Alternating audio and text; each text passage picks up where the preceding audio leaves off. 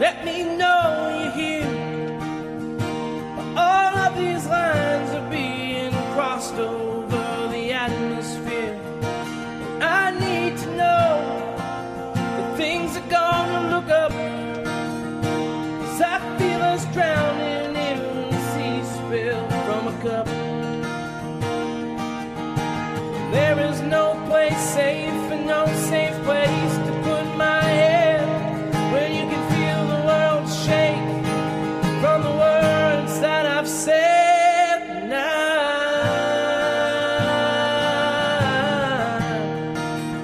Calling all angels now.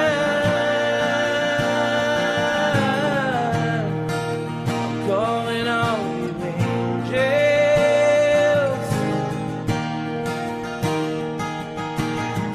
I won't give up if you don't give up. I won't give up if you don't give up. I won't give up if you don't give up.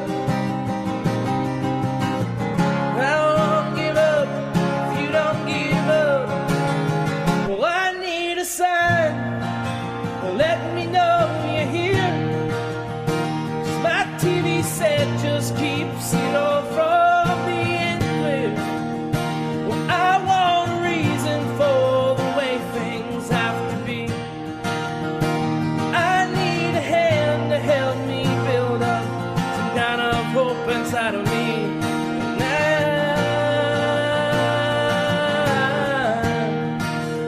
Calling all angels now.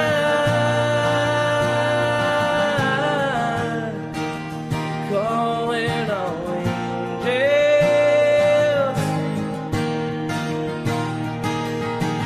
Children have to play inside so they don't disappear. Private eyes saw marriage lines 'cause we don't talk for years. Football teams are kissing queens and losing sight of having dreams in a world where all we want is only what we want until it's ours. And I'm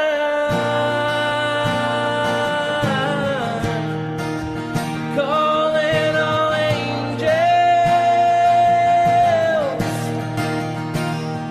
now. Calling all angels now.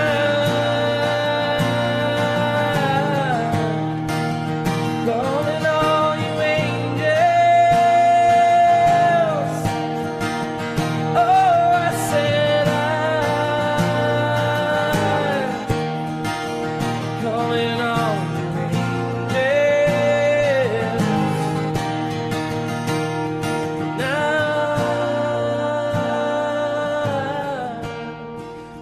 Calling all you angels now.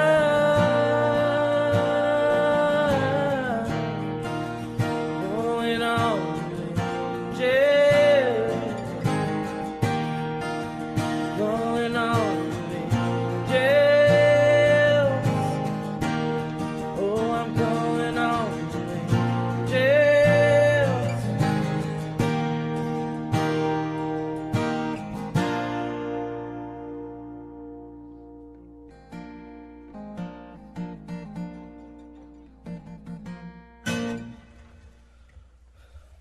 Oh, well, first take.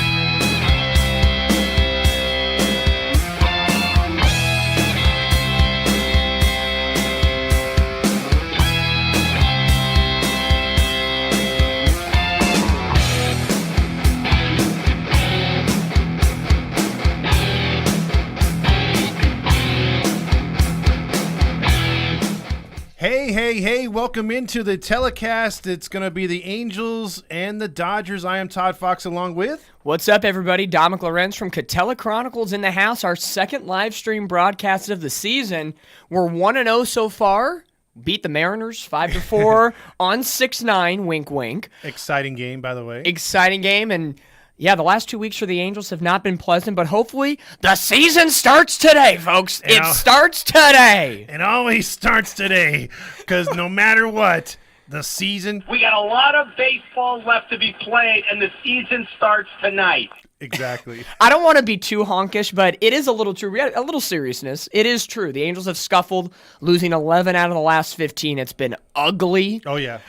Getting swept by the Padres, ugly. Barely beating the Diamondbacks in that last game on the Sunday. Losing to the Rockies and the White Sox. It's just been very, very ugly the last 2 weeks, and hopefully the season starts today. Exactly. I mean, we're looking for the Angels to be consistent, but then again, you look around and you say, well, who's left that's consistent? There hasn't been anybody that's been consistent all year, and if they have, they're not in the lineup on a consistent basis. And then a guy who was finally starting to turn it around, and Mike Nelson Trout, goes on the injured list. So the injury bug has hit the Angels once again, and once again, we're now in a battle for the wild card, although Texas has been scuffling. We'll get into that tonight. Houston and all of a sudden Seattle. I mean, is coming up out of nowhere. Yeah, and you winning. talked about it. Yeah, they're big time winning right now. So a lot to talk about during this game. We thought a couple weeks ago when we planned this game that okay, the Angels are on a roll, they'll get it figured out, and now we're kind of in this situation of just one game over 500, and it kind of gives a different element to this game tonight. You kind of feel a little desperate, and I don't want to say we feel a little desperate, but we just want to win.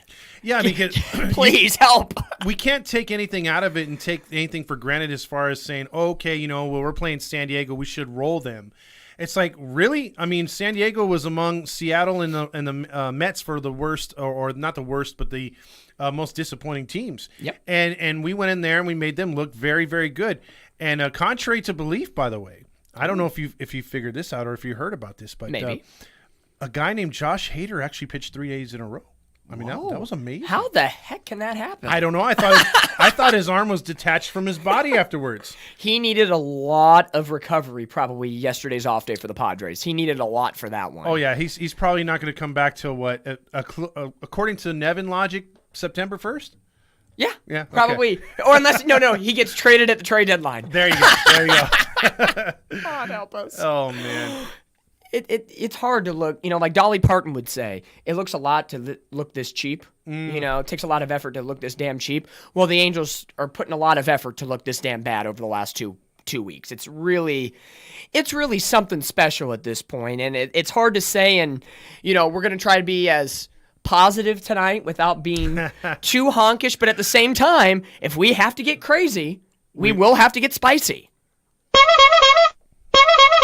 Yeah, I mean, we'll tell it how it is and everything for sure. But, it's one of those things where, we can't get too angry, right? If you're a so-called Angel fan, if you're a Halo honk for life like me, then shut up. And we're playing the Dodgers? Shut up! Move on, folks! There's nothing to see here. Hey, at least we don't have to play Kershaw this weekend. Yes. Now, I know he's hurt. We always don't wish injury upon anybody, regardless Angels or not. Absolutely. But great timing. We don't have to face Kershaw this time around. Thank God. Well, let me before we do that, let me get into the starting lineups. You can break down the pitchers. Let's do this right now. Let's get into the Angel lineup because there's a lot. I wish we had more time to talk about this, and we will when the game goes on. But Shohei Ohtani, 31 homers, 68 RBIs, 11 stolen bases, 296 average. Should be your number 4 guy. 3 guy, 4 guy. Nevin says, fuck you, and leads him off. So Ohtani's a leadoff hitter tonight. Taylor Ward, a guy who has struggled, should be batting 7th. Nowhere close to leadoff. Bats 2nd. 9 homers, 31 RBIs. Again, the philosophy in full effect. Okay, so you're not able to play every day. The Angel fans are complaining Mickey Moniak's not in there enough. Well, instead of leading off where he should be, he's number 3 tonight. Let's go for it. Then Eduardo Escobar, who should be a number 2 guy or maybe down in the 8 and 9 spot. No, you're a cleanup, baby. You're slightly better than Rendon, who was sitting there at cleanup with 4 homers and 18 RBIs. 243 average. Yes, my cleanup hitter, I want to have a 243 average. Maybe if he had 40 home runs, but there you go. Yeah. So then you got Joe Adell, 3 for 8 so far since coming up. He's batting 5. Mike Moustakas, Mr. Strikeout himself, batting 6. Hunter Renfroe, big disappointment. He's in 7. Matt Dude Theis is 8th. And then Andrew Velasquez, everyone's hated Angel. I can't stand this guy. He's your number. Somehow he weasels, because that's what he should be. He shouldn't be a squid. He should be a weasel, because he weasels his way into the lineup. It's terrible. Who would have thought last time we were here, Velasquez wasn't playing in that game against the Mariners. We get full Velasquez on display with Todd live during the game. This could get very spicy as we go on through the night. And Just saying. And you know what's pissing me off, too? Look at this right here. He's got 6 stolen bases, more than all these guys who've been playing all year. Yeah. That's ridiculous. Which is nice for a change. Like, I like to see the speed, thank God, but he can't do anything remotely smart. Or so decent. It doesn't help the cause that he's going to have 6 stolen bases and not do anything in return. Pretty much. And let's get to the Dodgers. Lineup here tonight. Dodgers will lead off with Mookie Betts at second base. They'll have Freddie Freeman batting second, Will Smith third, Max Muncy back off of the IL batting 195. You got JD Martinez batting fifth, Peralta from Arizona number 6, Jason Hayward from Atlanta. Outman batting just 236 is their 8th guy, and Rojas number 9. So let's get into the pitching. Geez, for the Angels, they got Griffin Canning on the bump today. And yes, we all know his last start was not great, except it was one bad inning where he had 3 walks and a grand slam against the Arizona Diamondbacks.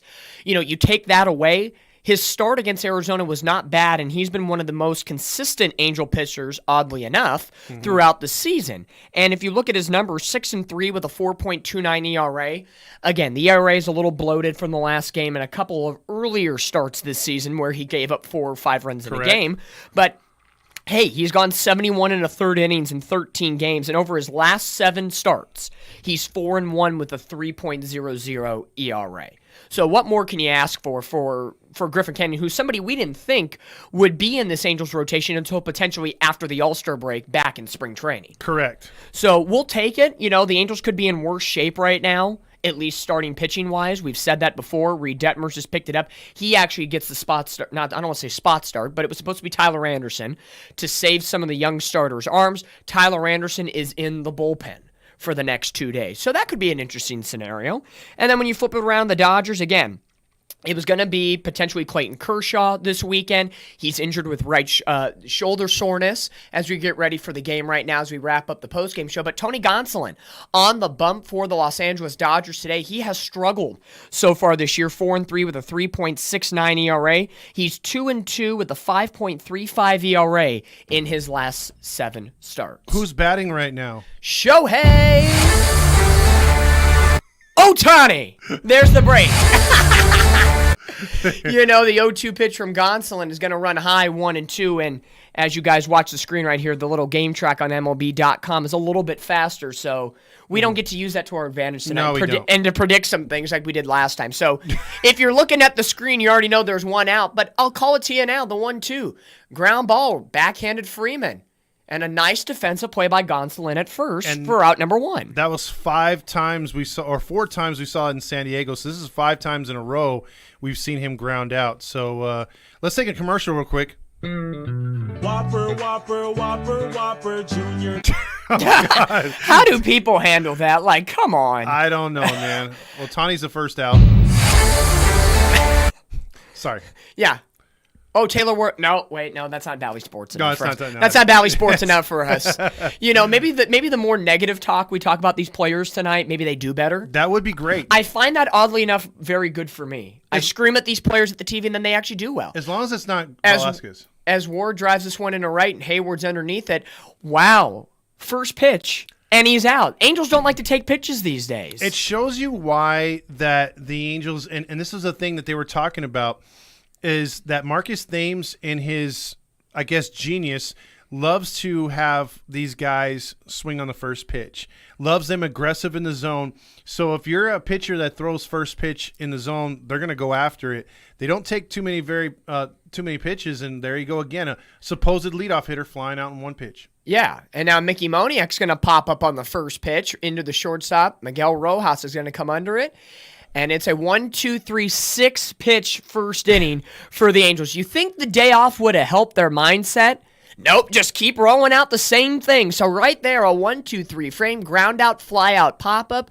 Angels have nothing in the first. It's time to fire the coaching staff, and we'll get into that as we go along. Hey, we might not have enough time based on this. Well, I know, because, I mean, dude, our intro was longer than the damn inning. The game started right on time, 7:10, and the inning ended at 7:12. 2 minutes in the first freaking inning. Come on, folks. Exactly. Hey, Dominic, did you hear about the Snoop Dogg $14 Munchie Meal?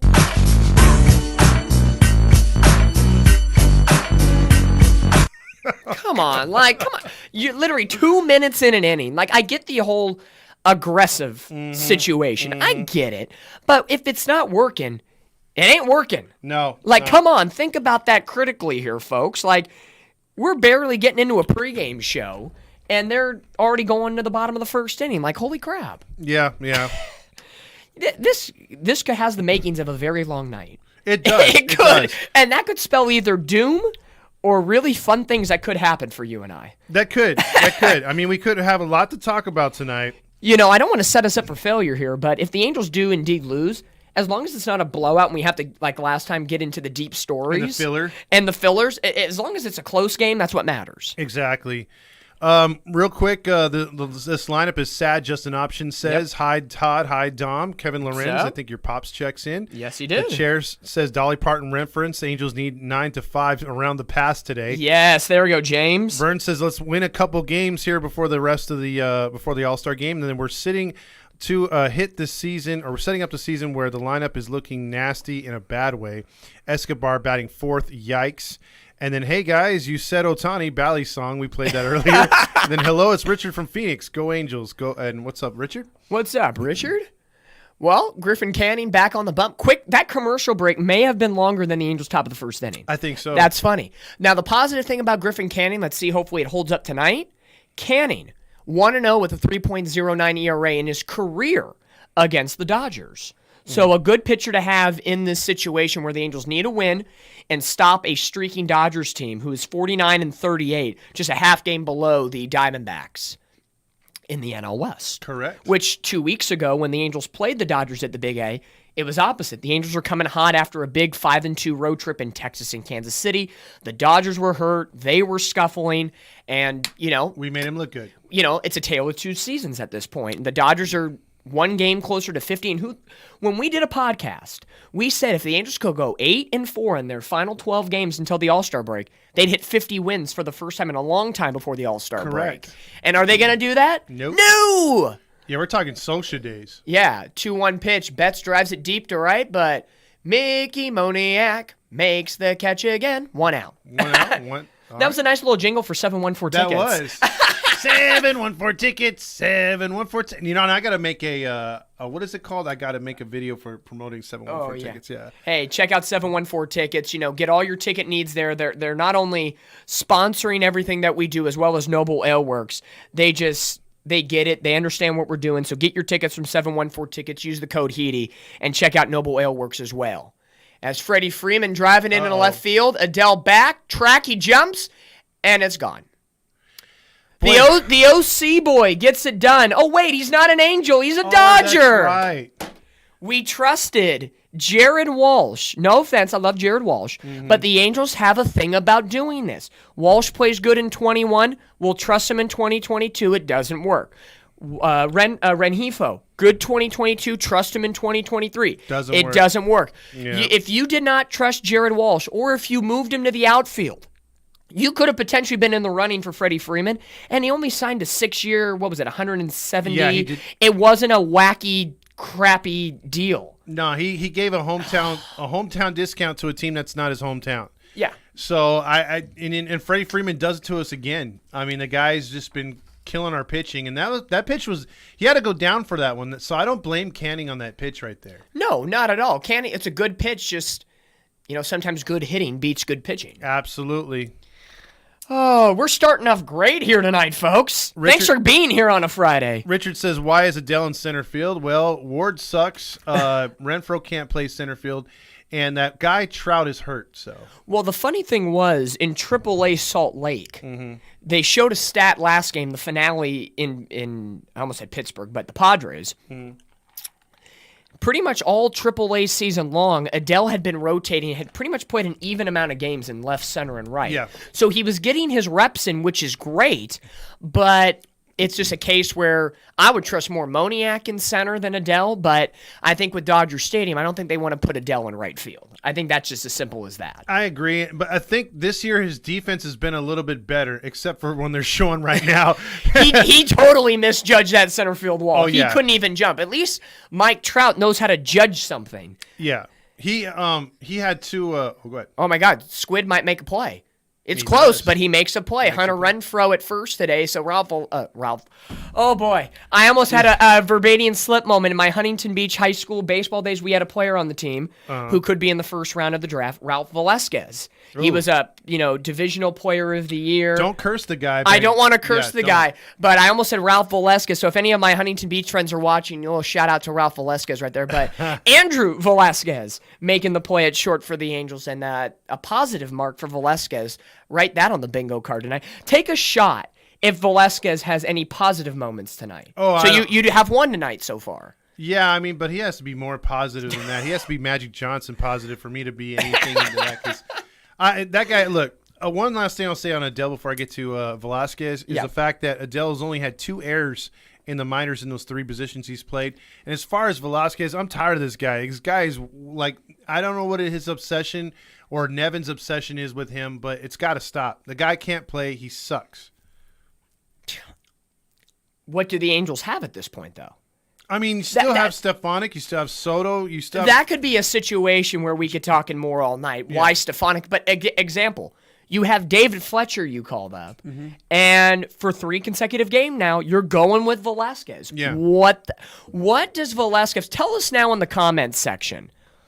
What does Velasquez have on Phil Nevin? Why he gets to play so much? Tell us that right now. We want to know. Yeah. We're going to be investigative as Muncy drives that one deep.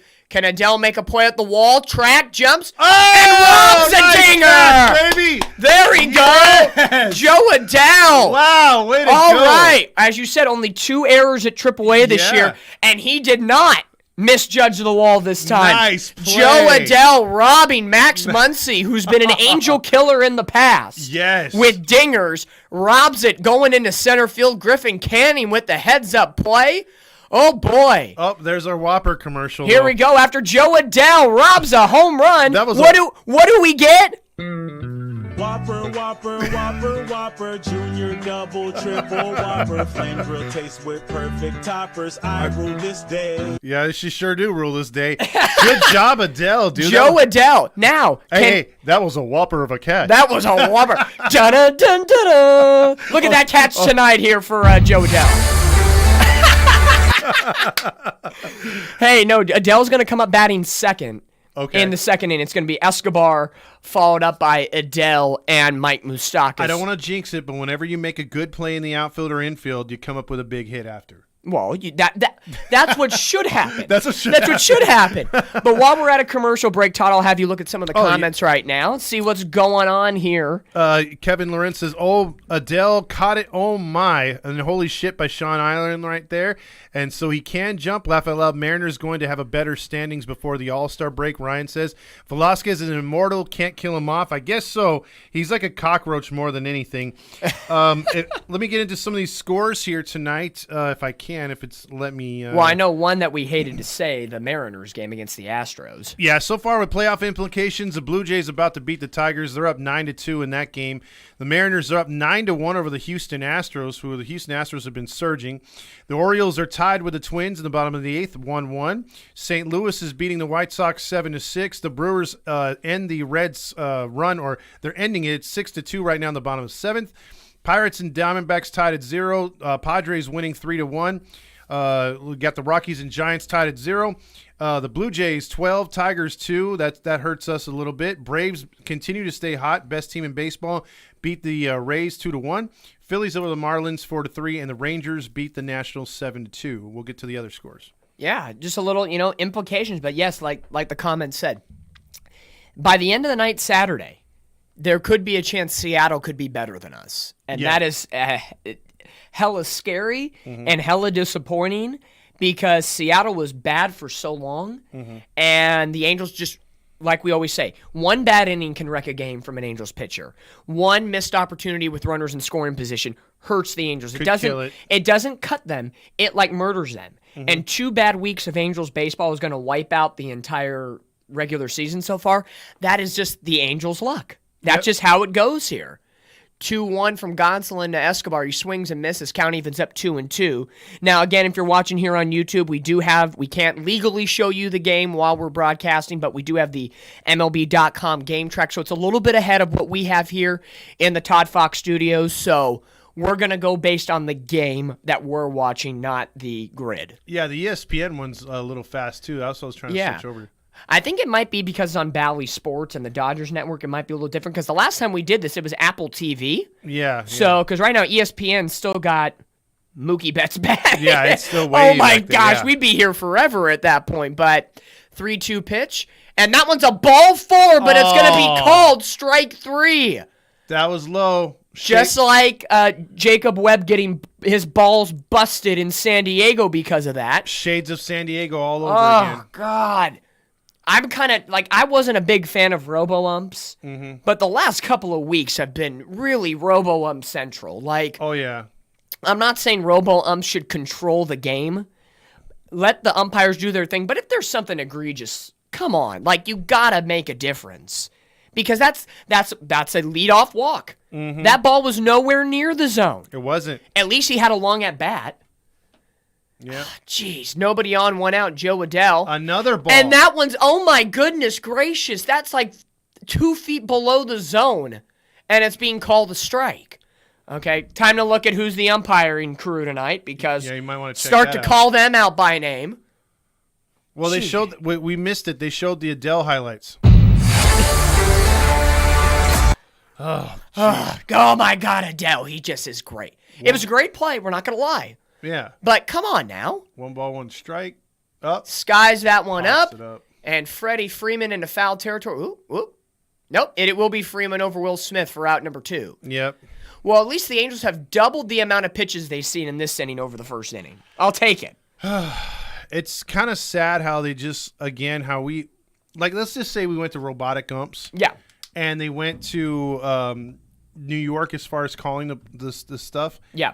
I guarantee it would go against us. Yeah. I mean, we don't get no luck with the league. I know they say, the strike zone that's on Bally Sports West, ESPN, all those things is not, there is a little room for error. I get it. Yeah, it's not 100%. It's not 100% true, but come on, there's a couple of things where you got to be that is decently off. Oh, yeah. Come on.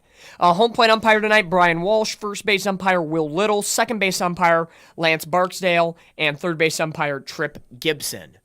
Moustakas batting, the Chatsworth High School now, alum. see, that almost looked like a strike. You know what I'm saying? If you're going to call it consistent. But, of course, there is Angels play is not consistent. Umpiring with the Angels baseball, not consistent. Exactly. 1-1 pitch to Mike Moustakas, and he gets under it, pops it up. The all-star Will Smith will go right to the batter circle and make the grab, and it's 3 pop-ups in the frame, and the Angels go down. At least they saw more pitches, so... positivity. Yeah, well, Will Smith was heard yelling, keep my wife's mouth out of your... keep my wife's name out your freaking mouth. I killed that one. I had it. It sounded good in my head. I'm sorry. So I'm not winning an Emmy for that one. Dang. And this is where we will come up and, we'll Will Smithy in the face for that one. Because, oh no! We suck again! As we go to commercial, Adele sucks, doesn't matter what he does, Steve Lee says. She didn't care about the catch. That's her Velasquez from, how I hate Velasquez. So. Oh, my gosh. See, I just want a fair call for both of the teams tonight, Justin Option says. But I don't think you can get that, can you? No, never. Why could we? No, we can't. But I do know one thing, though, that there has to be, like you said, This should be, you know how Gooby puts out his commentary like, oh, stay off the, what is it called?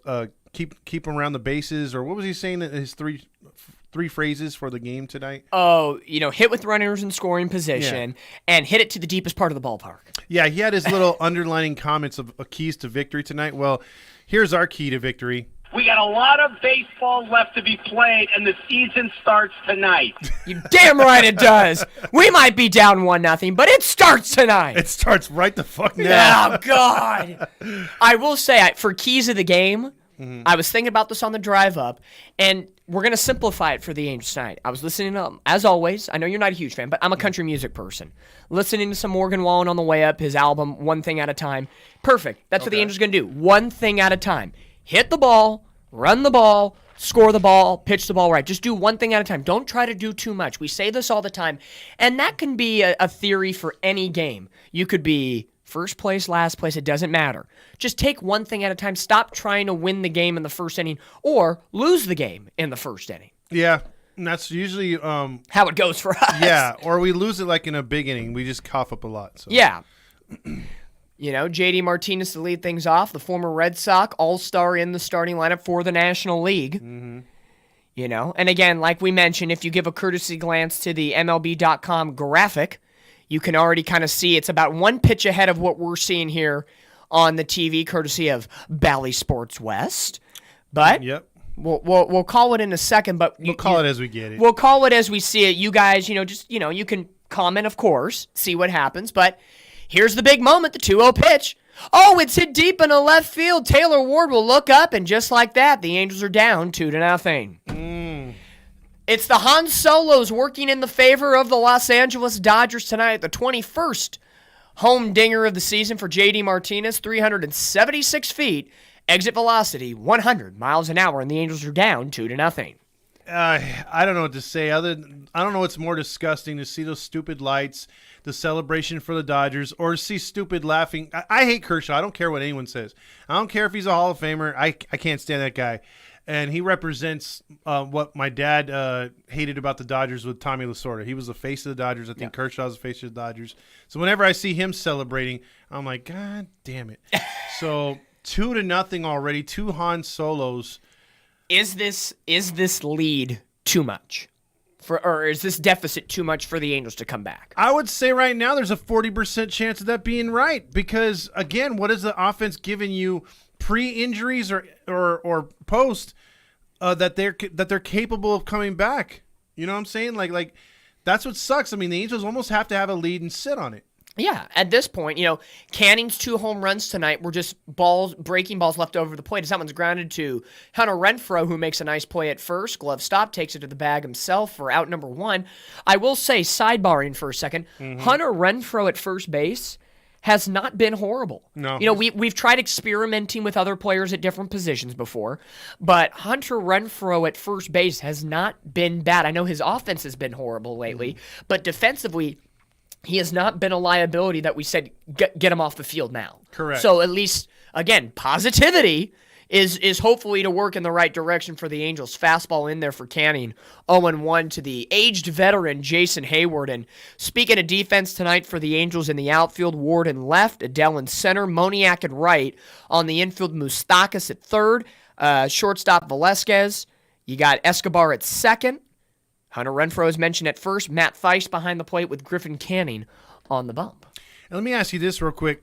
When it comes to the Dodgers lineup, like in years past, I would have to say that this is, to me, I don't know if this is this how you feel about it too, but in years past, I thought the Dodgers have had way better lineups, and this year's lineup in general looks very weak. It looks very weak, but here's the funny thing. They have the age veteran stars that are making a comeback. Jason Hayward being one, for example, as the 0-2 is in the dirt for a ball, 1 and 2. He's batting, I believe, 250 or 260 at this point. Peralta hitting well for the Dodgers. And then they have a little bit of youth in Outman, who's played extremely well. And Trace Thompson, earlier this season before he got hurt, was playing extremely well. If the Angels got an age veteran, they can't do much, as Hunter Renfroe makes another ground ball, nice play to the bag himself, gets Hayward out after the home run. It's back-to-back groundouts for 2 outs here in the bottom of the second, but the Dodgers can use those age veterans and get more out of them. What do the Angels do? Not so much. Yeah, and they're not paying a whole lot for them either. And that's the thing that I was kind of hoping that the Angels would do when they sign these free agents, hopefully this offseason. Get guys that are about $58 to $80 million and stop spending on the $300 million dudes. You can get some class players for this organization, some contact hitters, because that's what I think we need. I'm tired of seeing these guys that are all or nothing, So, I mean, this guy doesn't have the batting average yet, but he gets on base. He works walks, Yeah. And he's got some power. There could be a lot said for the small little intangibles, and we talk about it all the time with the Angels. Why don't they sacrifice bunt? Why don't they bunt? Why don't they, do stuff in extra innings to get that runner over? Figure out what you had to do. We saw it a lot, especially with Gio Urshela, now that he's shelved for the rest of the season. And we saw it with Michael Stefanik when he was up and played a whole whopping, 3 games because, Phil Nevin doesn't like Michael Stefanik. And then, so on and so forth. We've seen it a little bit with Velasquez throwing down a bunt every once in a while. But it's a situation where the small intangible type players are becoming a farce nowadays, but they do have something special about them. And that's why I wish that this team would have around, because if you're going to talk about later on, when Ohtani walks and Trout leaves, or if he does leave, they're going to be like, well, what happened in those years you had them? And I'm just going to come out and say that, there was offensively not enough put around them as far as contact hitters to get on in front of them or behind them. And then 2, the pitching was never that good. But you've seen it last year and a tad this year. The pitching's been pretty good. It's just, again, no hitting. No, the Angels have had opportunities left and right, especially in the last 2 weeks with runners in scoring position. Look what they had against the Padres on Monday night. Yeah. 14 runners left in scoring position, runners in scoring position. That unacceptable. Half of those guys should have been able to come in, and that was a winnable contest. Bottom of the second, 2 out, nobody on, 2-0 Dodgers, a 3-2 pitch from Canning.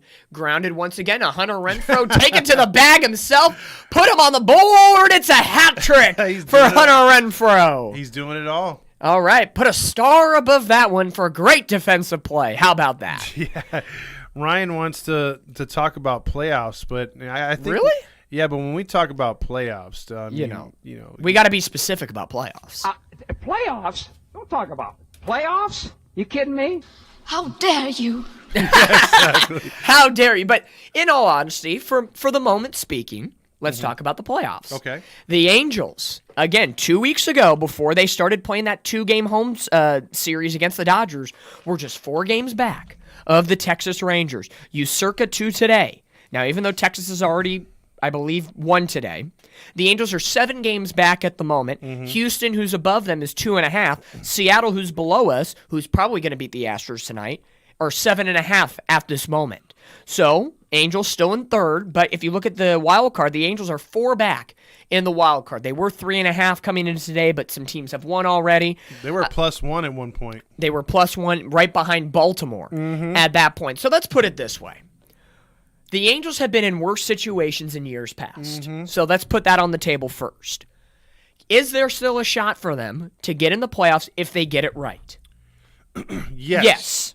Not trying to be honkish, just looking at the numbers. 3.5 is not or 4 at the moment, is not the end of the world. Look at the Phillies last year. We'll use them as a litmus test. You just got to get in. You just got to get in at this point, and whatever happens at that point. Because a team like Atlanta could fall flat in their face in the postseason, or they could have some injuries down the stretch, and we could get really hot at the right time. But right now, I'm not thinking playoffs. I would love to win the division. Yeah. Because the Rangers just keep falling back, and Houston's not 100% yet. They just put Altuve on the 15-day. Yeah.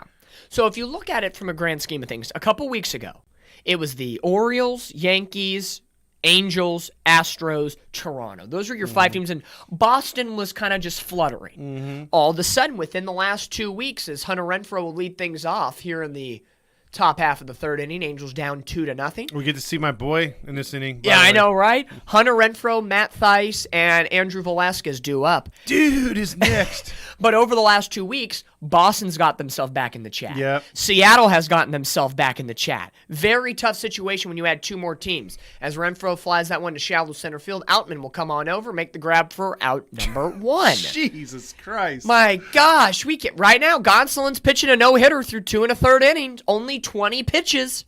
Only 20 pitches so far. 20 pitches through 3. I mean, look, sometimes our guys, like our boy Sandoval, gets to face 2 batters and has 20 pitches. You know what I mean? Like, he always goofs around and throws too many pitches in the first, without the first 2 outs. This guy's got 20 pitches in the first 3 innings now almost. And here comes Matt Thaiss, who's cooled off a little bit, and he swings first pitch. Mookie Betts, nice backhanded play over at second, who normally plays the outfield, playing second base of late recently for the Dodgers, makes a nice play, and quickly, another 1 pitch, 1 out. I'm going to keep a tally of that tonight. How many 1 pitch, 1 outs? I think that's number 2 of the night. That's 3. That's 3? That's 3. Because the last 2. Moniak was 1, Ward was another, and now Thaiss. Renfroe and Thaiss. Renfroe was 2. Renfroe was 2. So far, 3 out of 8 batters, because we already have a cheat sheet that Velasquez has at least 3 pitches in the at-bat. 3 of your first 9 batters, one time through the order, you have 3 1-pitch outs. Yep. Now batting number 4, Andrew Bitch Cockroach Velasquez. You know what's going to happen here, folks. He's going to get on base just for you tonight. He probably will. Watch him or not. He does exactly what I was going to say. Again, we can't predict things tonight because we do have like 1 or 2 pitches ahead on the grid tonight. Yeah. So, we can't get too predicty, but if you guys are watching the grid and watching us live, are you shocked by what happens? Because some of you may be just listening to us tonight and watching the game at home. And if you're doing that, happy Friday to you. But Velasquez down in the count now, 1-2. Let's do the, not Wheel of Fortune, what's the game show? Who Wants to Be a Millionaire? Is he A, going to ground out, B, fly out, C, homer, or D, strike out? I think we're all for strikeout. It's D for douchebag. He can't get on base. Oh, my God. And he's looking back at the scoreboard like, how the heck did I miss that one? It was right there. It was in my zone. Oh, for God. So the Angels go down 1-2-3 for the 3rd time tonight against Tony Gonsolin, who's been struggling over his last 7 outings and over 5 ERA, and this is only his 4th game back, coming back from the IL. Now, in his 3 games before tonight, since coming back from the IL, his ERA's in the 2.5 range. So he's been better of late. But again, what do the Angels do against mediocre to bad pitching? They make him look like an all-star. Exactly. And this is, again, there's no need, like you said, this is a 3rd straight game Velasquez starts. What the hell is he doing in the lineup? It's not just him, but this is a replay to last year because the other guys who should be hitting aren't hitting right now. At least, like you said, runners in scoring position, the Angels are putting a lot of guys on this year, getting a lot of guys on base. They're doing that, but they're not doing it now. Because with the injuries and everything, now you're not even getting that opportunity. So Justin Option says the Angels are so bad right now, starting to get hard to watch his team. Fletch isn't playing. Why? Alex wants to know. Angels finna going to be on a 12-game losing streak. Oof. R. Martinez says, hey, Todd, it doesn't really matter if the Rangers keep falling back or who keeps falling back. It's the inability of the Angels to score and win. And that's 100% agree. I can't disagree with that. And then there's also one more shout out to what is it called? The season starting tonight. I mean, we're already into this. We got a lot of baseball left to be played, and the season starts tonight. That will be said tonight, and it will definitely be said next Friday when we start the unofficial second half of the season. Absolutely. And the Angels have a big homestand when that happens. They're going to have 3 against the Astros, 3 against the Yankees, and 3 against the Pirates. And the Astros and the Yankees are the 2 teams of many that they're going to be chasing in the wild card. So if you want to get back into this thing in some way, shape, or form, you're going to have to do it then.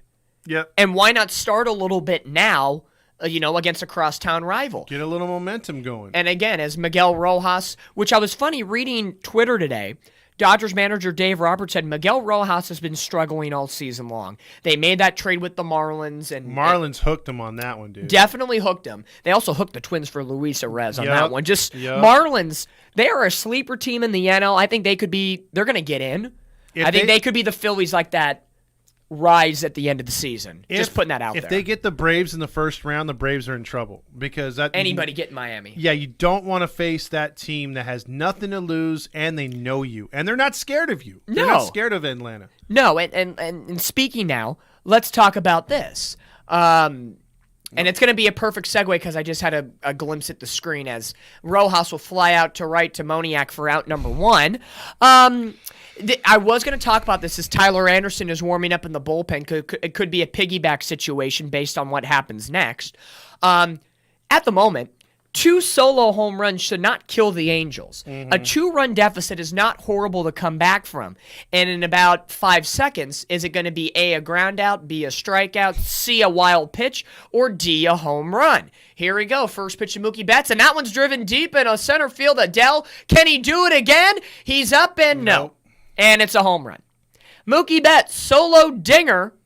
Number 24 of the season, 58th RBI, and the Dodgers chewing along. It's 3-0, 403 feet. Well, again, his curveball's flat or something. They're sitting on it. He's not fooling anybody. It's just another deep drive to center. And again, if Dell doesn't make that catch, it's 4-0 right now. Yeah. The chairs. Sean says, "Are we in Italy? What the fuck am I watching? Where's Daniel Murphy?" But that's a meatball right there. I don't think. Well, the pitch, the J.D. Martinez home run and the Mookie Betts home run, very similar pitches. Yeah, same thing. And funny enough, Bally Sports, that's a clue right there. I'll say it again for you. And during the pregame show on the one and only Bally Sports, talked about how great Griffin Canning's changeup has been all season long. He's got the third best changeup in baseball based on a lot of optics looking and stats. Great tonight. And right now, it's not looking good. He's looking over at the dugout, and he's just kind of shrugging over as if, I don't know what's wrong. I don't know if he's missing his spot. I will say for Bally Sports, that is a great little thing. He's just kind of looking over at Matt Wise and Phil Nevin like, I don't know, like, I thought it worked, and they're just kind of... They just beat me. Yeah, or what? I think he's saying this. What the fuck did I do wrong? Or he's looking like, why is Tyler Anderson in the bullpen? I'm doing fine. Yeah. I'm looking great. The guys are hitting it right to the warning track or over. Hey, who would have thought we could get a Tyler Anderson sighting tonight? And to plug once again, and I'm going to plug it this time because I'm going to just... Wait, wasn't Tyler Anderson supposed to start... He was supposed to start tonight. Then they put him to the bullpen, so Reed Detmers would start tomorrow. Gotcha. And the last time Tyler Anderson, he had 5 shutout innings against the Diamondbacks on a night that a lot of us got some really nice Heaty shirts. That's right. Look at these. We got these at the tailgate. Gorgeous. And he looked pretty good, too, that night. So. He got out of a bases loaded, nobody out jammed, so it wasn't like, again, the end of the world like we think it is sometimes. Looking at the home run from Mookie Betts, I'm going to look at the pitch comm right now. Oh, okay. Just to see what exact pitches was the situation. Let's see. Freddie Freeman's was a 4-seam fastball. Okay, that was the anomaly on that one. Let's go on to J.D. Martinez in the second inning. It was a curveball. Okay, so 1 fast, 1 curve. You go to Mookie Betts. Take a guess, Todd. What do you think? It's a curveball. Curveball. So it wasn't the changeup that's giving him problems. It's the curveball tonight. So if you're Matt Wise and Phil Nevin, what should you not do is he strikes Will Smith as time is called, and they're calling it hit the ground. Matt Thaiss got it. What are we doing? What the heck? Oh, my God. Okay, replay. Okay, let's see. Is it truthful or fake? He missed it. He missed it. It hit the ground. I'll take that back. It hit the ground. Then throw it to But first. he never swung. He never hit it. Never hit it. And there's no replay for that. Wow. It hit the ground, but it never hit the bat. And now they get oh, no, that's ball 3. Okay, I thought that was ball 4. I was going to be so pissed right there. Dude. And now Canning's looking like, what the hell do you want me to do at this point? Well, he's up to 45 pitches already. Well, I think he might be done after this inning. He keeps shaking his head, dude. Like He's still pissed. He's holding the grudge. Yeah. Let's see. The graphics aren't even up for Bally Sports, the 3-2 pitch. Fouled and that's off. fouled back. Okay, here's a question. Is Tyler Anderson coming in the 4th? I would have to say yeah. Because you have 3 innings for Canning, which, again, a 3-0 deficit is not horrible. But the Angels' offense is horrible right now, and 3 may seem like 12. Yeah. And that's the problem. You can't generate nothing because you're swinging on every first pitch. As Will Smith will foul that one off into the crowd. Another series getting Reset. swept. Ryan's calling it already. And then Brad S.B. says, God, we fucking suck. This effing team basically quit on Nevin. No, I think Nevin quit on them, dude.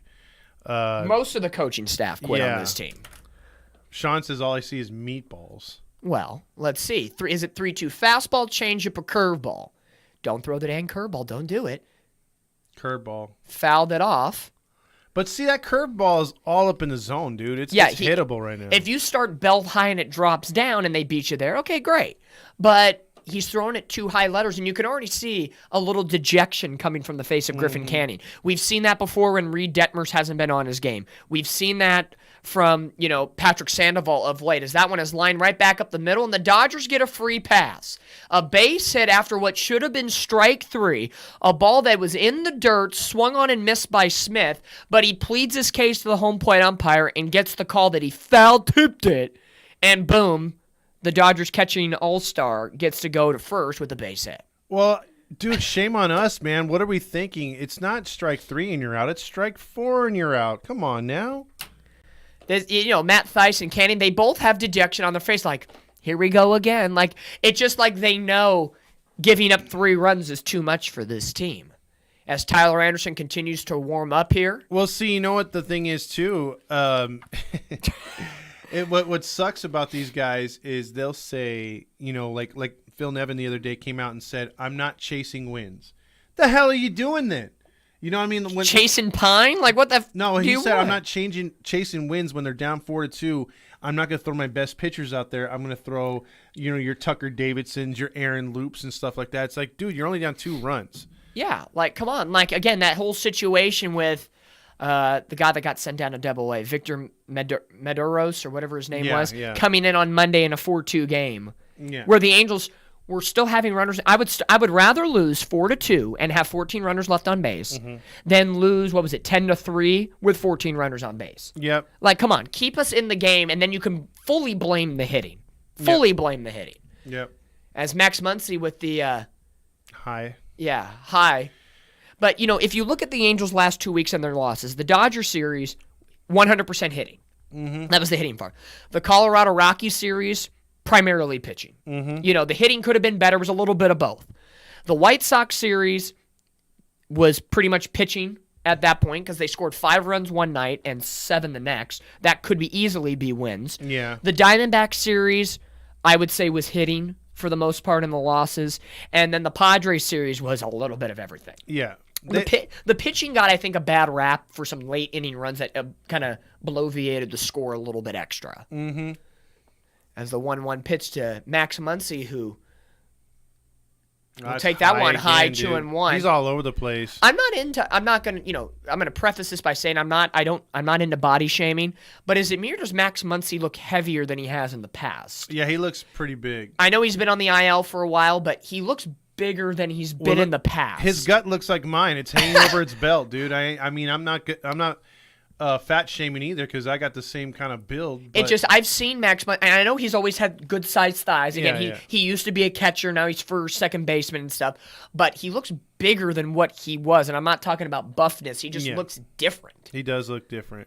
He's built different. He's built for tough. He's built for tough over here, but Canning's got to figure out a way to get out of this frame without giving up any more damage.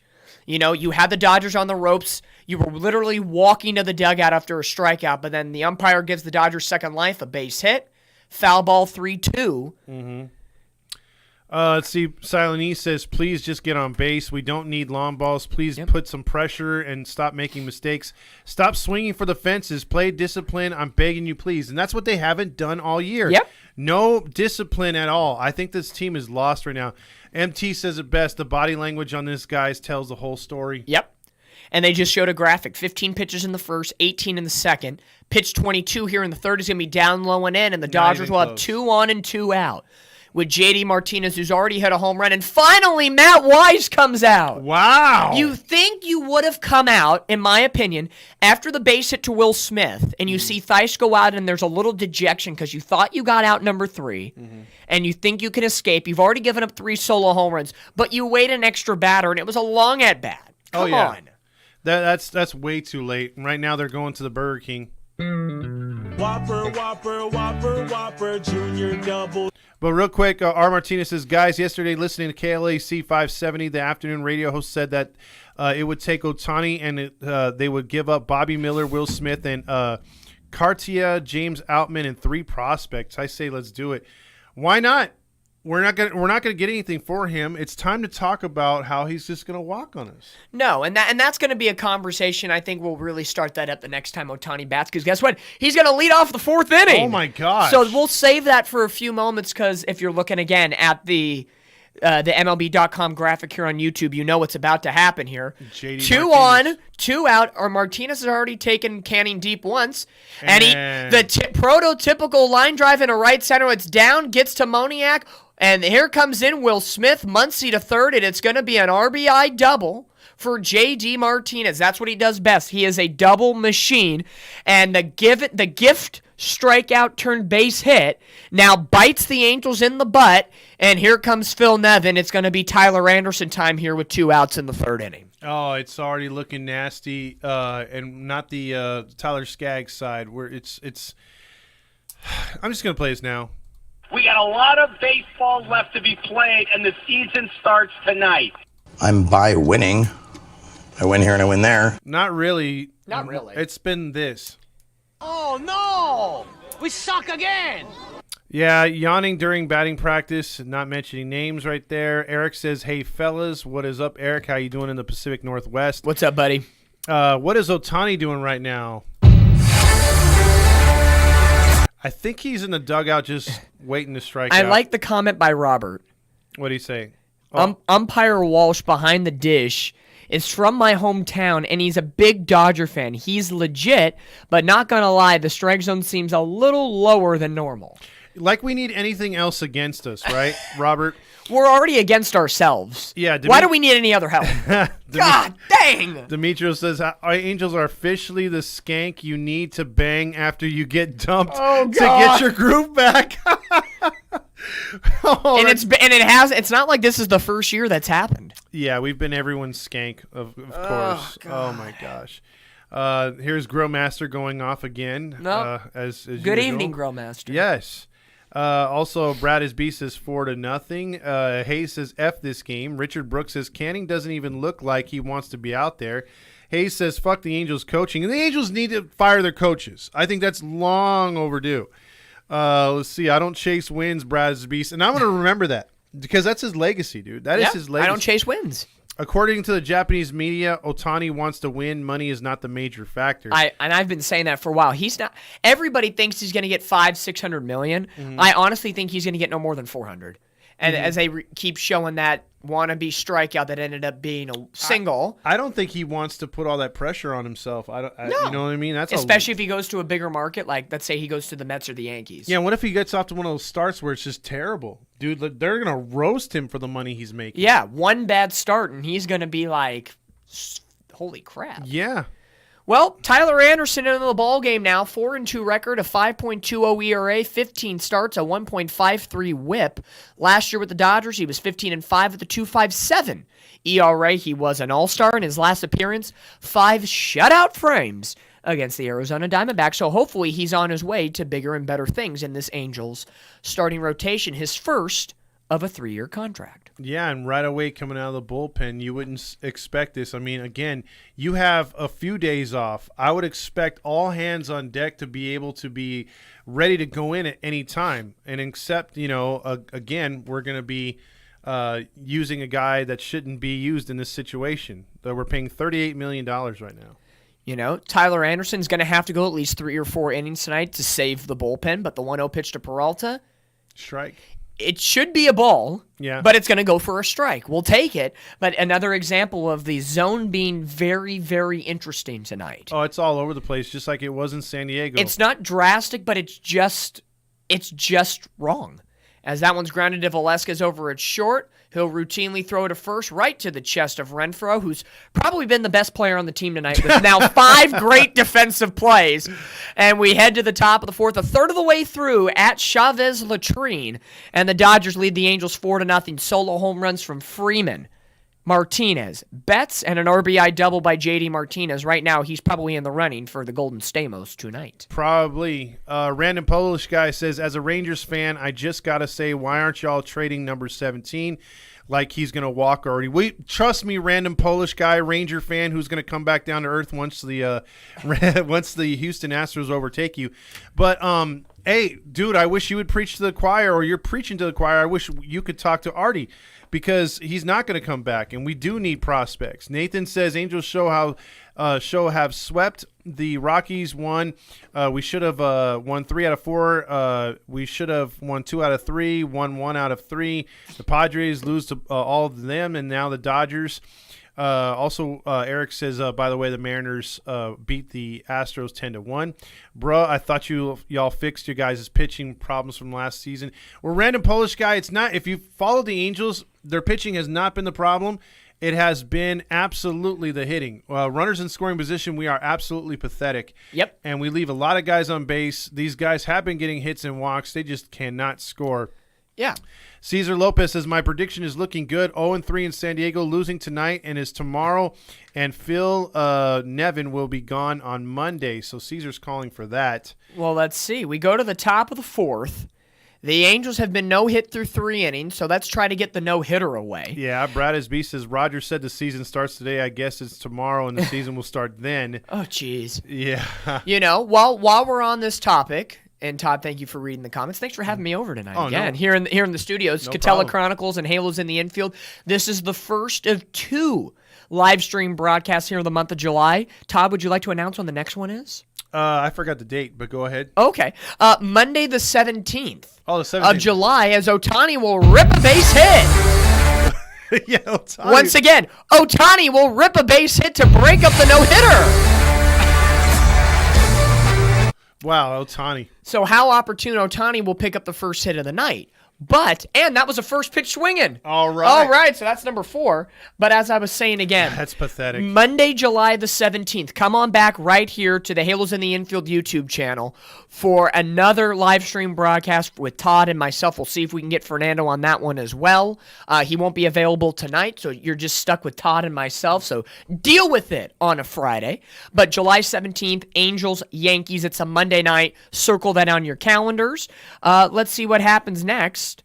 Taylor Ward batting in the 2-hole tonight, 0-for-1, flew out back in the first inning. Well, he took a pitch, so that's an upgrade. Gonsolin going to throw pitch 28, and that one's grounded right back up the middle. A nice play by Betts to knock it down. His only play is the first. Oh, bang, bang. Whoa, how is he out? Can we have a challenge? No way. You got to challenge that. Let me see the first replay before I say anything. But here's my thing, though. Are you that pathetic running-wise that you can't beat that out? Let's see. He's safe! He's safe! Challenge! Challenge! Challenge! Oh, my God. Phil Nevin, if you don't challenge, oh, my goodness gracious, please challenge. Challenges. Yes, they are. Okay. Oh, Santa Maria, as I quote Matt Vasgersian. If Phil Nevin sat there and just took it on the chin and up the butt, oh, my gosh. Wait. What'd they say? Out at first? No! How the fuck is he out at first? Hold up. No, I think they said the call on the field is out at first. Okay, I was about to say. Yeah, the original call is out at first. Okay, hold on a second. That freaked me out. That did too. I was like, are you kidding? Like, his heel is on the base, and his toe is on the base! He's safe. Okay, if you get to my higher register here, as we're going to step ahead just for the moment because we don't like the umpires. If you're looking at the MLB.com track, quickly, it happened very quick. The call on the field has been overturned. Taylor Ward safe on a ground ball to second base after Mookie Betts bobbled it. Ward gets to first safely. We have a rally. All right. Hey, guys, did you hear about the Munchie Meal? Go get your Munchie Meal because it's a safe overturn. Miach. I like when he says Miach. Now, this would be a beautiful opportune time to get in some runs. And Todd can be attest to this. Yeah. I said that before that came in. You I'm just saying, can you be so fine right now to do something very nice for us Angel fans? Because we're crippling here, down 4-0 in the 4th inning. First pitch. Down low for a ball. I was thinking it. Oh my gosh. Okay, if you guys are watching Bally Sports at home, in my mind I was thinking, what if Mickey does something really great? Yep. And could he do something great? So here we go. Gonsolin ready to go. The 1-0 offering to Moniak. And that's driven deep into right field, to the window, to the wall, and it's gone! Home run, Mickey Moniak, a 3-run variety, number 10 on the season, 370 feet, 110.5 miles an hour off the plate, and guess what? We're back in the game, folks. It's 4-3. And it's kind of disappointing we gave up 4 runs in that last inning, or at least 3 more. Well, or 2 more. I mean, it should have been a 3-3 tie because Will Smith would have struck out. Exactly. But hey, this guy doesn't need to be playing. Moniak, Nevin is pissed off right now. He's like, why the fuck, Ward, did you not do? You saw him look at Ward right now, and he was shouting something to him. He's probably like, run your ass harder to first base. And then he's like, I'm going to bench Moniak after this one because he can't do positive things for this team. But boy, oh boy, dude, 3-run homer, his 10th home run of the year. He needs to be playing more. And I'm going to be pissed if he sits tomorrow against the lefty, right? Don't the Dodgers have a lefty going tomorrow? Well, they have either Michael Grove or a bullpen day. They haven't announced yet what's happening. Well, if it's a bullpen game, they're going to sit him. Okay. Well, so far the prediction of we were worried about Moniak batting in the 3-hole tonight goes away with one swing. Wrong on that one. Tell us now in the comments section. Tell us now, Mickey Moniak. We know he should be playing every day, and we know everybody is loving Mickey Moniak as Escobar swings and misses 1-2 count. Well, here's a guy that shouldn't be hitting in the cleanup slot, yes. But here we are with injuries. You got to get that sometimes. But at least the Angels are fighting back tonight. Where do you think Moniak fits the best in this Angel lineup when he's rolling on all cylinders? Is he a leadoff guy, a 3-hole guy as Escobar strikes out swinging in the dirt for out number 1? Where does he fit best in this lineup when he's on? Okay, due to injury, here's my thing. Due to injury, if you're able to sit Escobar and Neto's back, I'd like to have Neto lead off, and I'd like to have Moniak 2, Ohtani 3, and go from there. Whatever you're gonna build, or put Drury at 4, and then 9 I would have Fletcher. You know what I'm saying? Like, so you flip the order with those guys. Yeah, that would make sense. I would say, this would be a good opportunity as Joe Adell just misses that one. He fouling it just back. missed That that was a good pitch to swing. I'll give him credit on that. Yeah, he swung a little under that one. I would say when Zach Neto gets back, when the Angels get healthy again, and that's a long shot here. Yeah. Let's talk about Neto and Drury. I know we told the fans we were going to talk about the whole Ohtani situation, and that's just being put on pause for a second. We're going to talk about who? Shohei Ohtani is back in this ballgame as Adell grounds out to short for out number 2. That was a close play, by the way. Close play, runs down the line. But when Neto gets back and he's taking baseball activities, and they already said, according to today to reporters, Neto should be back next Friday coming out of the All-Star break. As I called it. That will be great. So if you have him back, yes or no, do the Angels keep David Fletcher up? You have to. I think you have to. Especially with Rendon being out. Get Squid the fuck off the team. Like, seriously, again, I would flip the order and have Fletch 9. I know a lot of people like Neto, not Neto, but... I like Neto in the 9-hole. Yeah, I like Neto in the 9-hole too, but due to injury, I would love to have Moniak at 2 ahead of Ohtani because he could work some pitches and get on base. Yeah, it's a good situation as Mike Moustakas pops up to third base to end the 4th inning, or the top of the 4th inning. But the Angels do get on the board with 3 runs on a 3-run bomb in a right field by Mickey Moniak. He's so fine tonight. Ohtani had singled. Taylor Ward legged out a ground ball to the second baseman Mookie Betts. And then, was it first pitch swinging? Second pitch. Second pitch on that one. Moniak drives it to 3. So if you're tallying it up at home, 4 first pitches tonight for the Angels. Yeah, so Ohtani broke up the... And then the rest of the guys got on base. So, yeah, it was a nice 3-run homer. Mike Morris says trade Ohtani to get pieces. He's not resigning. I think we know that for sure. It's just where do we get the pieces. Let me go over the while you're marking up the scorecard. Yes, Orioles in the bottom of the 10th inning lead the Twins 3-1. The White Sox have overtaken the Cardinals in the 9th inning. In the top of the 9th, the Reds are still trying to fire back against the Brewers. They have second and third, 2 out, down 4. The Diamondbacks and Pirates are it's Diamondbacks 5, Pirates 1 in the 5th. The Padres are beating Scherzer and the Mets 3-2 in the fifth. The Rockies are beating the Giants in the fourth inning 2-0. The Blue Jays beat up on the Tigers earlier today 12-2. The Atlanta shows why they're the best team in baseball. They beat the Rays 2-1 in Tampa. Philly beat the Marlins 4-3. The Rangers unfortunately beat the Nationals 7-2. The Cubs shut out the Yankees, helps the Angels there 3-0. The Ohio team beat the Royals 3-0. The A's lose to the Red Sox in Fenway 7-3, and the Seattle Mariners, Eric's team, beat up on the Astros 10-1. Good golly almighty. Now everyone is saying Ryan says Squid and Fletch going back to the minors. I would say this though, I really, really want to see the Angels giving a chance to Jeremiah Jackson and players like that. Go with the youth movement right now, because I'm not liking Squid, and if Fletcher continues to struggle, why not have Stefanik up here as well? Well, I think those guys will get chances if by the trade deadline, if the Angels do indeed become sellers in this whole situation, you could see an infield that potentially looks like Stefanik, Neto, Jackson, and start playing these guys and see what happens, because you never know. If the Angels become sellers, they might sell some pieces like a Hunter Renfroe who could help somebody else because he's only on a one-year deal. Those quick one-year kind of contracts like the Noah Syndergaards from last year, that could happen. But thinking that the Angels might be buyers or still involved in some way, shape, or form in this thing when Neto gets back after the All-Star break, We're assuming Brandon Drury's going to be back, but there's reports that he still hasn't had any work yet, so he might be another week or two out, unfortunately, and that's one of your hottest hitters. Mike Trout's going to be out 4 to 8 weeks. He did have surgery to fix that hamate bone on his left hand.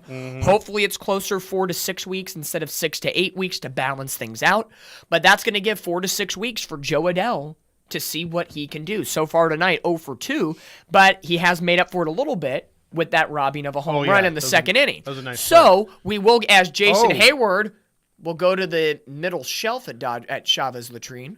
I don't call it Dodger Stadium. I got to call it Chavez Latrine, just saying. He looks like me when I'm ahead of a fastball, like either playing softball or baseball. I'd foul the shit out of those. I hit him so far, and I'm like, you'd be the world's greatest cricket player. Dude, one time I did. I hit 7 straight foul balls, bro. Oh, my God. Into the stands. That's hilarious. Yeah. Well, Tyler Anderson's going to prove to be very important here in tonight's game as the 3-2 is fouled back. Count stays full 3-2. Talk about needing a shutdown inning, man, because we've talked about this. As much as we've just drilled into the heads that we need to get runners in scoring position home, we need shutdown innings. We don't get those. Well, this is going to be a good opportunity because if Anderson can replicate as the 3-2 is a nice pitch swung on and missed. Good pitch. Kind of that slider away. Almost like what remember when Garrett Anderson always used to strike out? It was that little slider that would come in and then he would swing in the dirt. Very similar situation, and at first punch out of the night for Tyler Anderson. And if he can replicate tonight what he did to the Diamondbacks on last Saturday with 5 shutout innings, that would be great because that would pretty much 4th, 5th, 6th, 7th, 8th inning, and the Angels could rally off 1 or 2 runs and he could finish off this game.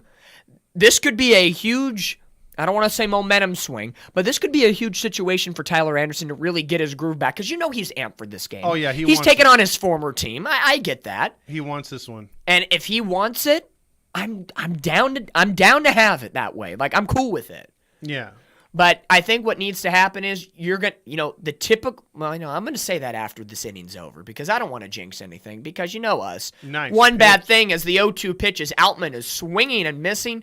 Down by way of the K goes James Outman, and it's back-to-back punch-outs for Tyler Anderson here in the bottom of the 4th. If Anderson, like you said, goes through with that and gives us at least 3 or 4 innings, there's no excuse for this team not to come back. No. Now, if he did the shutout work, and the Angels were still losing 4-0 all night long, okay, different story. Now I can say this because I have some graphics here to help me out. The Angels have always been the team, as soon as they score runs to battle back in a ballgame, they give them right back. Exactly. You need a shutdown frame, and as Rojas fouls at 1-0-2, even if the opposing team ties the game and the Angels have the lead, or they have the lead and give it up, that next half inning always sucks for the Angels pitching-wise. And that's been the biggest beef I've had with this pitching staff this year. Me too. But can Anderson, as we already know, get it done? The 0-2 pitch to Rojas, the 9-hole hitter. Nice. Swung on and missed. Down by right. way of the K goes Miguel Rojas, and the Dodgers go quietly into the 4th inning, strike out the side, and we go to the 5th. Angels still trailing 4-3. But we have some chances here. It's not over. There is hope for the Angels. There is. Daniel Brito checks in with now Anderson will need a clean inning, and he just got one. Cesar Lopez says Ward is garbage, slow. He needs to be benched. Remember when we were talking playoffs? Yes, MT, I do remember when we were talking playoffs, and we had this response when we started losing. Playoffs? Don't talk about it. Playoffs? You kidding me? Alex wants to know, and I'll ask you this question afterwards. But the first baseman you were telling me about, Todd, is for real. Eric was checking into our boy down in AAA, Cabbage.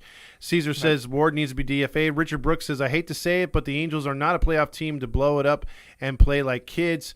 Nevin's going for Soriano or Loop at this time. People are hyped up about the strikeouts. I would love for the Angels to go with a youth movement and make some trades moving forward, but we'll see what happens. Dodger fans should rise up at Chavez Ravine history. I bet half the fans change their or read up on Chavez Ravine history. Yeah, if you guys don't know how the land was stolen by the forefathers of the city and the O'Malleys and what they did to all those Latinos, some of them were World War II veterans fighting for this country who were citizens.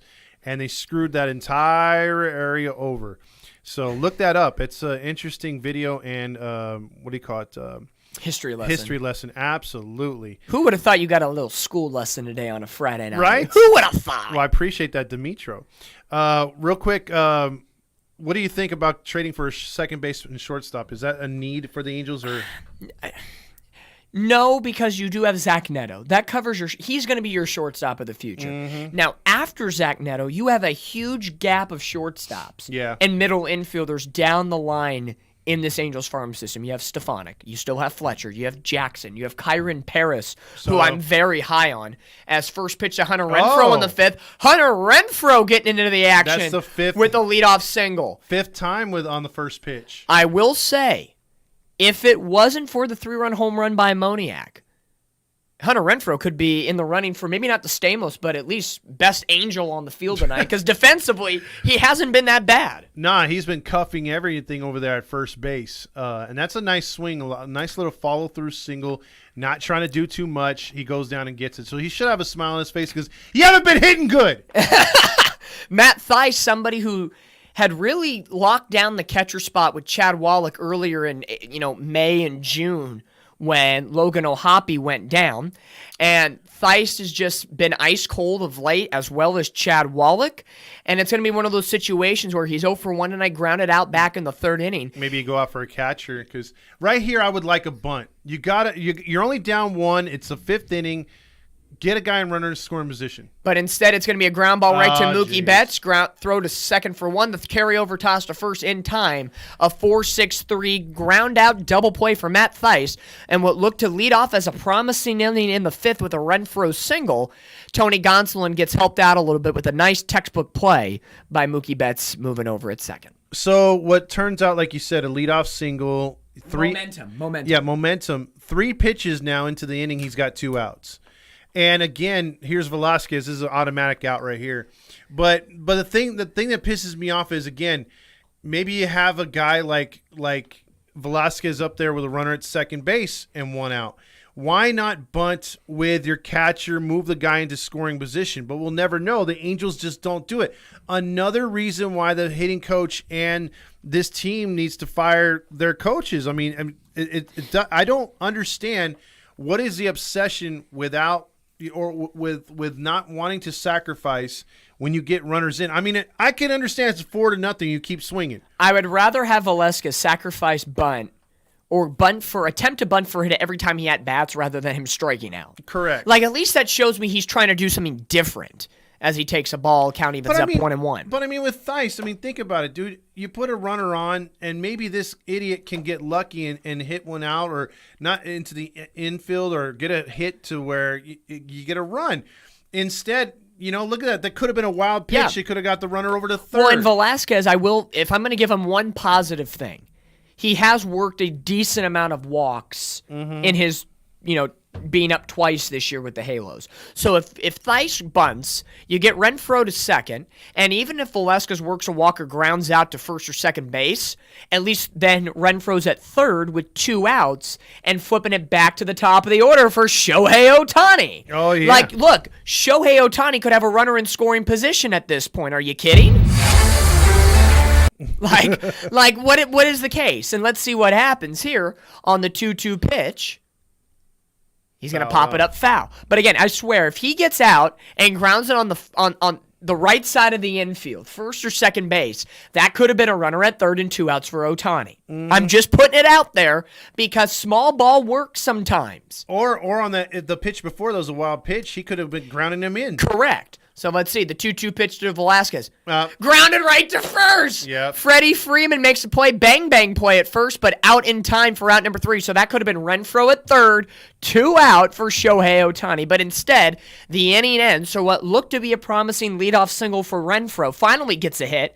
It turns out to be a 1-2-3 frame. So when we go to the 6th inning, Ohtani in the top of the order will lead things and this off. game's kind of flying by right now because Theis was like, oh my God, I got a guy on base. Oh, gnarly. And then he hit into a double play.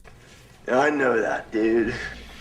It's one of those situations that'll just make you crazy sometimes. Just make you crazy. Mike Moore wants to know, if the Padres don't make the playoffs and they get rid of Melvin, would you take him next year as your manager? Or you think you've seen enough of that guy? Because I'm like that with Showalter. Yeah, I don't want to see Showalter. I think Melvin does a good job. He did a great job with the Oakland A's when they were trying to win. When they were trying to win, and it was a kind of a bunch of nobodies, or a lot of guys coming up in their career. He was given the entire poo-poo platter. Machado, Soto, Tatis, Ha-Seong Kim. He was given everybody. And look at that starting rotation. Snell, Musgrove, Darvish. He was given the whole platter in Vegas. And they've kind of shit the bed a little bit. Now, to put in perspective, the Padres are getting hot, courtesy of the sweep of the Angels. But it's one of those situations where, have I seen enough of him in the sense of, do I want him? Maybe it depends on what the Angels do with Shohei Ohtani. And I think it'll be a nice conversation right now to have about Shohei Ohtani because every time we say we're going to talk about it, it doesn't happen. But this will probably boost up the engagement right here on Shohei Ohtani. That's right. Bally Sports, Shohei Ohtani in the house. Man, imagine if we played that every single time we talked about Unicorn that way. Jeez, I couldn't. Well, see, look, there's Neto right there hitting. There we go. So as we were talking about earlier, Zach Neto, the report said he was doing baseball activity today, was doing some light BP in the cage today. And as they're showing it on Bally Sports West right now, looked very good, and it looks like he'll be A-okay. If you got that kind of movement with an oblique injury, you're good. You're good. So yeah.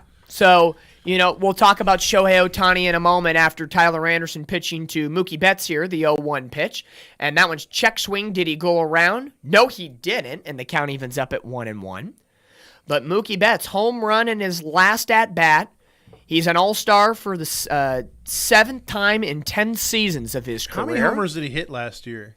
I'd have to look. Because he drives this one in the short porch and left, and it's home run number 25 into the first row in the left field. Are you kidding? Come on. Does that even count, bro? I mean, that's like a wussy home run right They count the Dodgers' COVID championship, so I guess it does. Well, some people do. I don't. But this, that's his second homer. I think he only hit like 30-some-odd homers last year. So he's on a good pace right here. But again, a pitch just left over the middle of the plate. It's a low line drive, and it hits literally that first chair in the first row. Yep. And Taylor Ward's kind of looking like, are you? Come on, really? No, you got to be joking with me. No, it hit the top of the wall. Oh my God. Oh my God! Please, it's getting worse.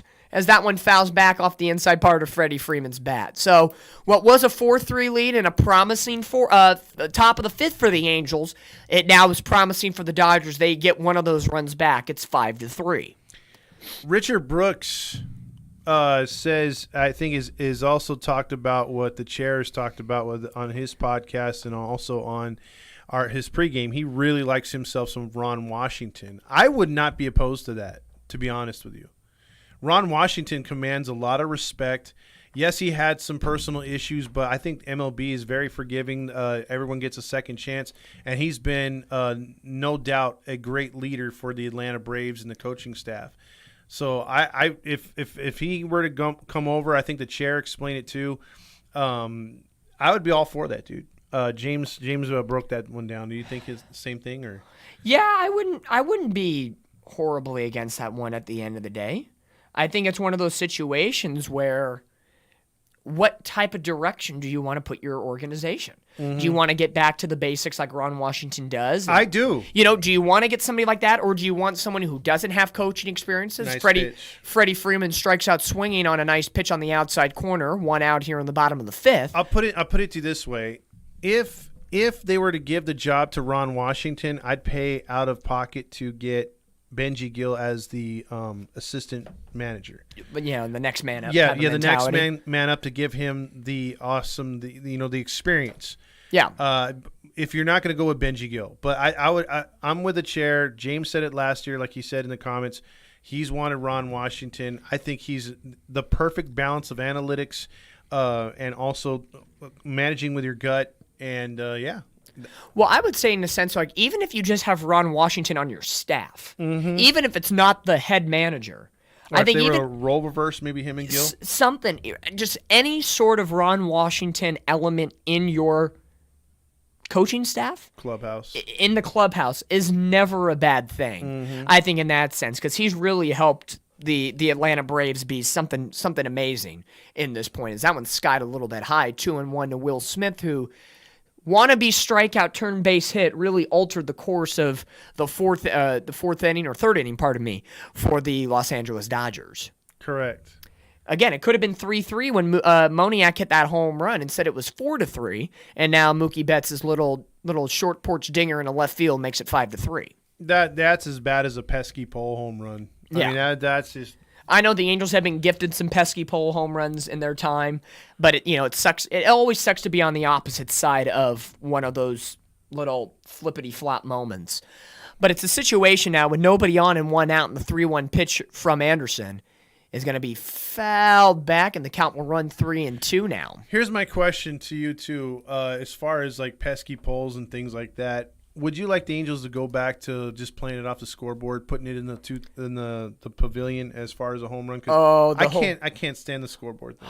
Well, Mike Scioscia was big about that, dropping it down, and I think because at that time, as a base hit, courtesy of the shift, they had second baseman Escobar playing towards the middle against Will Smith, and it goes right through for a base hit. So nice hit. Smith 2 singles on the day, 1 on and 1 out now for the Dodgers as Max Muncy will step to the plate. In regards to that, I don't mind the lower fence level because, at the time, Mike Trout was hitting a lot of opposite field home runs. Correct. The Angels lineup at that time during the Mike Scioscia, Brad Ausmus, era was a lot of opposite power hitting. Albert Pujols was there, so I think they tried to do that to play into the Angels' strengths, just like Baltimore. Even though Baltimore pushed back the fence at Camden Yards, it was supposedly to help their pitching out.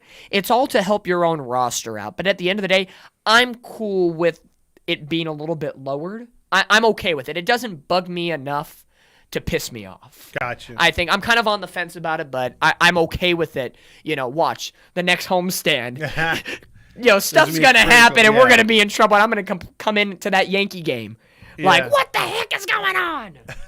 Gosh. Some of these comments here, Caesar says they don't have they don't know what small ball is. Also, David Nazaro says the Angels need an experienced manager. I agree. They need one that will scare the players and also command their respect. Also, Vern says, I would like to see Benji Gill, what he could do. Bradisby says Benji Gill should have been before Nevin. That's kind of embarrassing. Eric says, Todd, I believe Washington would be exactly the move you make. And need to bring up Jackson and Cabbage, Caesar says. Interesting. Yeah, I think a lot of those moves with Jackson and Cabbage and all of those things, that's going to be if the Angels sell. Yeah. That's going to be later in the year, barring any more, injuries. Oh, yeah. I think that would be a situation where more has to come down because you're going to have to clear some 40-man roster spots with moves like Jackson, like Cabbage, like stuff like that. So I think right now what we have on the team, minus Rendon, Drury, and Trout, and Neto, and Ohtani, minus those guys being hurt, when they come back, Ohtani, they're saying maybe late August, September. Who knows where the Angels will be at that time. Neto's coming back after the All-Star break, so that's one. Drury, hopefully in a couple of weeks, will be helpful. And then Mike Trout, 4 to 6 weeks. Hopefully he's on the earlier side of things. Rendon, oddly enough, Rendon is still on the active roster after fouling a ball off his leg. So I don't know if they just don't want to make a move over the next 2 days. Well, it's so stupid because you're playing a man down every time. So that's why I'm saying I think because it's a mini 2-game series, they're going into the All-Star break. The players are going to go home to their families for 3 days. I think it's one of those situations where it's just like, whatever happens, happens. We'll roll with what we have. As Max Muncy fouls that one back, count stays even, 2-2. 1 on, 1 out in the bottom of the 5th inning. Dodgers leading the Angels in the third of 4 matchups this year in the Freeways series. Dodgers taking the first 2 at the Big A couple of weeks ago, both in shutout fashion. Angels at least actually got on the scoreboard today. So far, 1 win on the board for the Angels. Remember when the Angels used to have a 10 or more lead in the series with these guys? Yeah. It's down to 4. Yeah, it could be 3 tonight. Yeah, and the Dodgers have won 8 in a row. That is pathetic. Real quick, Big Hammer says hi, Dominique. What up, buddy? How we doing? Richard says hi as well. What's up, Richard? Yep, what's up, Richard? We'll see, 3-2. Muncy check swings, fouls it off. Thought it hit Theis for a second, but he was just asking for a new ball, so the count stays full 3-2. Looking to get out number 2 here on the bottom of the 5th inning, but circling back a little bit to Shohei Ohtani. And I don't think, well, why not? You want to play it one more time for us? Everybody loves it. It's our new favorite.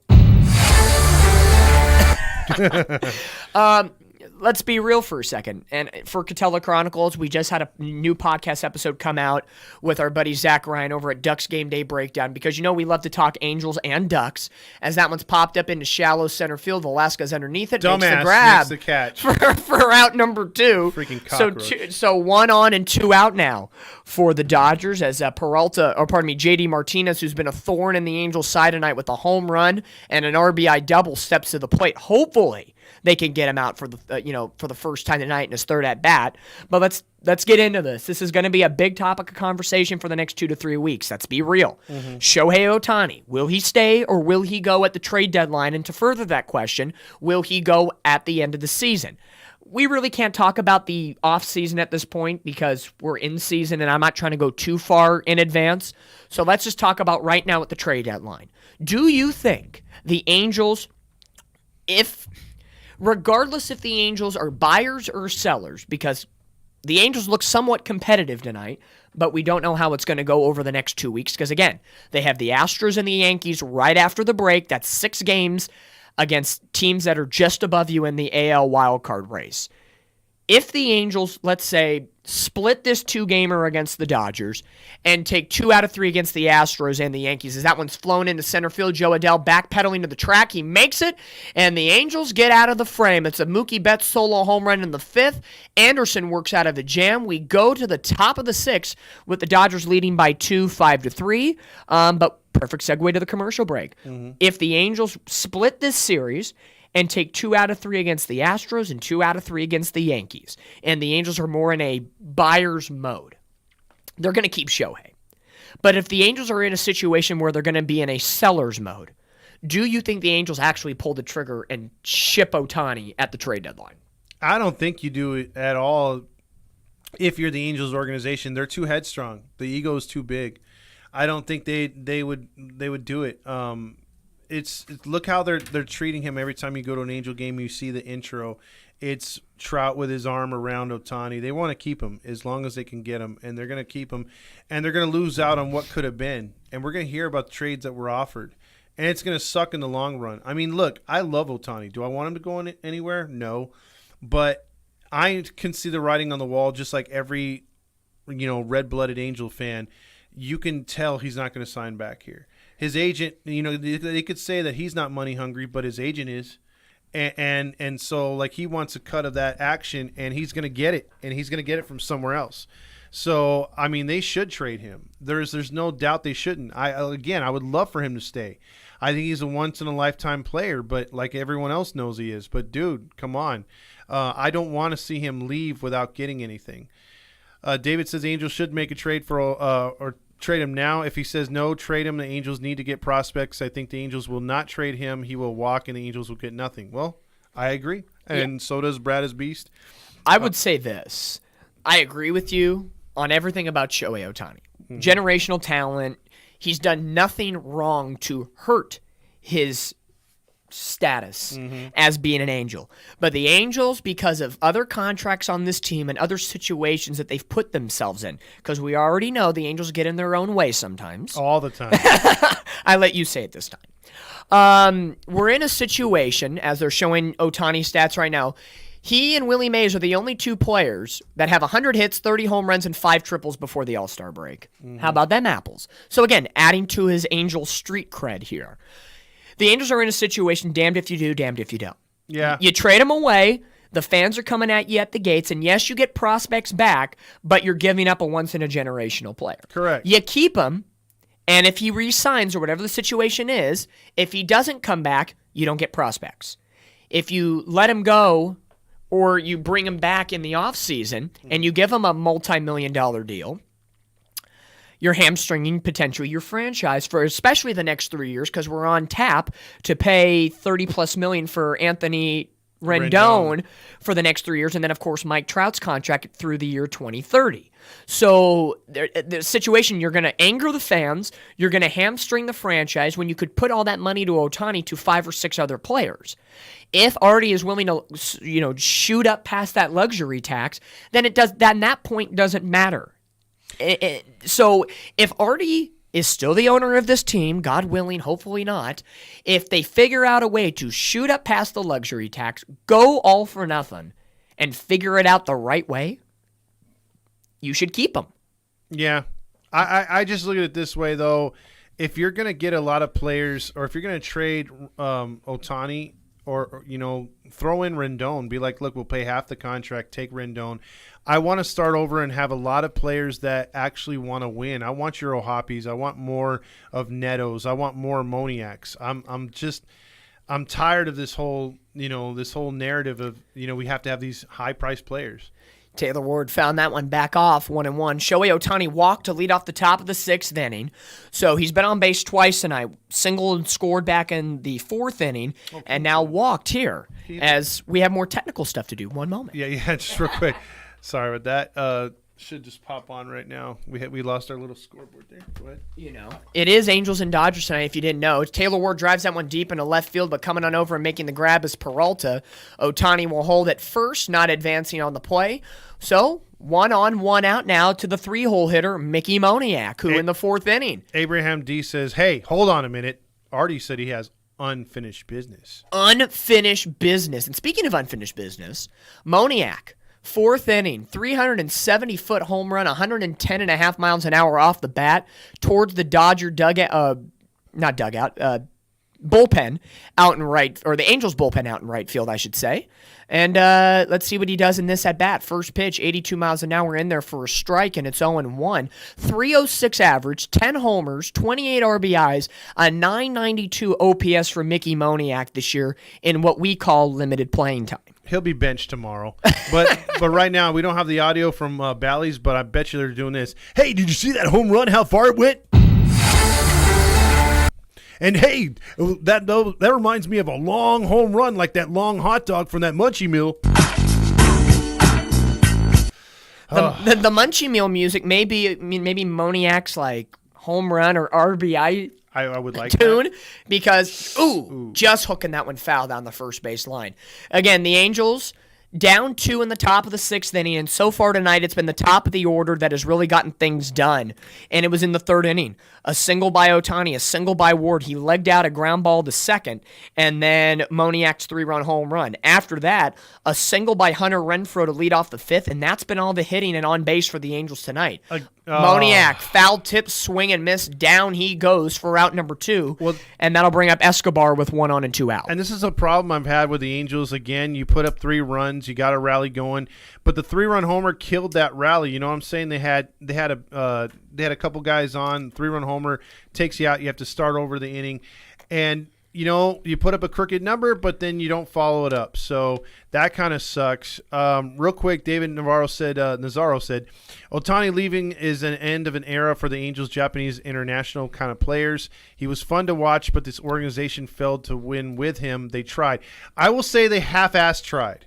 Because you just try to put names together, you try to be cheap. They tried too late. Yeah, I don't think they tried enough at all. When it comes down to his legacy, nice hit. Eduardo Escobar right back up the middle. Ohtani will go first to second. Thought about going to third, but won't do it. So 2 on and 2 out now for Joe Adell. This is a huge moment for him. He already robbed a home run tonight, but one swing in the bat could give the Angels the lead. A gap shot in the right or left center field easily scores Ohtani. Escobar, depending on where it's played, could tie this game. So this is a big moment for Joe Adell. Yeah, you got to at least scrape for one in this inning. We need Adell. You got to, kind of get Tyler Anderson back that home run that just barely scraped over the wall and left. Yep.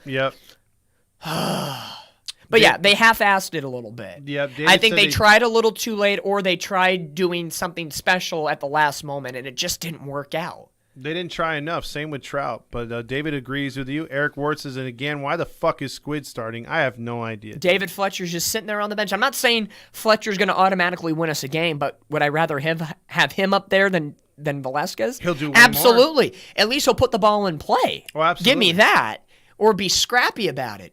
Adell skies that one foul. Just missed a couple of them tonight. Yeah. No balls, 2 strikes. I will say a good crowd on hand tonight at Dodger Stadium. Of course, always. Angels, Dodgers always, regardless if it's at the Big A or Dodger Stadium, they always do well, ticket-wise. True. But Angels got to find a way to win at Dodger Stadium. They didn't last year, I don't recall. Or the year before. So it's been a little bit of a minute as the 0-2 pitch to Joe Adell is going to be in the dirt. Get away from Will Smith. Nobody's advancing. I agree with the chair. I'm tired of the big contracts. I'd like to see these young kids earn them. You know what I mean? In the long run. Right now, let's get a bunch of players that we can control that are hungry. We don't have enough hungry players. I think we have half the rosters hungry. The other half is just going through the goddamn motions. Yeah. Here we go. Rendon. Here we go. Joe Adell, 2 on, 2 out. The 1-2 pitch, 63rd pitch of the night. That's it? For Tony Gonsolin. Oh, come on. And that one's right on the bottom portion of the zone. Down looking goes Joe Adell, and the threat is done. That one was probably a strike. It had more of the plate than previous. But again, with the strike zone tonight, that's a pitch you cannot let go past you. You got to do what my dad always says. You got to protect the plate. You can't stand there like a goddamn statue. And that's why we call statue Stassi. Real quick, too, as a lot of people are saying, it's frustrating. Might as well get the plug in. Thanks, Eric, for reminding me. 714 tickets. If you guys and gals have not used 714 tickets, what are you waiting on? Go to 714 tickets and use your 10% off by using what's on his shirt, which is HITI, stands for Halos in the Infield, automatically in the Apply Now code at checkout. Because, number one, the price you see is the price you get. So whatever it says $60 for those concert tickets, well, guess what? It's $60. There is no hidden fees, no taxes, no nothing like that.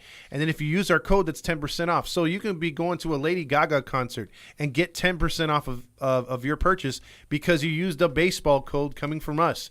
So I suggest you use that, and you could use it over and over and over. It's a gift that keeps on giving. So 714 tickets, 714 tickets. They've been very happy.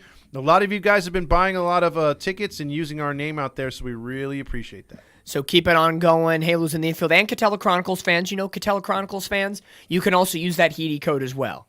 It's not just strictly for Heedy fans. Any of you guys can use it. And don't forget about Heedy's also sponsor, Noble Ale Works. We were there after the game on July 1st. We had to have some sad beers. Oh, yeah. You had to have one just to celebrate good times with friends. And the Sweep the Keg, that was the first time I had it. That was a phenomenal beer. A rice lager. Who would have thought? Dude, it is so smooth. As far as, if you're a beer connoisseur, go to Noble Ale Works and try like he said, the Sweep the Keg. It is really, really smooth. And the can for it is amazing. Yes. It is a Cobra Kai karate theme. It is freaking gorgeous. It's awesome. Yeah, their can designs are worth it, man. Just the can designs alone. If you've seen the one with Beavis, it's like a hoppy one. I forget the name they use for that one, but it's pretty good. Dodgers are getting ready to go here in the bottom of the 6th. Pinch hitter. Instead of David Peralta, it's going to be Johnny DeLuca coming on in. 250 average, 1 home run, 3 RBIs, and very limited playing time with the Dodgers.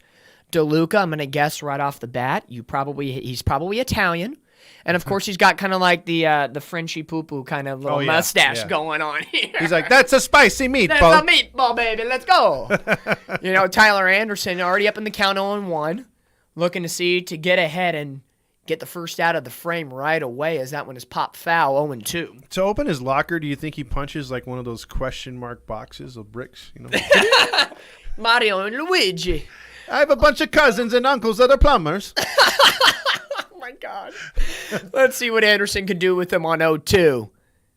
In the dirt, swung on and missed. Down by way of the K goes DeLuca. I'm not a video gamer, so the Mario theme song doesn't come out. But boop, boop, oh, boop, wait, boop. I should have played that. I think he has it. I have it, and I forgot. I'll re-say the call right for the timing. Yeah, hold on. Let me pop it up real quick. We're so tech-savvy here. You know us here. Here we go. Tyler Anderson ready, and the 0-2 pitch swung on and missed. That works out. All right, Jason Hayward up. Nobody on, 1 out. We are in, if you're just tuning in, bottom of the 6th inning here of the Halos in the Infield and the Catella Chronicles live stream broadcast. Number 2 here in 2023. We are 1-0 so far. We picked up a win against the Mariners. That one's grounded over to second. Escobar picks it up, and it's going to be Renfroe, who makes a play. A little bit of communication on Renfroe, thinking he had to go for the ball. Escobar got it. And then Renfroe retreats to first, doesn't know Anderson's coming. He sticks his glove. He makes the grab. Let's see, does he keep his foot on the base? Does he tag him? Ooh. Oh, he's safe. That's a bang play. At first, the ball comes in time, but the foot's not on the base. He had to backpedal it a little bit. And if Anderson he's safe. He's safe. No. Wait. He's safe, dude. The toes on it. The original call was out, so let's put that out there for a minute. So there's got to be definitive evidence. Like right there, foot's off the base. Now, if he's safe. Yeah. Yeah, and plus it's New York, so even if he was out, and he's mad, and Renfroe's mad at himself. He knows. He's like, okay, don't act mad.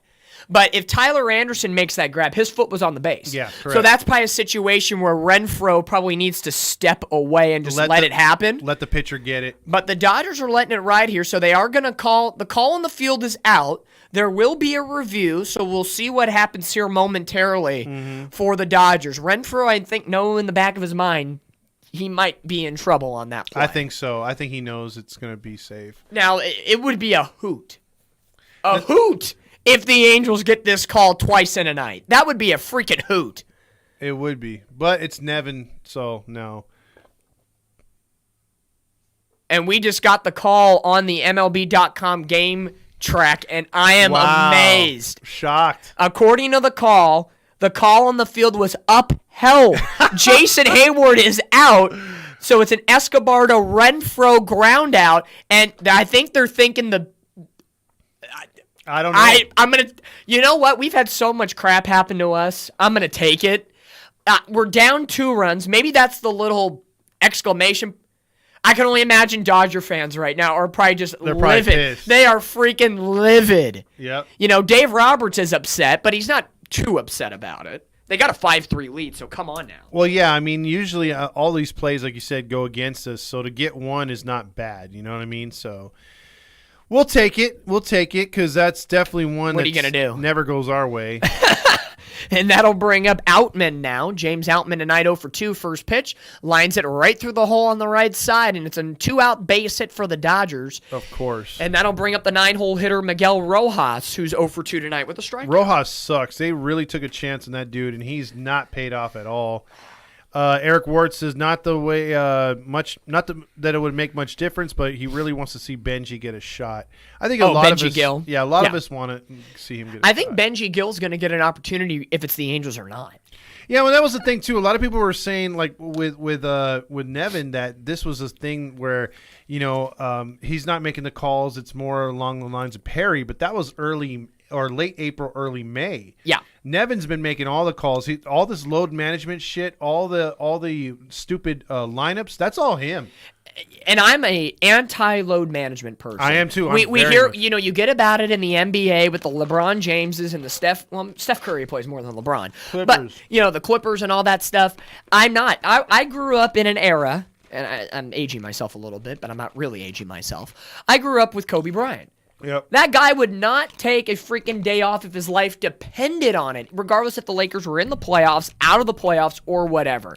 Give me a break with load management. Baseball, I don't want to say it's load management, but yes, you're playing out on the field 9 innings, but you're going to be in the dugout. You go in and out. It's not like basketball or football. There's constant motion going around. So load management for baseball, for me, just doesn't make sense. It doesn't. It doesn't.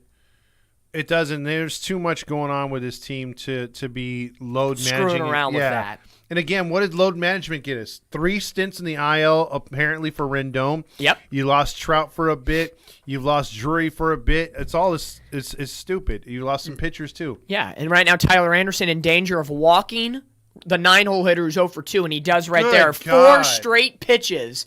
Tyler Anderson walks Rojas, who has been heavily struggling this year. 2 on, 2 out, and one of the hottest hitters on the team, 2 for 3 with 2 dingers tonight.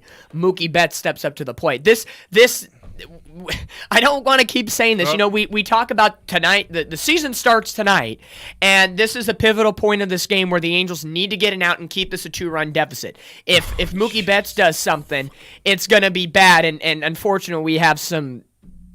We know. Again, we've talked about this all night here on the stream. The TV we have here in the studio is a few pitches behind the MLB.com game tracks that you guys can see on the YouTube live stream is a pitch or 2 ahead. And the first pitch to Mookie Betts already says runs in play. Yeah, we so have to see how bad the damage is. Is it 1, 2, or a 3-run home run? It hasn't come up. Here it is right now live, and it's down the left field line fair. So probably I'm going to guess 2 runs. Yep, 2 runs. A 2-run double for Mookie Betts, and the Dodgers go from good to worse for the Angels, and it's 7-3. Well, we definitely know who's getting the Stamos tonight. Again, it's like... Why don't you walk him at that point and go to, Freeman's Freeman's home run. So, yeah. It's that tough lineup to do against. Well, again, this is like Brad as B says, they get the luck call and the next 2 men get on. So, I mean, that's bullshit. It's how it's gone, dude. Their luck is bad. Freaking Betts. We're looking at 9 straight losses to these jerk-offs. Well, here's the thing. Phil Nevin's a big proponent of lefty, lefty, righty, righty. Why not go bases loaded with 2 outs, lefty Anderson against lefty Freeman?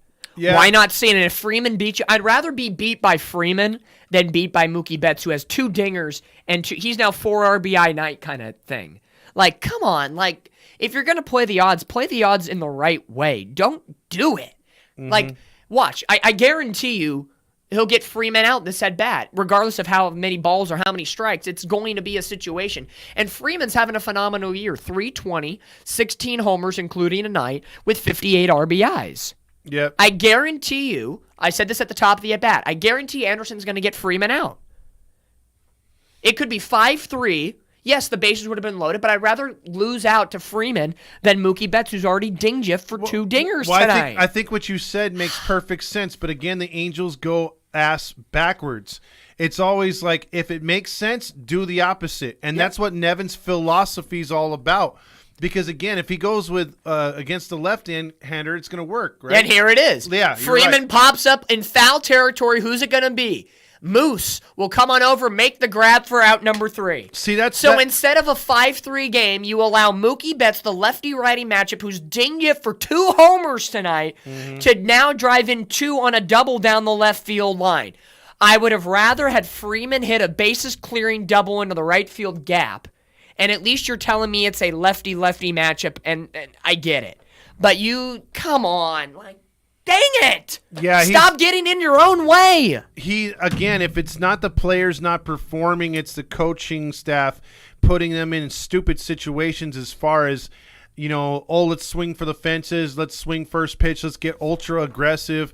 And then in situations like this where they're always constantly preaching, well, Moniak can't hit lefties, don't put him in there. We like the righty versus lefty, lefty versus righty, like you said, and they don't do it. It is philosophy all the way. Shoulda, coulda, woulda. Nevin's an idiot. Robert says, fuck Nevin. You can't pitch to Betts, period. Should have thrown Rojas straight Facebook down in the middle or thrown the fastballs down the middle. I said Facebook. No, fastballs because it's true. Rojas can't hit the broadside of the barn. He's their version of Squid. Trust your defense. Yeah, and he just doesn't do anything. So Steve Lee says you're sounding like her right now. Brad is a beast is having. I'm sounding like Steve Lee? Yeah. Oh, wow. Is that a compliment? I think so. Oh, sweet. All right. Team kills me every year. Fucking Nevin needs to be booted tonight. Well, he's got to be. I'm really. You fired Joe Madden so fast last year. Yeah. Oh, wait. They're going. So you're down 7-3. This is so coming out of the commercial. I think it was a Nissan commercial. Yeah, this is so Bally's, dude. Like if Bally, they're going to show Joe Adell's robbing home run and Moniak's 3-run home run to the tune of totally ignoring the fact that they're losing 7-3. Yeah. I mean, they're always like too freaking honkish, dude. Like not acknowledging that this guy's got 2 home runs and 4 RBIs. And then they cut it to Mookie Betts. Oh, well, he's just had a very good game. It's almost like they're trying to make it sound like Mookie Betts got super lucky tonight. Like he's a bad player that's just having like a career night. Don't worry, Shohei Ohtani's going to hit in the 8th inning. The Angels cut it close, 4-3. Yeah. Then they get the missed strike 3 inning ending, and it gives the Dodgers a gift run 5-3. Mm-hmm. And then, so really, it should be 5-3 right now. Correct. Because the gift run, and then the 2 runs that shouldn't have happened, it should be 4-3 or 5-3. Mm-hmm. Let's see what Mike Moustakas, the Chatsworth guy, can do as he looks at a strike right on the inside part of the plate, 2-1. That was a hittable pitch, by the way. Moose is the type of guy that will strike out or home run. He's not the Moose from Kansas City or Milwaukee, but at least, give us something to clamor about here. The 2-1 from Gonsolin swung on a miss, and the count evens up 2-2. But, he's that prototypical power hitter. What are you going to do? Has Gosselin looked good to you tonight? He's looked good enough. But good enough should get you 6-7 runs. Let's see from Moustakas. And that one's drilled tight to the pole. That's gone. And that one is out of here. Right. Home run, Mike Moustakas. That would have felt better like 2 innings ago. That would have felt much better. His 6th of the year, 20th RBI, 408 feet at 105 off the bat. So right there, good job, Mike Moustakas. Pumping up the muscles a little bit. So he's homered at Angel Stadium and now Dodger Stadium as the homie guy from Chatsworth High School. So I'm pretty sure he's got family in the house tonight. So good for Moustakas. I hate being the guy that's got to do the moral victories. Yeah. I hate that, but maybe for Moustakas, that's a good moral victory, going forward for him. As Renfroe grounds that one to third. Jesus back pick by Muncy in almost the dirt, but Freeman picks it up for out number 1. Can we stop swinging at first pitches, please? That was number 6 on the night. Yeah, I mean, look, I'm convinced now. Again, we saw a lot of home runs. Chicks dig the home run, the long ball. And with Madden, I thought that would really change getting rid of Soriano's dumbass. Or not Soriano, Soreno's dumbass. And it just seems like they've adopted the same crap again where it's like, let's swing hard, swing fast, not work counts. It's like, bro, you're giving these pitchers too many opportunities. Gosselin hasn't pitched great out all night, but look at how we're scoring our runs. All 4 runs via the home run. It's a situation where the score is 7-4 Dodgers in the top of the 7th inning. It's not even 9 o'clock yet, so we're not even 2 hours into this ball game. Very fast-moving game. Mm-hmm. When we talked about doing this game, we knew it was a 7-10 first pitch. We thought, this game's going to be a while. The Freeway Series, and watch us jinx it a little bit. But this is a game, based on the trajectory right now, the 1-1 pitch to Theis is down low 2-1. Who would you put the blame on in this game? Is it hitting, pitching, coaching, a little bit of both? Because I can't really say it's the hitting's fault because they really haven't had that many opportunities to do something. Moniak capitalized with the 3-run home run. It was a solo home run for Mike Moustakas, and they did have 2 on last inning, but couldn't do anything with it. So they've had one opportunity where they had something and couldn't get anything. The pitching tonight, Canning gives up 3 solo home runs and another run, and then Tyler Anderson gives up a 2-run double and a solo home run. So to me, it's a little bit of pitching and a little bit of managing tonight. I'd actually go opposite. I'd go hitting. Okay. I think you had an opportunity to put a bunt down. You had an opportunity to score a run when it was a 1-run game, and you refused. You hit into a double play. That was maddening. And you got to take advantage of your opportunities. Oh, here we go. There's and Theis with the base hit, getting under the glove of Mookie Betts in a right center field. So Theis with a 1-out rally, 1-on, 1-out, Angels down 3. You think this would be a good opportunity to pinch hit for Fletcher? Yeah. Or do something. But let me guess, while looking at the TV, because I'm looking at the Dodgers pitching this year, team ERA 4.5, worst in Dodgers history since 1958. Relief ERA 4.43 is the 4th worst, and then starters are having an ERA of 4.55, which is the worst. Why not pinch hit for this asshole? Come on. Let's see. First pitch, foul back. God damn it. Why are you letting this asshole play? So when Stefanik was up there, and who puts the ball at least in play. Yeah, doesn't strike out. He walks and he gets hits. You were taking him out in the 6th inning or before for this dumb fuck.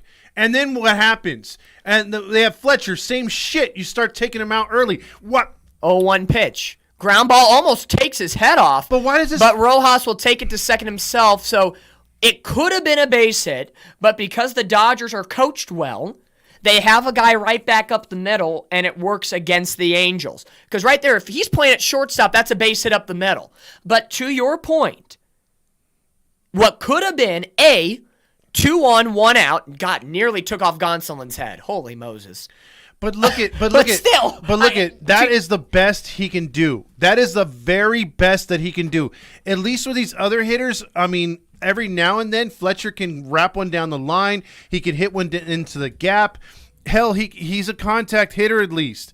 I mean, again, that is the best he could do, and he still got out. Velasquez sucks, major, donkey, you know what. I can't stand that fucker. And every time he's on my TV, we're always out there like, oh, we got to put him in. We got to get Velasquez in there. And, you know, whether it's the 5th or 6th inning, you can't let these players play it out. Again, I'd rather have contact hitters. I'll give up a little bit of defense because, again, what is the problem with the Angels this year? To get back to your point, I believe it's the hitting. The hitting, if you get runners on and you're able to move them around the bases and get a carousel going and have a nice inning or two and have a lot of pressure on the bags, that is sexier to me than a goddamn solo shot and you losing 7-1, 5-1, 4-2. I love when you can put pressure on and get a few innings, including a comeback win, because you keep pressuring and keep pushing the other opponent's bullpen. We don't do that. And you could be stupid Bally's and be like, oh, do-do-do-do-do. Check out the 4th worst bullpen of all time, Dodger history. Look at this ERA. You're just playing into the narrative that they're going to fucking turn it around against you. Because that's what always fucking happens. Randazzo for 18 innings. Bullpen Dodgers sucks. Bullpen Dodgers sucks. Dude, freaking what's his name? Dave Roberts said, "Oh yeah, our bullpen sucks." Bullpen game, and he shuts us out. Yeah. It's a situation where, oh, here we go, Bally Sports. Oh God. You know who's batting. We love him. It's just over and over.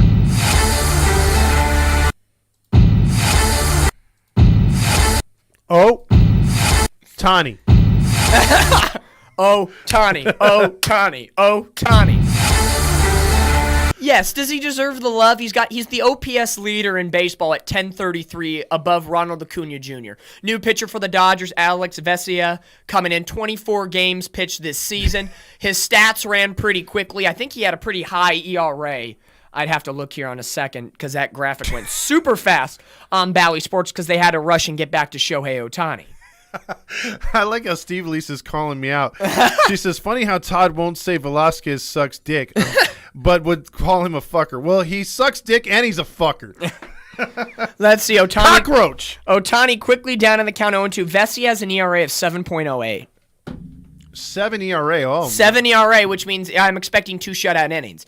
But that pitch right there, Shohei just misses that one. He fouls that one away. Boy, it should have been a home run. Yeah. 1 on, 2 out, 0-2 pitch. Vesia ready to roll. Will Smith flashing signs taking forever. My goodness gracious. Oh, and it's right on the Ohtani, and he locks him up. Ball game over. Now the Dodger fans are gonna chant, "Say Ohtani sucks," and then 5 seconds later, he'll be a Dodger next year. Like, come on. Yep. Come on.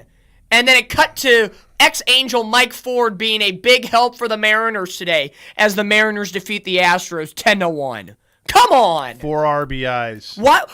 Angels just miss a golden opportunity to at least get back into this ball game, and you have the balls to show Mariners whipping and clapping the cheeks of the Astros by the final of 10-1, and even better, an ex-Angel doing it. Yeah. So if the Angels lose tonight, the Mariners are better than the Angels. Stop. Yeah. Ugh. Let me just say that man is a cockroach. Sterling says yes, he is a cockroach. Grillmaster gives the most worthless take. I will say that is the worthless take by far.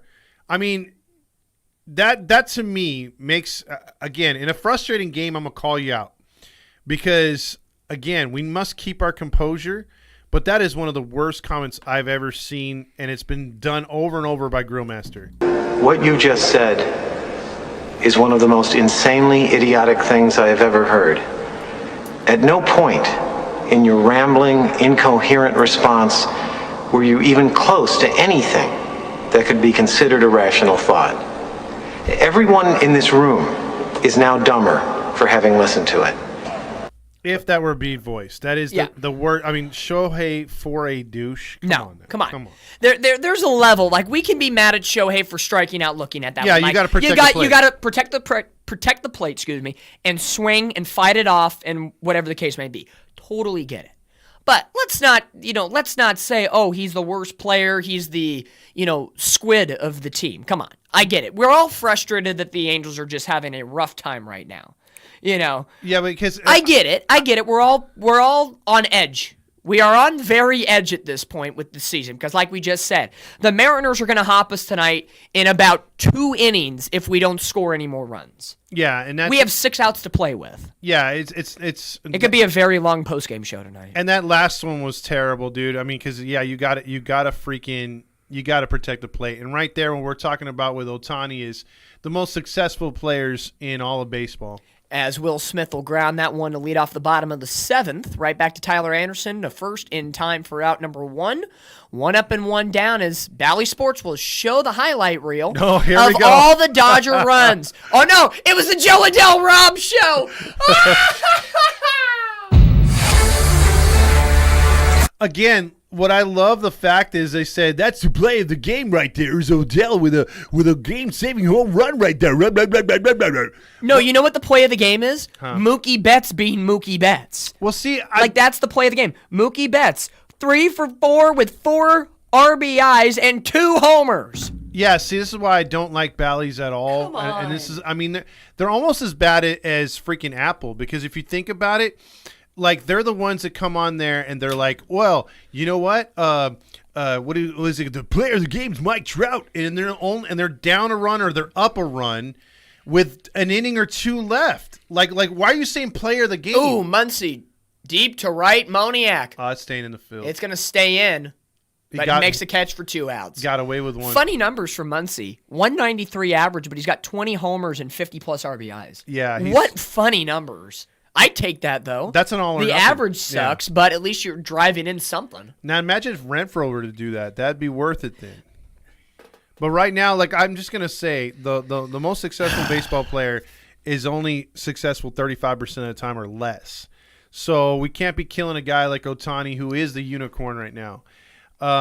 Let's see. We award him points that may may God have mercy on our souls. Yeah. But see, the thing is, with the Angels tonight, again, they gotta stop with this propaganda. Like if they're bad, they're bad. I rather them call it down the middle and say, hey, the player of the game is Mookie Betts, because that would make sense. Be real. Yeah. Don't give us the Angels lose again, but it was a great night at the Big A. Fans enjoyed a good weather and food at the Big A with their, the Angel fans. Stop it. We can't stop giving away participation awards. Yeah. Life is not fair, folks. We are living proof of that by being Angel fans right now. Life is not fair. It's giveth and taketh away in this cruel world we call 2023. But looking at the box score right now, Dodgers up 7-4. 7 runs, 9 hits, no errors. 4 runs, 7 hits, no errors for the Angels. So just the line score right there, it's respectable. Both teams are getting hits. They're both getting runs. As that one's a strike, I'll take it. Count runs full on Martinez. 3-2. What's the runners left in scoring position, though? I want to see Angels today, like I said earlier, not many opportunities. They're 1 for 2 with runners in scoring position with 3 left on base. Okay. And 1 for 2. For the Dodgers today with runners in scoring position, they are 2 for 4 with 4 left on base. Okay. So not too much happening with runners in scoring position. It's been a lot of early counts as a 3-2 pitch so high. Mostly home runs. Mostly home runs today. The Dodgers have 4 homers, an RBI double, and an RBI single. Angels have a 3-run home run and a solo home run. So really, 6 dingers today. That fan that was sitting with a clear plastic bag on the left, he's an usher for the Angels. Yeah, so he is a big Angel fan. Yeah, so I know that. A lot of Angel fans at Dodger Stadium today, which is great.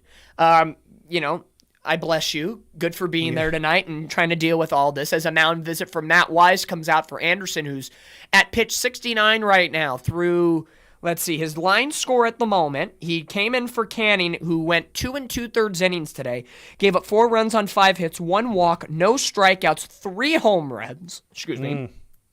I'm tearing up at that performance. Our boy. Aaron Loop. Getting warm up in the pen. Loopy, loopy, loop. Hey, he hasn't been that bad. We'll get into him in a little bit. Loop. Tyler Anderson so far, 4 innings of work, 3 runs, 4 hits, 2 walks, 5 strikeouts. If you look at Tyler Anderson's performance so far, it's been pretty much on point this season. But he got screwed out by philosophy tonight because I think you called it. That was one of the best. Pitch to Freeman. That was the best call tonight. Yeah, pitch to Freeman, avoid bets, and I think that was the problem. But looking to get out of a frame here, and that one's grounded in Moustakas, throw over to second in time for out number 3. So no damage done. Still 7-4, but the Angels only have 6 outs to work with. With 3 runs. And probably in the bottom of the 8th, it's going to be the Aaron Loop show coming on soon. Eric says, I think it's Savage Garden time. We're fucked. Nevin needs to be fired Prentice style. Give us Loop. Fernando checking in says, Hey, Fernando, welcome to the party, baby. Yeah, he said, laugh my ass off. I don't like Anderson, really. Yeah, watching this game is like being on a date where you know you're not getting laid. It's the prolonged torture. It's like, well, maybe if Death by 1,000 cuts. Maybe if I put on her favorite movie, get her in the mood, get her some Chinese. I know she likes some sweet and sour. I'll start massaging the shoulders and maybe I'll work my way down a little bit. But it's not working in that way. Stay above the equator. Stay above. Oh God, this is what we have to resort to in these games. Sometimes, fans, we're trying to give you the best we can, but sometimes we can only give what we get sometimes. And the Angels have given us 4 runs tonight. They've given us some home run calls, and we've had a robbing of a home run, but it's just not happening right now. Exactly. Wait, let's play some Smooth Operator. There we go.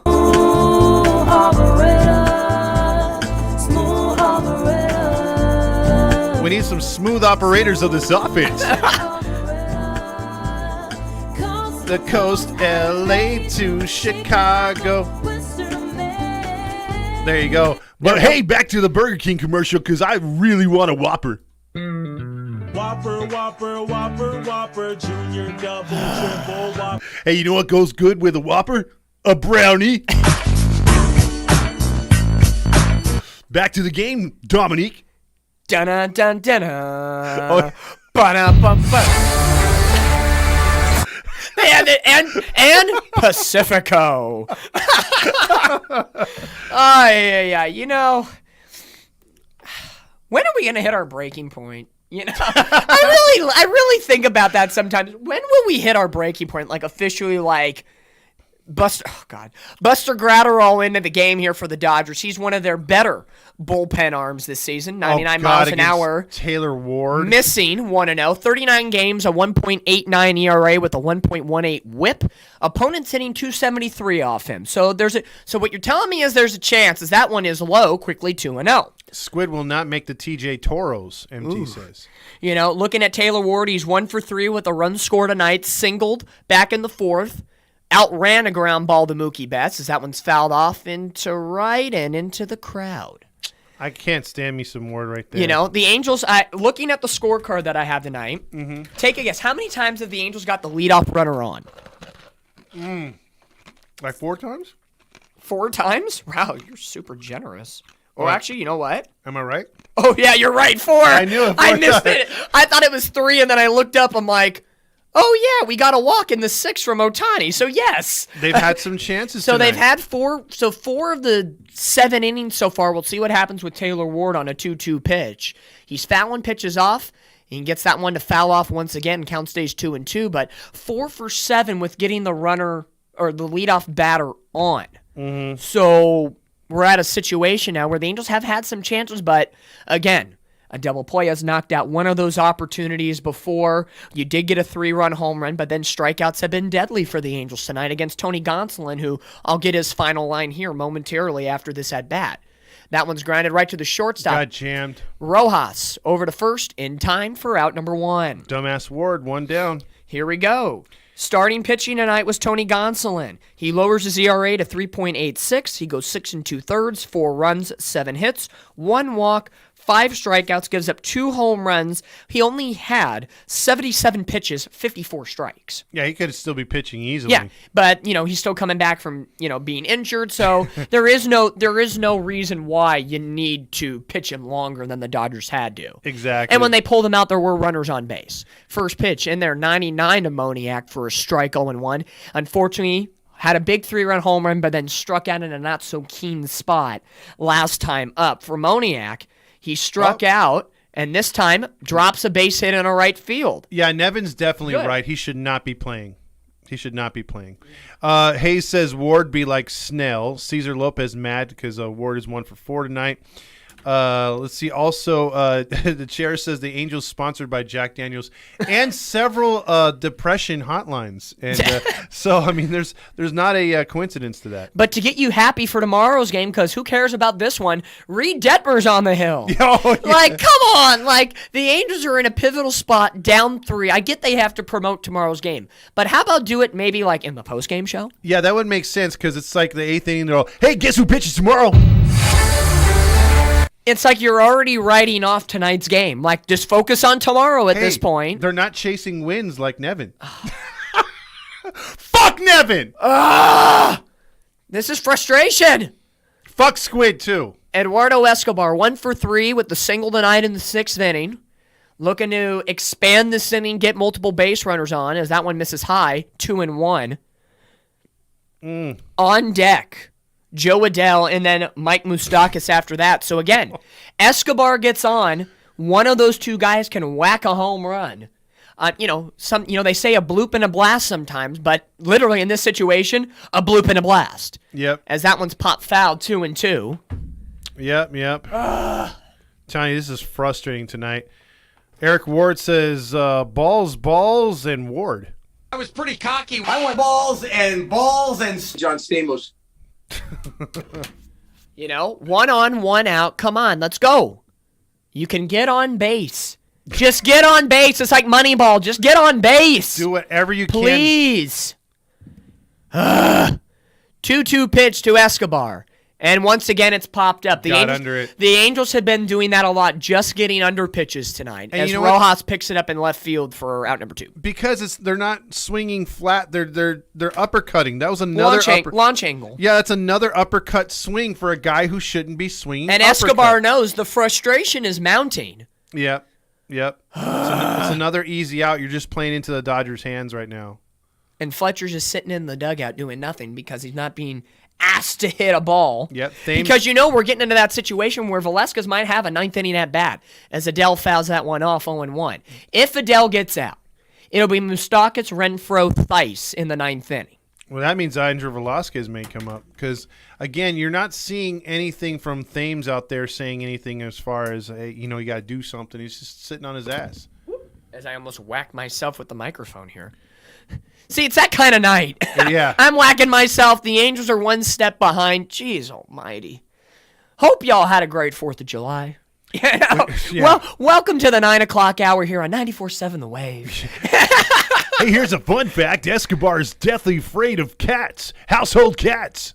Joe Adell down in the count, no balls, 2 strikes, 1 on, 2 out after a 1-out single by Mickey Moniak in right field, who has 2 hits in tonight's ballgame, and Joe Adell swings and misses at a fastball off the plate. Typical Joe Adell striking out twice tonight. His only claim to fame is robbing a home run. Again, this is Joe Adell's 4 to 6 week span that he's going to have playing time. If you screw up this, I'm done. I've been out on the kid, and I want him to prove me wrong. I want him to prove me wrong. Yep. And he's not proving me wrong. It is bugging me. You could have traded Adell probably 1 or 2 years ago and gotten something special for him. Mm-hmm. A team like someone who is heavily favored with a minor league system, you could go trade him. Like, come on. Yeah. It's ridiculous. And we're going to wind up probably not getting anywhere close to what we could have got for him. Just like we could have traded Rengifo, and you're going to get nothing for it now. Same thing. Let me go through the scores real quick. Top of the 9th, Diamondbacks 7, Pirates 3. Scherzer versus Darvish tonight. Both get no decisions. It's 3-3 in the bottom of the 8th there in San Diego. Rockies are up on the Giants 5-2. Blue Jays again beat the Tigers 12-2. The Braves beat the Rays 2-1. Phillies beat the Marlins 4-3. Rangers over the Nationals 7-2. Cubs shut out the Yankees 3-0. The Ohioans beat the Royals 3-0. Red Sox win 7-3. The Mariners, as my co-host was talking about, won 10-1. Throttling. Yep. The Orioles won in extras over the Twins 3-1. The White Sox came back on the Cardinals 8-7, and the Brewers held off the Red Hot Reds to be a half game out of first place. We're going to be worse than the Mariners tonight, folks. Yeah, and the Red Sox. Stay tuned for the postgame show brought to you by Jack in a Box. They have the enormous brownie. Oh my goodness, it's so good. I just get all gooby just thinking about it. Gets gooby in my mouth, right? Ain't that right, Dominic? Or Snoop Dogg's gonna come in the studio with us. Oh boy. Can't wait. Well, to get you ready to go here for the bottom of the 8th inning here on the Halos in the Infield and the Catella Chronicles live stream broadcast, our second game of the year, the first of 2 here in the month of July. Don't forget our next live stream broadcast right here from the Todd Fox Studios with Todd and myself. We'll see if Fernando checks in on that day as well. Will be on Monday, July 17th, after the All-Star break, Angels versus the Yankees. It'll be a big matchup, especially coming out of the All-Star break. The Angels have the Astros. And they have the Yankees, some AL wild card opponents that they're going to have to dominate in order to somehow get the ship in the right direction. And speaking of getting the ship in the right direction, coming in out of the bullpen, lefty number 28, Aaron Loop, who in 25 games this year, a 4.37 ERA. Batters are hitting .287 against him, but ever since he came off the IL at the end of May. In his last 15 games, 14 and 2/3 innings, a 2.45 ERA. His last 7 outings, in 7 1/3 innings, a 1.23 ERA. So what you're saying is he hasn't hurt us, he's helped us in ways.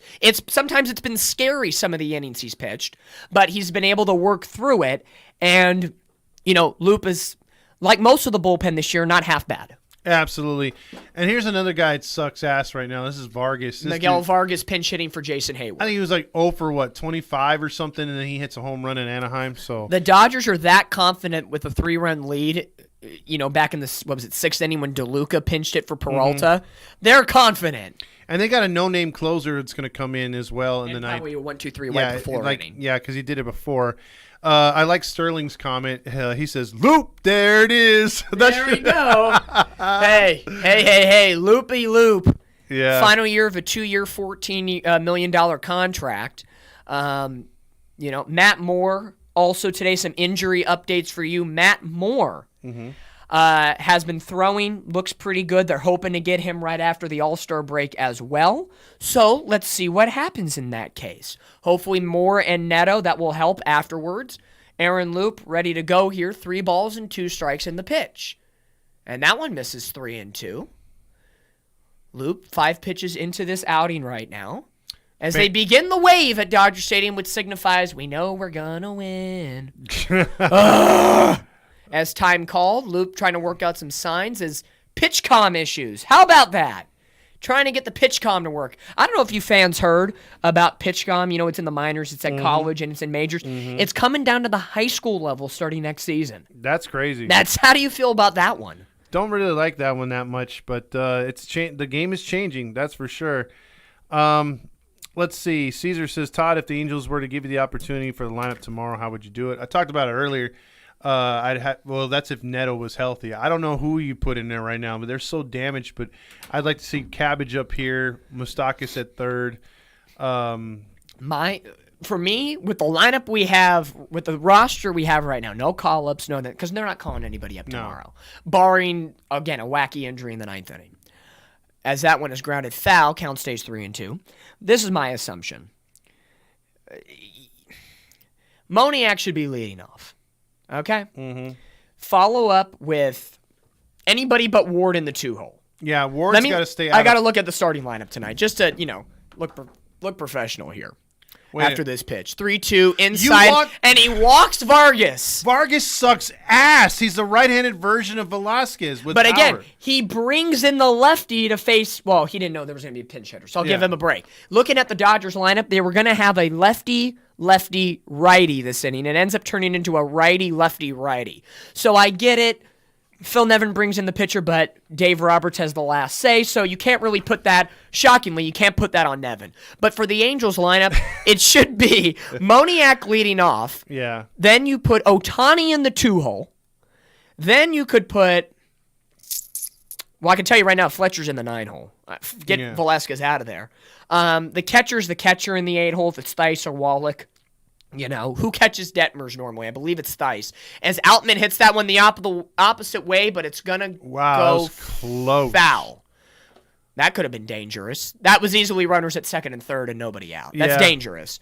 You already know Escobar's going to play. You know Adele's going to play. You know pretty much the guys in the lineup today are going to play. Who's on the bench tonight besides Fletcher and Wallach could be playing tomorrow? That's my only instinct, is because when you look at it in a situation, the Angels are playing with one less guy because they do not have. They refuse to put Rendon on the Anthony Rendon. He could have already been on the 10-day IL already. Yeah, and you could have retroed him through the All-Star break. Yep. But it's Fletcher, Rendon, Rengifo, and Wallach. So really, Rengifo is the only guy we really haven't talked about. His ground ball right back to Loop to second for 1, the carry over to first, and Outman can run, and that one kind of handcuffed Loop, and he didn't want to overthrow it, so I'll take the force out.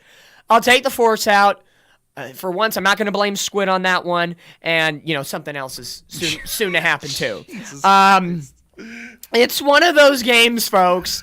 It's one of those games. A little good and then really bad. So they get the force out, pardon me, as Miguel Rojas will come up, as that one kind of got the left hand first of Loop before the glove. Well, you have a glove. You might want to use it.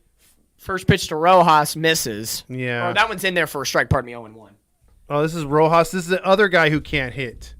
So you have a guy that's batting .234, 0 home runs, 9 RBIs, looks always confused, against a guy like Loop that doesn't give a shit. And that's a double. And Taylor Ward is going to miss. Oh, my God! Ah! You suck ass, Ward!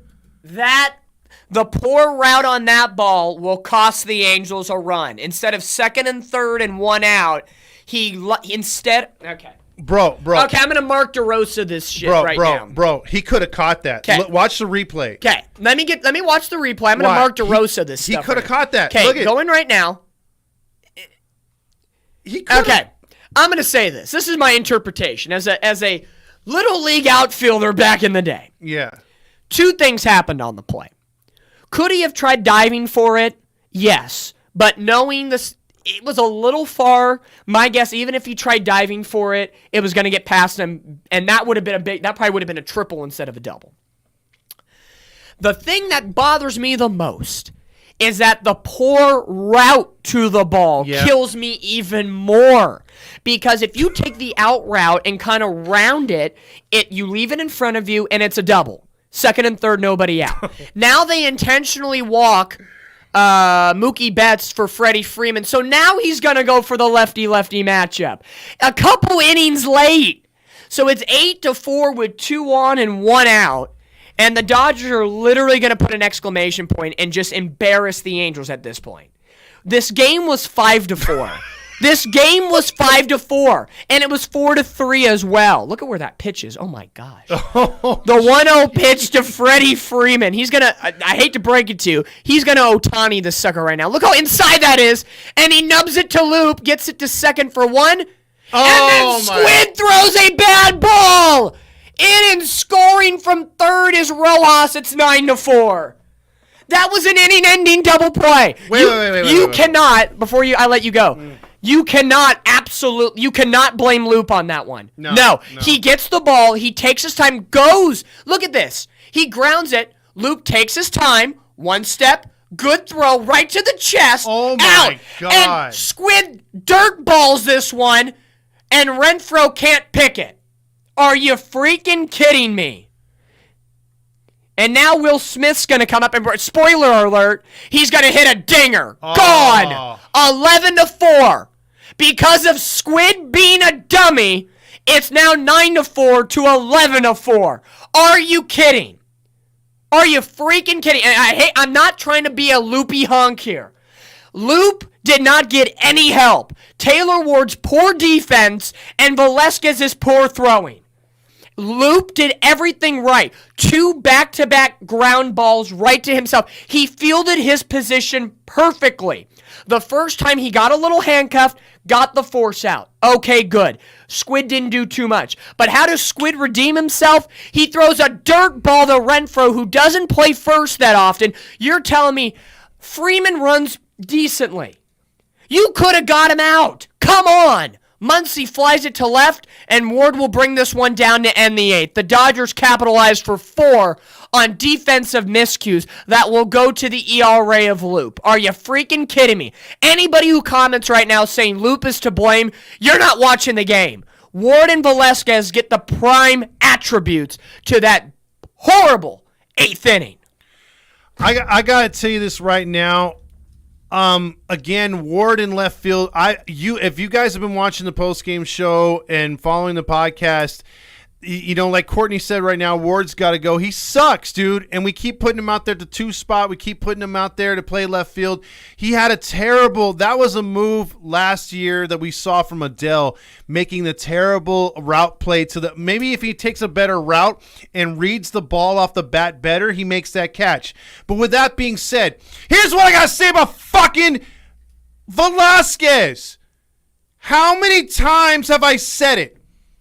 Even if he has 100% fielding percentage, he is still not worth a position on your major league roster because he can't fucking do anything in the box. David Fletcher makes that play. Yeah, well, Stop it. And this is what I'm saying. Come on. All Madden did was get on his knees for Velasquez. And then Nevin proceeded to get on his knees as well and then bend over as well this year for Velasquez and justification of Velasquez. But what did I say this year? Even if you're perfect, you don't deserve to be in that position. Well, he hasn't been perfect. That's his 4th Aaron limited playing time. And guess what? Just like the one in Colorado. Yep. If he makes that play in Colorado, over. They win that game against Colorado. They were winning at that time. Great timing, Courtney. She says, sell the damn team, riot at Angel Stadium. Yes. Like, Ryan Brazier coming into the ball game this season with the Red Sox and Dodgers, 27 games, a 5.83 ERA, which means it's going to be a 1-2-3 frame, as it's Mike Moustakas leading things off, followed by Renfroe and Theis. Oh, we're getting to the post-game shows really fast. Post-game show is going to be nuts. Nuts with a capital nuts. They're showing the key to the game. Everything I wanted. Are you kidding me? Stop it. Stop it. Everything I wanted is for this team to freaking win. Not have an awful start. Okay, let's be real. Canning did not do great tonight. No, he didn't. But the game was still doable. Yep. Anderson did decent enough to keep us in this game. It was 7-4. Yep. The Angels could be 2 bloops and a blast away. I know that's asking a lot, but at least 7-4 is better than 11-4. Yeah. Stop it. Stop. They opened up the floodgates on themselves. Stop getting in your own freaking way.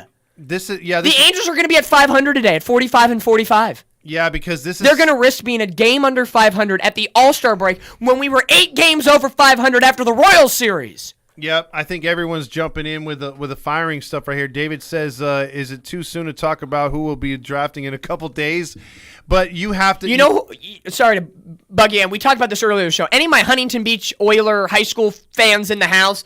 Angels need to draft Ralph Velasquez. They need to get the right Velasquez on this team. He batted nearly .330 in high school this year. That one is a strikeout, but the ball gets away. It goes out of play. And does Moustakas get to go to second? I hope he does. Because the ball's out of play. I would think you would. He struck out on an 0-2 pitch. It got away from Will Smith. So at least the Angels have a runner on. Watch the Angels score 3 runs this inning and lose 11-7 when it could have been a tie. Oh yeah, because we've done that too. We've lost that game against the Padres, game 2. Yep. Or it was 5-3. We give up 2 extra runs and then we score 2 runs. But on to my rant again. For any of you watching out there, go look up Ralph Velasquez or Ralphie Velasquez, Huntington Beach High School. He was the Sunset Surf Player of the Year. He was the freaking team MVP amongst a lot of other players. He can homer. He's a catcher and a first baseman. He can homer. He can hit. He has speed. Come on. That's the right Velasquez you want on your team. He's 18 years old. He's going to be in a top 30 draft pick. Go pick him up at number 11. Stop it. Yeah, I'm tired of this shit. I'm tired of watching what we're watching right now. It's sickening to see a team like with Velasquez on there. There's no reason why he should be on here. This team is embarrassing right now the way they're playing. You could tell that the coaching staff has lost this team, and this team doesn't listen to the coaching staff. They're terrible, dude. And real quick, I just want everyone to know that we got a lot of baseball left to be played, and the season starts tonight. Exactly. Well, tomorrow. Well, you know what this means? If there is no double play ground ball, Velasquez is potentially getting an at-bat here after Theis. Yeah. And if you know what they're going to do? Rengifo is going to pinch it over Fletcher. You think so? I guaranteed. Oh, because of matchup, lefty-righty, yeah.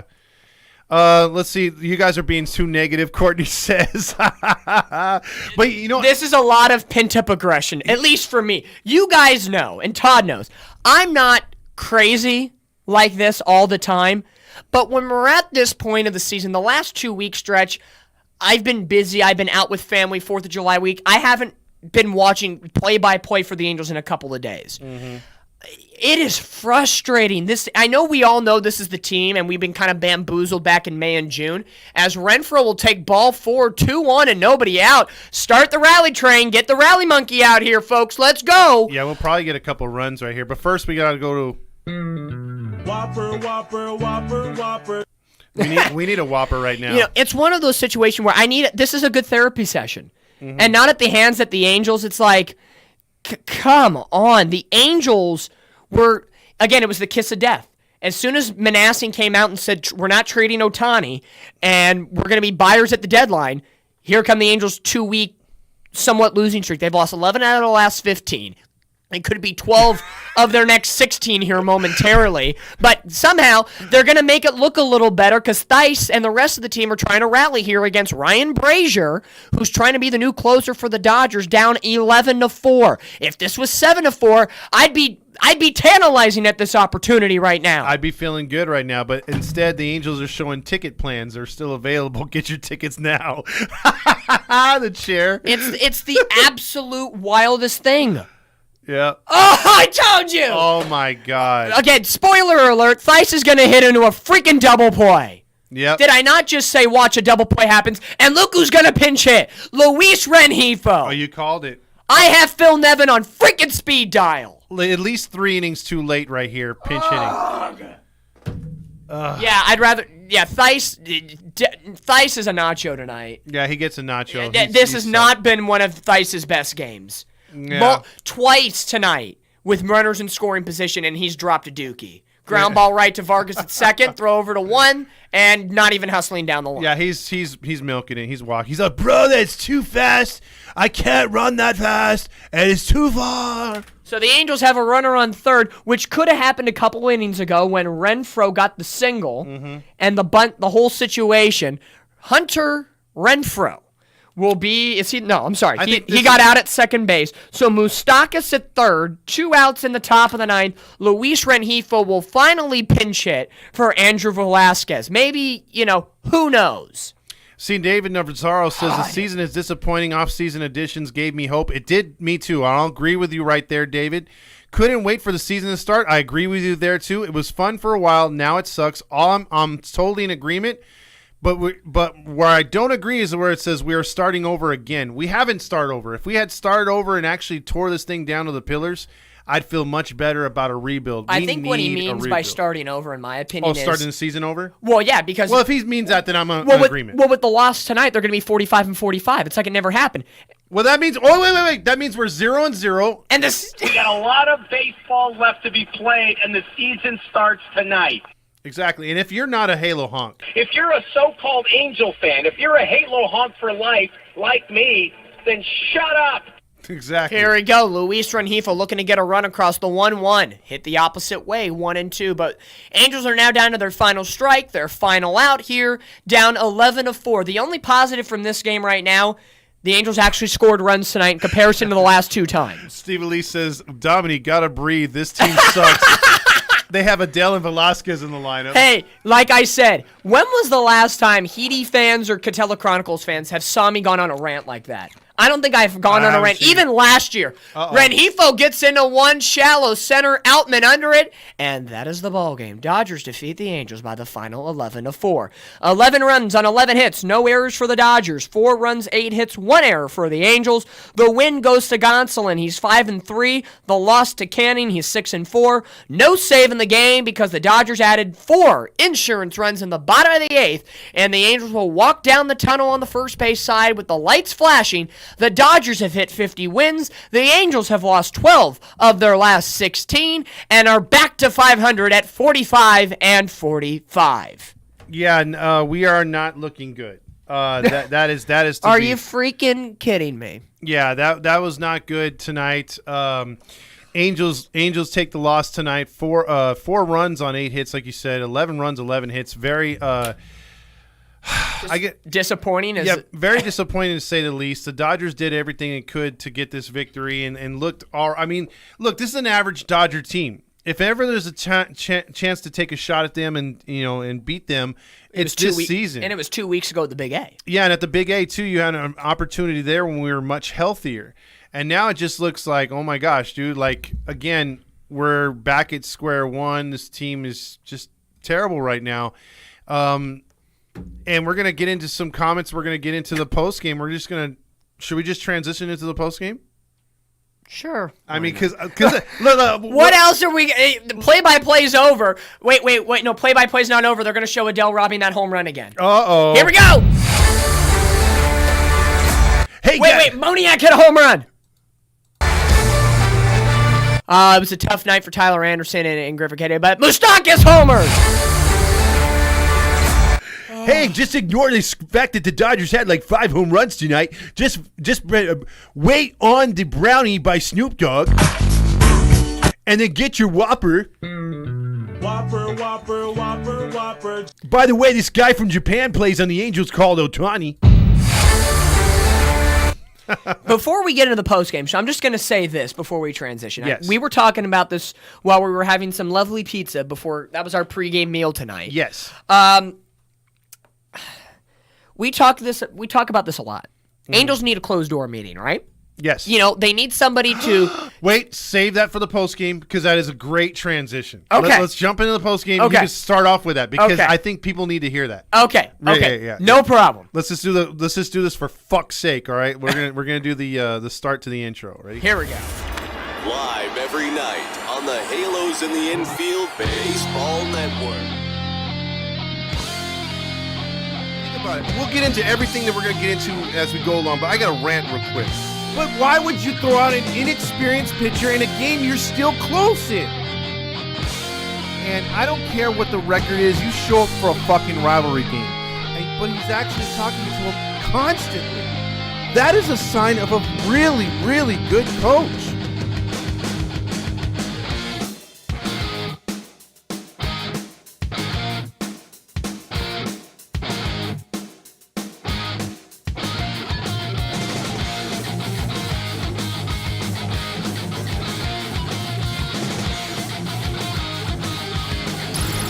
It's the Todd Fox Postgame Podcast with your host, Todd Fox. Because the only thing I want to yell is fuck!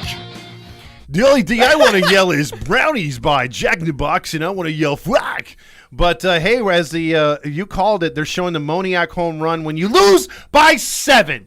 It is the Todd Fox postgame show along with Catella Chronicles' one and only Dominic Lorenz in the house. I know y'all have been listening to us rant and rave here tonight. There's been a couple of fun moments throughout the night. I know we joke. Adele Robin a home run. Nice. Moniak keeping doing his thing, staying above 300, getting his 10th dinger of the year. Loving it. Mike Moustakas hitting a home run for his Angels in L.A. Great. Loving it.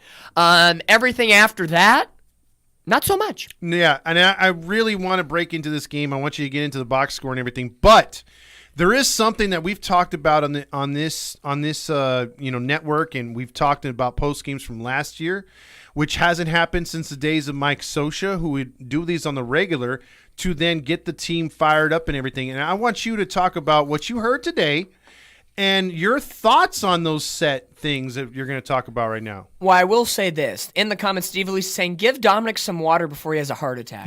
Yes, there you go. The water. He's fine. He's got enough water. Back to zero. But like I was just talking to Todd during the post-game intro. I don't think anybody besides probably my family has seen me that hot about the Angels. Yeah, I don't think I've been on a rant like that in a long while. I've never seen you that pissed off, dude. So this is a rare occasion, and there's been many a moments over the Angels' last decade I could have been like that. But tonight, maybe it's the Dodgers. Maybe it's Velasquez. Maybe it's being on here with you guys and knowing your guys' perspective, and you guys have been feeling this way for a very long time. And I hate this fucking team, by the way. You know, fucking hate them. It's one of those situations where it's just an all-culminating moment, and all the dingers tonight, just mental mistakes. It's just a combination. And knowing that the Yankees lost, the Astros lost, the Mariners are now better than us, there's a lot of factors that have gone into this very frustrating night tonight. But we respect it in the sense of you guys tuning in with us and being with us tonight and supporting Halos in the Infield and Catella Chronicles. Now, as Todd was saying, a couple days ago, I think it was earlier this week or over the weekend, the Twins were massacred by the red-hot Atlanta Braves. Okay, and the Braves are no doubt a very huge favorite team to win in the NL. I think you can agree with that. They've been dominant. They have the most home runs in the first half in MLB history. They're a legit team right now. Rocco Baldelli, manager for the Minnesota Twins. After the game, Live every night on the My bad. it's all right. We're just re-emphasizing the point that we're in the post-game show and it's not a good night. Yeah. That Rocco Baldelli tells I guess you could say the Bally Sports of Minnesota or whatever they're called. He had a closed-door meeting with his team. How nice. And he pretty much told him how much they played like dog meat in that series against Atlanta. He gave it to them and said, hey, we sucked. And we need to be better because we all know the AL Central should be like soccer. It should be relegated. The Minnesota Twins are in first place, I believe, one game over 500 at the moment, if not at 500, or even one game below 500. So let me look at the standings because I really want to hone in on this point. The Minnesota Twins are 45-44. One game above 500, and they have a half-game lead on Cleveland. If the Angels were in the AL Central, we would be we would be tied for first because we have one game more played than Minnesota. The Angels would be in first, but no, we are in the AL West where we're 7.5, and we're in fourth place with a 500 record behind Texas, Houston, and now Seattle, who's won 6 of their last 10 and 2 in a row. But Rocco Baldelli had the balls to call a closed-door meeting and say, what are you guys doing? We are in a T-ball league of a division. Figure it out. The Angels are in a very strong division and in a wild card chase right now. Now with the Angels' loss are now 4.5 games out of a wild card behind Seattle, Boston, New York, and Toronto and Houston. But what I give up is Rocco Baldelli had the brass cojones balls, as it says the long ball coming up on the Bally Sports postgame show, because we got to talk about home runs. He had the balls to call a closed-door meeting. Yeah. Thank you. Thank you for doing that. I'm not a fan of the Twins, but he had the balls to tell his team, media, get out. I need, even if it was for 5 minutes, just 5 minutes, to say, you guys are playing like crud. Figure it out. Offense, pitching, I don't care if you're the highest paid player or the lowest paid player, or if you're on a 10-game hitting streak or you haven't hit for a month. Y'all can do better. Y'all can be better. Because we've seen the Angels play at a high level right now. We have. Yeah. They beat Texas 3 out of 4, and that was a competitive series. Yeah. But Baldelli had the balls is what I'm getting at. He had the balls to tell his team, who was in first place, by the way, figure it out. Nevin won't do it. No, Nevin won't do it. There's many things that, and to play off of your rant right now, what it is right now is when they played Texas, you didn't have Trout hitting good. Ohtani was barely starting to get good. You had other hitters not hitting good in that lineup. He had janky lineups back and forth. It was before Velasquez. You still had Neto. A few times in this telecast tonight, you had a lot of fans saying, hey, you know what? Since Neto went down, this team's kind of hit the skids. Well, that shows you and reminds me of a time in 95 when DeSarcina was not the flashiest hitter, but he was a major cog to this team. And when he went down, the Angels lost 18 of 19 games. So it can happen, and blew a 12-game freaking lead in the division. Now, they weren't that good this year. But my problem with the Angels, and it has been a problem since Socha left, it's more like with Disney selling to Moreno. Be careful what you wish for. A lot of people were tired of Disney at the time, but didn't realize what Disney was doing for the organization. It was more positive than this asshole that is running the organization now. Same thing with be careful what you wish for when you get rid of Socha. Now, I know he was going to coach here forever, but it's who they got to replace him. Brad Osmus sucked. Joe Madden was over the hill. Nevin doesn't know what the fuck he's doing. And that's the problem, because when you had Socha, you would go on these streaks no matter if the Angels had messed up lineups. I'm talking about from 2002 to 2010 when they were winning. He would do this to inspire them, to get them going again. When it was 2010 to 2018 when he finished, he still had it was the back end of his career. It was the back end of the Angels' dominance. They were losing out players. They didn't have the best rosters. They were going on the cheap with Billy Epler. But guess what? It didn't matter. When he needed a players-only meeting or a closed-door meeting with his own team and kicked the media out, he ripped them. Something happened, and good always happened. Every time, it didn't matter the season or the personnel. So what I'm trying to say is, why the fuck has this organization shied away from that from so many times? Last year we said all they needed was a closed-door meeting. We didn't need to dress like Squid. We didn't need Mohawk Day. We didn't need all that bullshit that came along with it. Because this team, Nevin, just goes along with emotions. He doesn't show any fire unless there's a strike 3 called. Again, I'll go back to it last year. You want to show the pulse of this team and what kind of fight this team has? So you're gonna tell a guy, hey, I want you to hit that batter because I don't like what they did to us. We hit the batter. Our pitcher, Wance, apologizes on television. And then when the wanker gets in our freaking manager's face, whether you like him or not, nobody does anything. So nobody has respect for Nevin. So that should have told you something last year. And as much as I kiss Perry Manassian's ass for the way he's fixed the organization in the minor leagues. He's had good moments. Yeah, he's had good moments. But he has failed on a couple of occasions. And one is not firing or letting go Nevin. Extending him was the worst possible thing you could have done. And I thought that was the worst thing that would have happened in the offseason. Nope. We were all surprised by Artie saying, hey, hold my beer. So now we got to deal with that piece of shit. And now we got Nevin, who I don't know. According to Caesar, he should be fired. He should be out. And I think he's right. And you can't lose 10 in a row to the goddamn Dodgers. And this is the 1 year where I would look at the Angels roster with either the what is it called?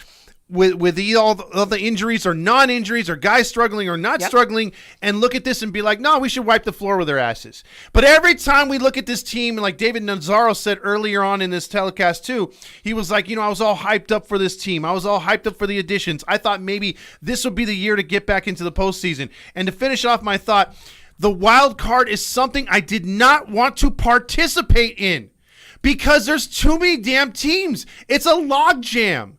So it's like right now, and we had every opportunity. I was telling people, Texas is going to fall off. Texas is going to fall off. Texas is going to fall off. Stay consistent or get consistent, and you can catch up to these motherfuckers. But guess what happens? The Angels just decide to drop the ball, and they're thin-skinned because whenever something happens to them, God forbid, they can rally or adjust. They don't do in-game adjustments. It's poor management.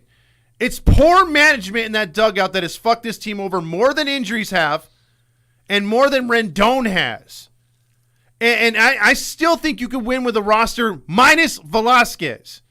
But to finish off everything completely and throw it back over to you, I really wanted this division. You could smell it a few weeks ago. 4 games back. They were 4, maybe 3.5 going to be. Yeah, 3.5. Yeah. With an opportunity to cut it to 2.5, and they decided to just, no, let's throw the game. We don't chase wins when you're tied fucking 1-1. And ever since that moment, they've had a slow decline. And all these times, Texas keeps losing. Houston gets closer. Seattle gets closer. And we're pushed further and further back. I guarantee you right now, even if we play at a high rate in the second half of the season and get in that wild card mix, but stay out of the division, we're not going to make it. We're not going to make it because our best chance is that division. It's one of those situations where I don't care who it is. It could be freaking Nevin, Trout, Rendon. Somebody needs to call a closed-door meeting. I'm sorry. I don't care who it is. It could be Hunter Renfroe, who's only been on this team for 6 months. I don't care who it is. Mm-hmm. Someone needs to call a meeting and say, what are we doing? Because guess what? After tomorrow, this time tomorrow, they're all going to be packing up and going to see family for 3 days before coming back together on Thursday. And most likely not giving a shit. Yeah, they're going to go and try to, clear your mind for 4 days, reset, hit the reset button, and come back. No, someone needs to get into these guys' butts and figure it out. Mm-hmm. Like, come on. You had 8 hits. Dodgers had 11, so in the hit category, it was relatively close. We already looked at earlier, the runners in scoring position was relatively close tonight. Mm-hmm. It wasn't horrible for the Angels like it's been in the past. Pitching wasn't great tonight, but again, the Dodgers scored 1 in the first, 1 in the second, 2 in the third, 1 in the fifth, 2 in the sixth. It was 7-4 going to the bottom of the 7th. Mm-hmm. A completely close, winnable game. And the runs in the 5th and the 6th kind of bit the Angels because they were on, the ball in the dirt to Will Smith, and then the 2-run double by Mookie Betts that they should have maybe pitched to Freeman instead. We'll get into that in a little bit. I saw your demeanor change with that double play, though. Yeah. Man. Oh, yeah. Man. Mm-hmm. Yeah. It was. It's how. I just don't understand. I don't understand. Someone call a meeting. Somebody get serious. Start the hashtag Fire Nevin stuff on Twitter. Yes. Start getting the Angel people to realize this is the time. We may be, people may call us babies and we're wasting Trout in Ohtani's prime. Well, to a certain degree, it's not all our faults. But you got to look at the bigger picture here, and it's really crazy to think. And even though Rendon's been a waste of a contract so far, it's more than just one player. So it's a way of mismanaging players at the same time. And again, we've been very positive about Perry Manassian this season, and I thought he's put at least a decent to good team on paper for the managers and coaches to put together. And to lay out and roll out every day. Injuries happen. Yes, they do. And you can't control that sometimes. Mike Trout, come on, he swings at a foul ball and he breaks a piece of his hand. Come on, it wasn't like he was hit by a pitch. Zach Neto, and then Gio Urshela just running down the first baseline cracks a pelvis. Like, there's some weird stuff that just happens. That one really hurts because Urshela was like one of our best hitters this year. He was more patient in the box.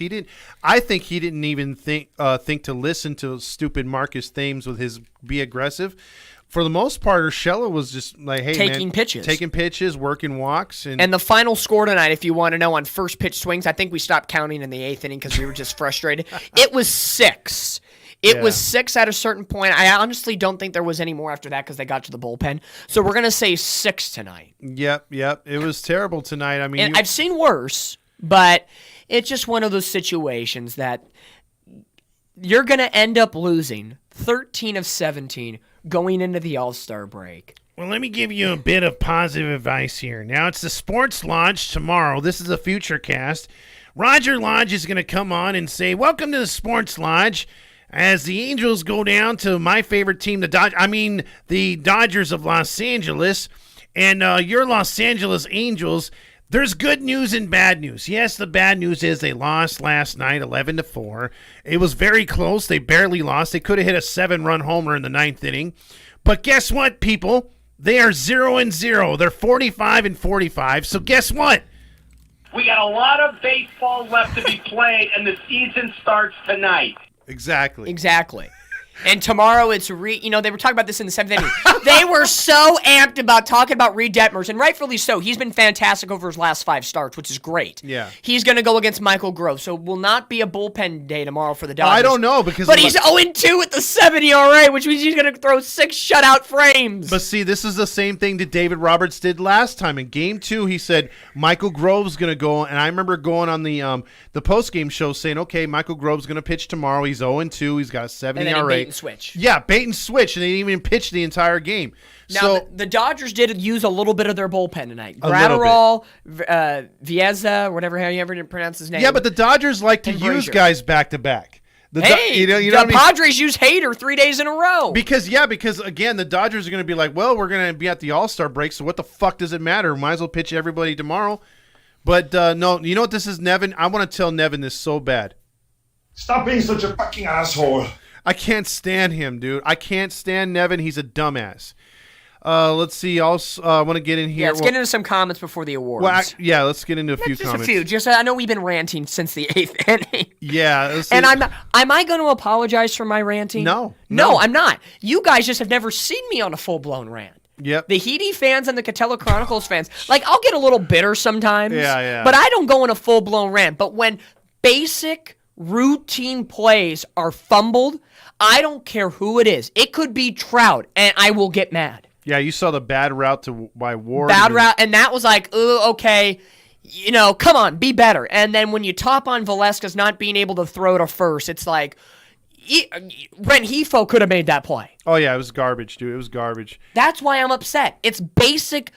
Stop getting in your own way. That's what bugs me about the Angels. I'm not asking for a 7-run home run. I'm not asking to pull off the miracle and go rip off 20 in a row. I'm just saying play routine, technique baseball. Fundamental baseball and win games. Yeah, I don't care if it's 1-0, 12-11. Just win. And when you do stupid stuff, sorry for interrupting, it bugs me. No, and then what bugs me too is if you're going to lose a game like this, I'd much rather you try and have these opportunities instead of just hitting the long ball. Put pressure on them. Again, this team has talent to score, excluding Squid. Everyone else, I think, I even have way more faith right now in Renifo. Yeah. And Drizzle says, I'd rather have Ipe out there instead of Squid. Yeah. Steve Lee says, for the Angels to be better, you have to put Rendon and Trout on their fucking place or in their fucking place and let them know they can be replaced by younger players. And that's a great move right there because, again, these guys, I think, are big-time divas. That's why I'm over these big-ass contracts, dude. I want to start over. It's hard when they're injured right now to do that, too. But even when they're in there, bro. But with the Angels mentality, front office mentality, and coaching mentality, well, they're hurt, so, Yeah, but see, that's the problem. That's them, not me. I'm just saying that's them. Yeah, but here's my thing. You can look at any other player up and down the lineup except Squid because Squid knows he sucks. But I would love for Trout to break a bat like Bo Jackson. Or I would love for Rendon to actually look like he gives a shit. He doesn't hide anything. He just doesn't give a shit. And Mike Trout's just like, whatever, I'm chewing my gum and we'll go see my son later. Eduardo Escobar at least slapped his bat when he popped up on the infield earlier. He gave me something. Exactly. And then obviously, too, we've been calling it all year. Trout is pulling the ball when it's thrown on the outside corner. You have to go with what they're... lower half. Yeah, you have to... Lower half. Exactly. Go to the right side. Instead, he doesn't. He just keeps swinging and missing. So it's been tough. Jameson Bruce says those teams had Lackey and Weaver type starting pitchers that stopped losing streaks. Exactly, Jameson, but they also had Torrey Hunter and other players that wouldn't put up with his shit. Yep. As much as people don't remember, Orlando Cabrera was a good leader. Yes. Eric Ibar. Eric Ibar was a great leader. Eric Ibar, and I'm glad you brought him up. Slapping the bats down in that day game at the Big A. Oh, and what happened? The Angels won like 10 of 12 or something at that point. And exactly. And Eric Ibar was very underrated too. Again, how many times did you watch an Angel game where the pitching coach would fail to go out there? Ibar was the catalyst. Yeah, he would walk over to the pitcher and be like, "Hey man, just calm it down, dude. You got this." Squid's gonna do that. Yeah, right. Squid doesn't know where the mound's at half the time. But I mean, telling you, Eric Ibar would do stuff like that. We don't have leadership. Fun fact, we brought up his name a couple of times because we keep bagging on Squid because he deserves it right now. Oh, he's a piece of shit. Michael Stefanik. Yes. The guy that they called up, raving about, but says he has mediocre defense. That's why we pull him after the 5th inning. BS on that. Look what Squid's done. He ruined, well, I can't say he fully ruined tonight's game, but he made tonight look worse, and he ruined the game in Colorado. Correct. Stefanik can play second, short, and third. Put him at second. Fine. I'm okay with that. In 244 at-bats at AAA Salt Lake this year, cranking a 340 average with 2 dingers and 39 RBIs and 5 stolen bases. Yes. Is the PCL at the AAA level a batter's paradise? Yes. But he's getting the job done. He had a 63-game on-base streak this year. And you're going to bench him for Squid? Stop it! Yep. Spite me! Yeah, it's tough. Ugh. It is tough. Boy, you guys are saying we're going to have heart attacks. Screw you guys. We might. And ugh. Okay. Anyway. Oh my God. It's meant. Come on. You guys, we read your comments, especially Todd, reads your comments all night long. Every game.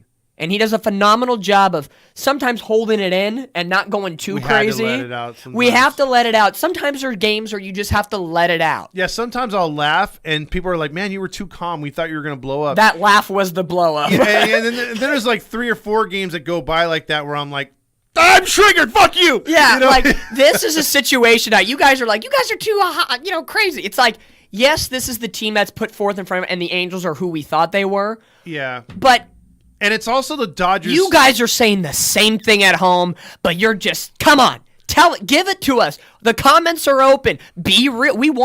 This is why Halos in the Infield and Catella Chronicles, we are real. We're not going to sugarcoat this. We're not like other podcasts are going to spend the entire postgame show saying, yes, the Angels had a bad night, pitching was bad, defense was bad. But let's focus on Joe Adell, Mickey Moniak, and Mike Moustakas. Yes, did they have moments? It was great.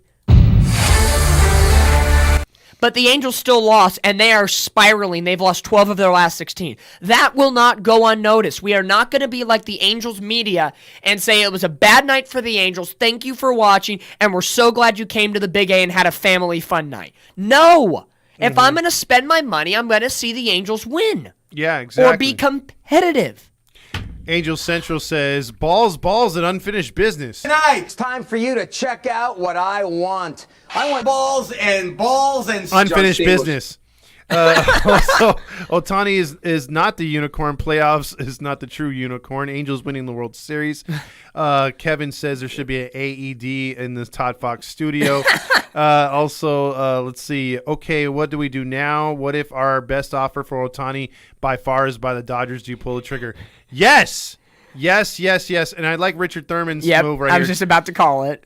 Go for it. Charlie Brown got his hopes up again. Lucy saying, see you tomorrow, Charlie Brown. Exactly. See you tomorrow. Emotional damage. Yeah, How it's true. dare you? It's true. Richard Thurman, I know him very well. He's a Dodger fan. But he respects the Angels a little bit, especially for me, because I'm like another son. But still. Yeah. We got our hopes up. I'm not saying, did we come into this game saying we were going to win? No, we were just looking for a good game. And if the Angels won and snapped a little losing streak, then I'd be happy that they'd at least win one game of this 4-game, freeway series this year. That's why, and let me just say this real quick. That's why I want to go with the youth movement. Because, again, I'm tired of the big contracts. I want to see players with heart and care. And, who are the ones that show heart? Who are the ones that celebrate the most? Well, it's a little too early for the phone calls. Yeah, we'll take some in a little bit. Yeah, just hold off on that.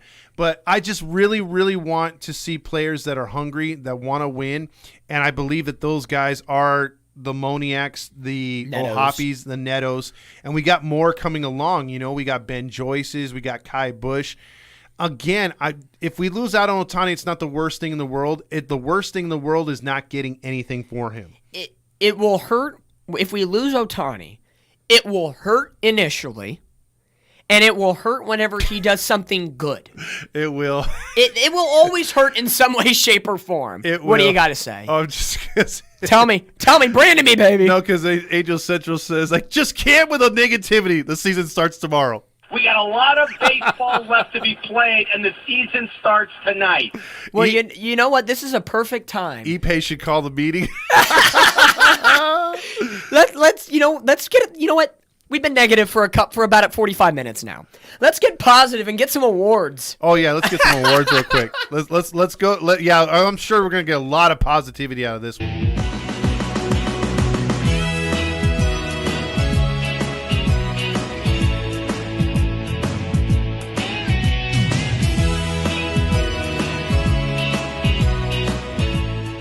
You know what always makes me positive is looking at that strapping young fellow from Lakewood I grew up with.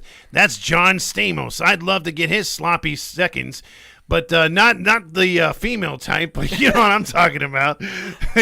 I love me some John Stamos, Dominique. It's a full house when he's here. It is full of Stamos. He could be my uncle anytime. Oh, gosh. I'll never tap out to uncle to him. Balls, and more balls of John Stamos. Lots of balls, please. Gosh, here we go. The Stamos Award tonight. Who gets it? It's Todd's award, but I think we have a consensus on this one. Yeah, there's no doubt. No doubt about it. We're giving it to one player and one player only. Mike Trout's best friend, Mookie Betts. 3 for 4. 4 RBIs, 2 runs scored. He was intentionally walk. He had 2 home runs and an RBI double. His average is now 277 on the year. His OPS is now 960, and he single-handedly put the Angels in a grave tonight. Last month he was batting 250, so he's been kind of hot tonight. And a certain someone next to me said, hey, you know what? It would be brilliant if you walked Betts here, right, and you go after Freeman to keep this game close. Tyler Anderson was still pitching at that time. Yes, it would have been lefty-lefty matchup. And doesn't our fearless leader philosophy and Matt Wise love the lefty-lefty, righty-righty matchups? Yeah. Why not do that? But no, let's go with the reverse split here. Oh, no. See, the thing is, it made sense. That's why they didn't do it. So you could have been right there on the phone like, hey, Nevin, walk 4, put your fingers up, 4 fingers, walk Betts, because he has done damage. But 2 they homers. did it in the 8th inning, though. Oh, yeah. And it worked! Come on, no, I'm not.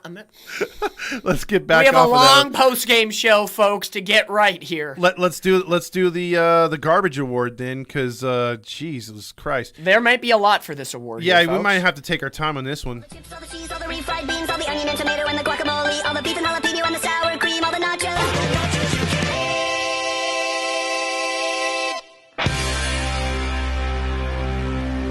This one's going to change pretty quickly. I think I'm going to get rid of the Paul Sereno, and we're going to go with the Marcus Thames because he's just as bad of a hitting coach. But what about Phil Nevin? We don't chase wins.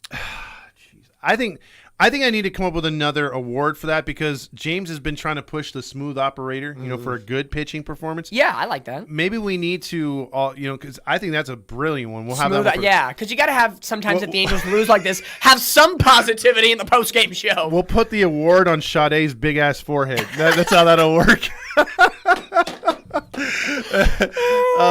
But as far as I think we do need another award for this because we'll Paul Sereno's he's an oldie but goodie nowadays, so we need to update it a little bit with now that we've finally had a somewhat of a collapse here at this Angels pinnacle season, 1 game away from the All-Star break. Tell us now who you think. Should it be a Phil Nevin nacho night? Should it be a Marcus Thames? Should it be a Matt Wise? A Squiddy Poo Velasquez? Maybe we need to hit up our friend who's been tallying up all the nachos and Stamos's this year. I forget who's been doing it. Nats fan? Yeah. We need to maybe contact him and see who's leading that and maybe name it after that. But tell us now who you think. I think it's been bad. Squid's been up 2-3 weeks and he's probably almost to the league leader in the nacho award. But For now, it's still the Sereno Nacho Night Award. Kevin Lorenz, I think your father, that's him, right? He says, hey, Adele caught a home run ball tonight. The Angels lose tonight. Someone needs to notify Bally Sports. All right, he's catching on to what we're doing here now. He's catching on. Infinite 91 says, classic move, always giving the dumbass Dodgers more leverage to talk shit about how we suck. Exactly. 9 straight. Yep. 9 straight. They're catching up into the overall, They're only 3 games below, I guess, 500. Yep. In that overall career franchise head-to-head record matchup. CPR says season starts next February. Oh, okay. See you in Tempe. Do we know about the nacho? Who do you want to give it to? Who don't we want to give it to? I mean, there's a lot. I will say for me, my definite top 2, because I had a rant, and y'all saw it, Ward and Velasquez. The defense in the 8th inning was atrocious. A bad route to the ball in left field and a bad throw to first base from Velasquez. You are not going to win games. I don't care if we were down 7-4 when you have bad fundamentals. And it was one of those situations where bad fundamentals happen. It costed them 4 runs in the 8th inning, and I don't care what anybody says. Loop is going to get charged for those runs. We'll have to get a full box score here in a second. It's like what happened was it Brandon Webb or who was the pitcher that gave up the grand slam in Colorado? That was Velasquez's fault. Yeah, I said that night that I wouldn't want to see Squid in the locker room. Like if you get in my face, I'm gonna punch your ass. Yeah, Loop tonight 1 inning, 4 runs on 2 hits, 2 walks. So they did not give a throwing error. Yeah, because the run. Yeah. So what you're telling me is he's gotten away with like 2 or 3 of those. Loop's ERA gets bloated from 4-something to 5-something because of a bad inning. Where I would say 3 of the 4 runs were not his fault. Correct. Walking Vargas, his fault. Everything after that, honestly, I'm not blaming Aaron Loop. And you guys can come for me in the comments if you think, I'm a loop-de-looper. Let's see how you guys feel on this one. But Loop had 2 ground balls right back to him, and he did not overthrow and throw it into the outfield like the Cardinals did against the Marlins on 4th of July, or the day before 4th of July. But he did what he was supposed to do, and his defense did not help him out. Stop it. So for me, Ward and Velasquez, I could add more to the list. I'll give you the floor to think who are yours. But for me, Ward and Velasquez definitely are getting some love for the Nacho Night. I'd agree because Ward's terrible playing outfield. His at-bats were terrible. Again, if you're saying he's not a leadoff guy, he didn't hit like a leadoff guy tonight either. Not patient in the box. He just looks lost out there. And then I'll back it up again with Velasquez. He's an easy out always. And then if you got one thing that you're supposed to do and you can't do it, then you're even more pathetic than we thought you were. And again, he's gotten away with a couple errors that weren't charged on him this year. He should have like 6 or 7 already. And he's only got 3 errors so far.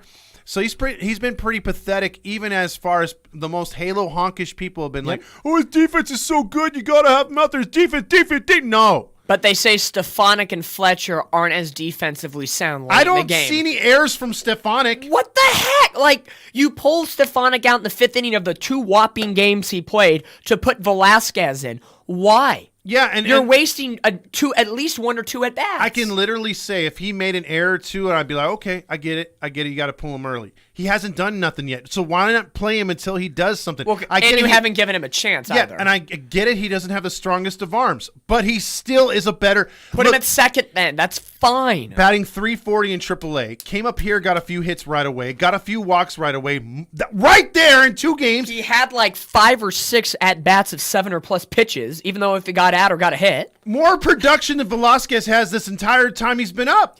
Tell us now, what do you think Velasquez has on Phil Nevin or Perry Manassian that keeps him in this lineup? Tell me now. And the only other player I'll add to your nacho list, you added 2 good ones, is Theis. Yeah. Because again, drop a fucking bunt in a 1-run game, you got that runner in scoring position. You brought it up. The wild pitch, he would have been at third. The ground ball to the right side by Moniak would have scored him. Bada bing, bada boom, you're tied at 4. Yeah. Instead, you hit into a double play or a force out, and then you hit into a double play later in the game when you're starting a rally. And even if Moniak grounds out to end the inning, at least you tried to get the runner over. Exactly. Show me something different. Show me what you're working with at this point. That makes sense. And if it makes sense, see, again, when you go to a game like this, it's one thing to be calling it here from the studio here that we're doing it here. Yeah. Or you're watching the game at home with us or by yourself on the Bally's and do. But when you go to the game too, it's even worse. When you're paying money and you're sitting there and with the rule changes and the game going by quicker, not only do you not feel like you're getting your money's worth with the game going by so much quicker, but when the team just adds to it by having 5 to 7 pitch innings of hitting, and not doing anything offensively. And when you're sitting in the stands, from the nosebleed section to the Roger Lodge blind date section to behind home plate, and you're telling whoever's next to you or whoever's going to hear you as you yell and say, why aren't we bunting? Why aren't we doing this? And you see the other team do it, it is so maddening. I don't blame anybody if they decide not to go to a game the rest of the year. I don't blame anybody if they flip that switch in their head that says it's football season. I don't blame people that say, hey, I'm checking out till next season starts, or I'm going to see what happens with Ohtani, or I'm going to follow this other team because this team just pisses me off. And I'm not going to be my allegiance to San Diego or to a set team, but I'm following them because they're just I love baseball and I want to see a winner. My home team sucks ass. Yeah. And there's so many, and it's one thing if we were just to be like, all right, it's just the coaching that has brought this team down. Okay, maybe the team can win, but despite that. But no, we have diva-ass players on this team. Yep. We have a diva-ass owner. And there's too much negativity. So for some dumbass on AM 830 to be preaching positivity, I know he gets paid by Artie, but at some point, I think he's made enough money in his career to where he could be like, okay, I'm hurting myself as I'm getting paid. Yep. Maybe I need to do something else because at some point, if I was having to be honkish for that amount of time, at some point in my mind, I'd be like, hey, I need to show you the real me. I can't do this no more. I can only be so honkish. And if you're not going to let me be me, peace. You can still be a small level of honkish and positive, but you also have to add to that a realism kind of tough love mentality, and that's what a lot of people don't understand. Do I want to be honkish? I want to be. We were so happy, Moniac. We're high-fiving. We were high-fiving. We were loving it because before we even went on tonight, we were having our little pizza dinner. We were like, Moniac in the 3-hole? How does that feel with Ohtani? It didn't make sense. Didn't fit at first. But at least he had 2 hits tonight, so it makes a little sense, and we can be happy about that. But let's bring in the real and the tough love. Everybody had at least 1 hit tonight except for Joe Adell and Velasquez, which Adell would have been a nacho night if it wasn't for the home run robbing catch. Yeah. Because he went 0 for 4 with 2 strikeouts, a pop-up, and a ground out. Mm-hmm. And in one of those times, I believe it was the 6th inning, he struck out to end the 6th after Ohtani and Escobar were on second and first and 2 outs. And at that point in the 6th inning, it was 2, 3, 4. It was 5-3. One big hit could have put us 5-4, tied the game, or took the lead. So Adell, a little, not a nacho night, but an innings kind of killer tonight. I do give him props for the good defensive play because we've seen him make some bad defense before. So a little positive, but that was the only reason why he was not a nacho night tonight, and Theis gets put into that slot tonight for the 3 spot. So for Catella Chronicles fans, we cover baseball and hockey. It's the hat trick tonight. We had the hat trick of Renfroe grabbing 3 ground balls in the 2nd inning. Now we get the hat trick of nacho nights. Theis, Ward, and Velasquez. Yeah, that was tough, man. It was tough to see when you have 3 players in your lineup that get it because that just tells you how the offense went. Sid the Kid says there's no fire, no leadership on this team. We have laid-back players, so-called leaders like Trout, Rendon, and Ohtani. Team reflects their actions. Totally agree. Yep. I want to start in on your mountain. I want to bathe in here we go. I think someone's calling for it. I think Get ready for it.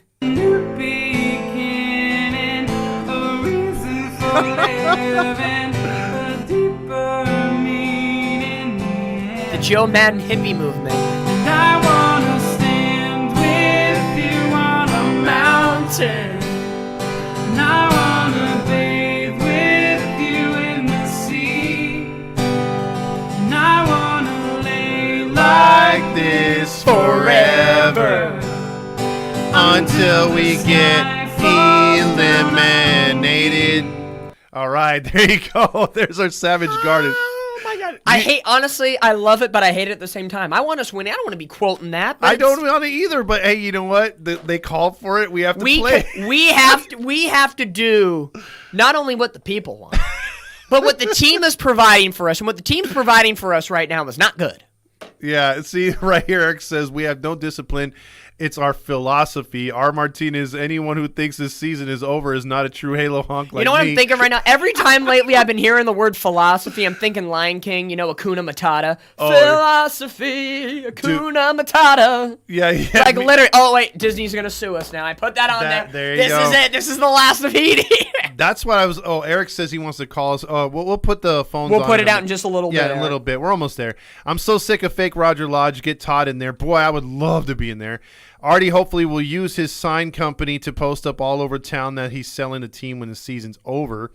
Brad Zabis says, laugh out loud, R. Martinez, I will always have hope in the Angels, bro, but Phil Nevin will take us away because he doesn't chase wins. Zach Neto is better leader than these damn coaches on their awful advice like Wise and Thames. Preach, CPR. And we were so happy about Thames coming in this year. Well, because we thought he was going to change things up. And it looked like it for a while, but these 2 weeks have clearly not changed anything. And he doesn't do anything. He just sits there like, oh, well. They don't have player who will call these meetings or rip the players Trout as a pussy. Let's see. Is there a chance? Pujols didn't do it when he was here. Mateo's always Mr. Optimistic. He says, is there a chance we could change this season around and turn it around? Okay. Here's what we were talking about a moment ago. Mm-hmm. Honkish with the little realism. Okay. 45-45, and yes, we joke. The season starts tomorrow, and the All-Star break's coming out. We can't get to the All-Star break fast enough. Tomorrow, what happens honestly, at this point, whatever happens tomorrow against the Dodgers is what's going to happen. I can't hope for a win. I can't hope for a loss. Whatever happens, happens. The Angels are either going to be one game above 500 or one game below 500 at the All-Star break. 91 games into this season. Whatever happens, in a very weird way, and this is not opinion, this is facts, the Angels will control their own fate a week coming out of the All-Star break.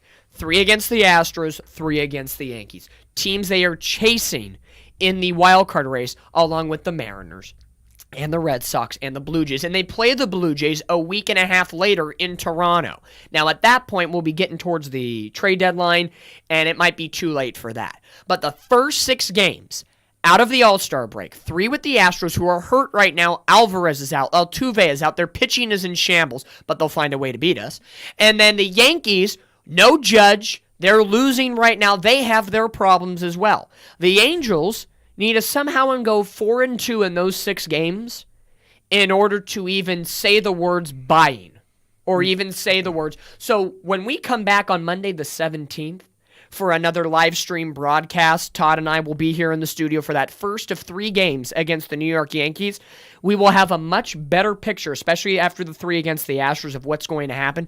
But the Angels, on paper, like we say every year, control their own fate the first week coming out of the All-Star break. So after that Yankees series and the day off on June 20th, we will really know, and we'll really know, really, if they can even remotely chase a wild card spot. Yeah, we're gonna see if they change mentality in Rodgers' true to form where the season starts tomorrow. Yeah. We'll have to see.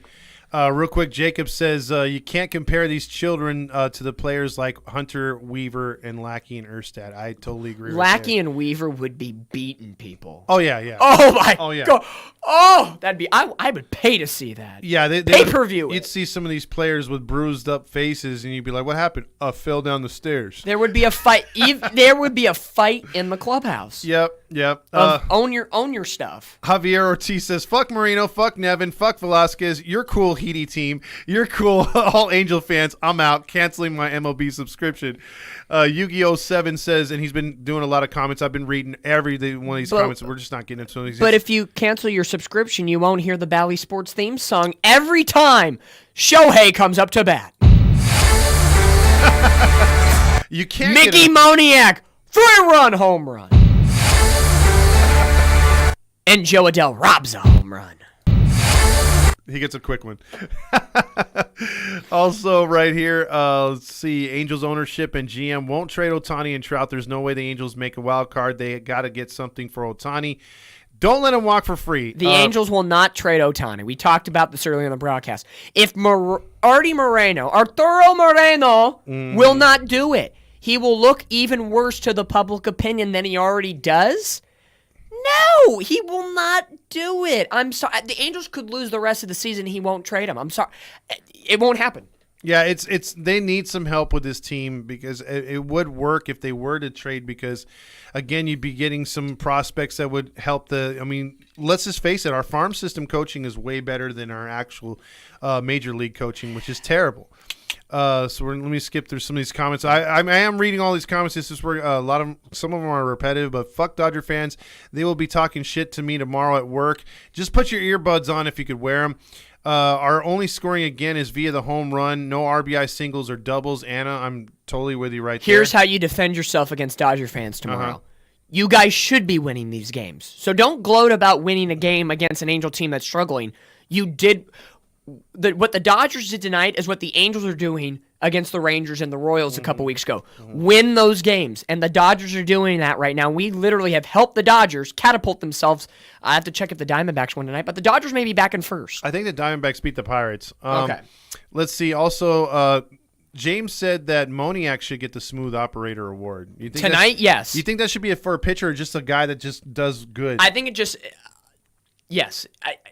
It should be a pitcher or whoever does well and I think it's an Angel-only award, right? Yeah. I Even think, on a bad game, because, the Angels have a lot of bad games. No. Moniak, if Mookie Bet, if we gave a Stamos Award to an Angel player tonight, guaranteed, it's Mickey Moniak tonight. Yeah. He gave me something tonight. Yeah. And that was nice to see him not give up. Yeah, I think here's a hot take too. What is it? Mike Trout has 18 homers? Yes, because he homered in the game before. And he doesn't have 50 RBIs, right? No. If Moniak played every day or the same amount of games as Mike Trout, he'd have better numbers from the start of the season. I guarantee it.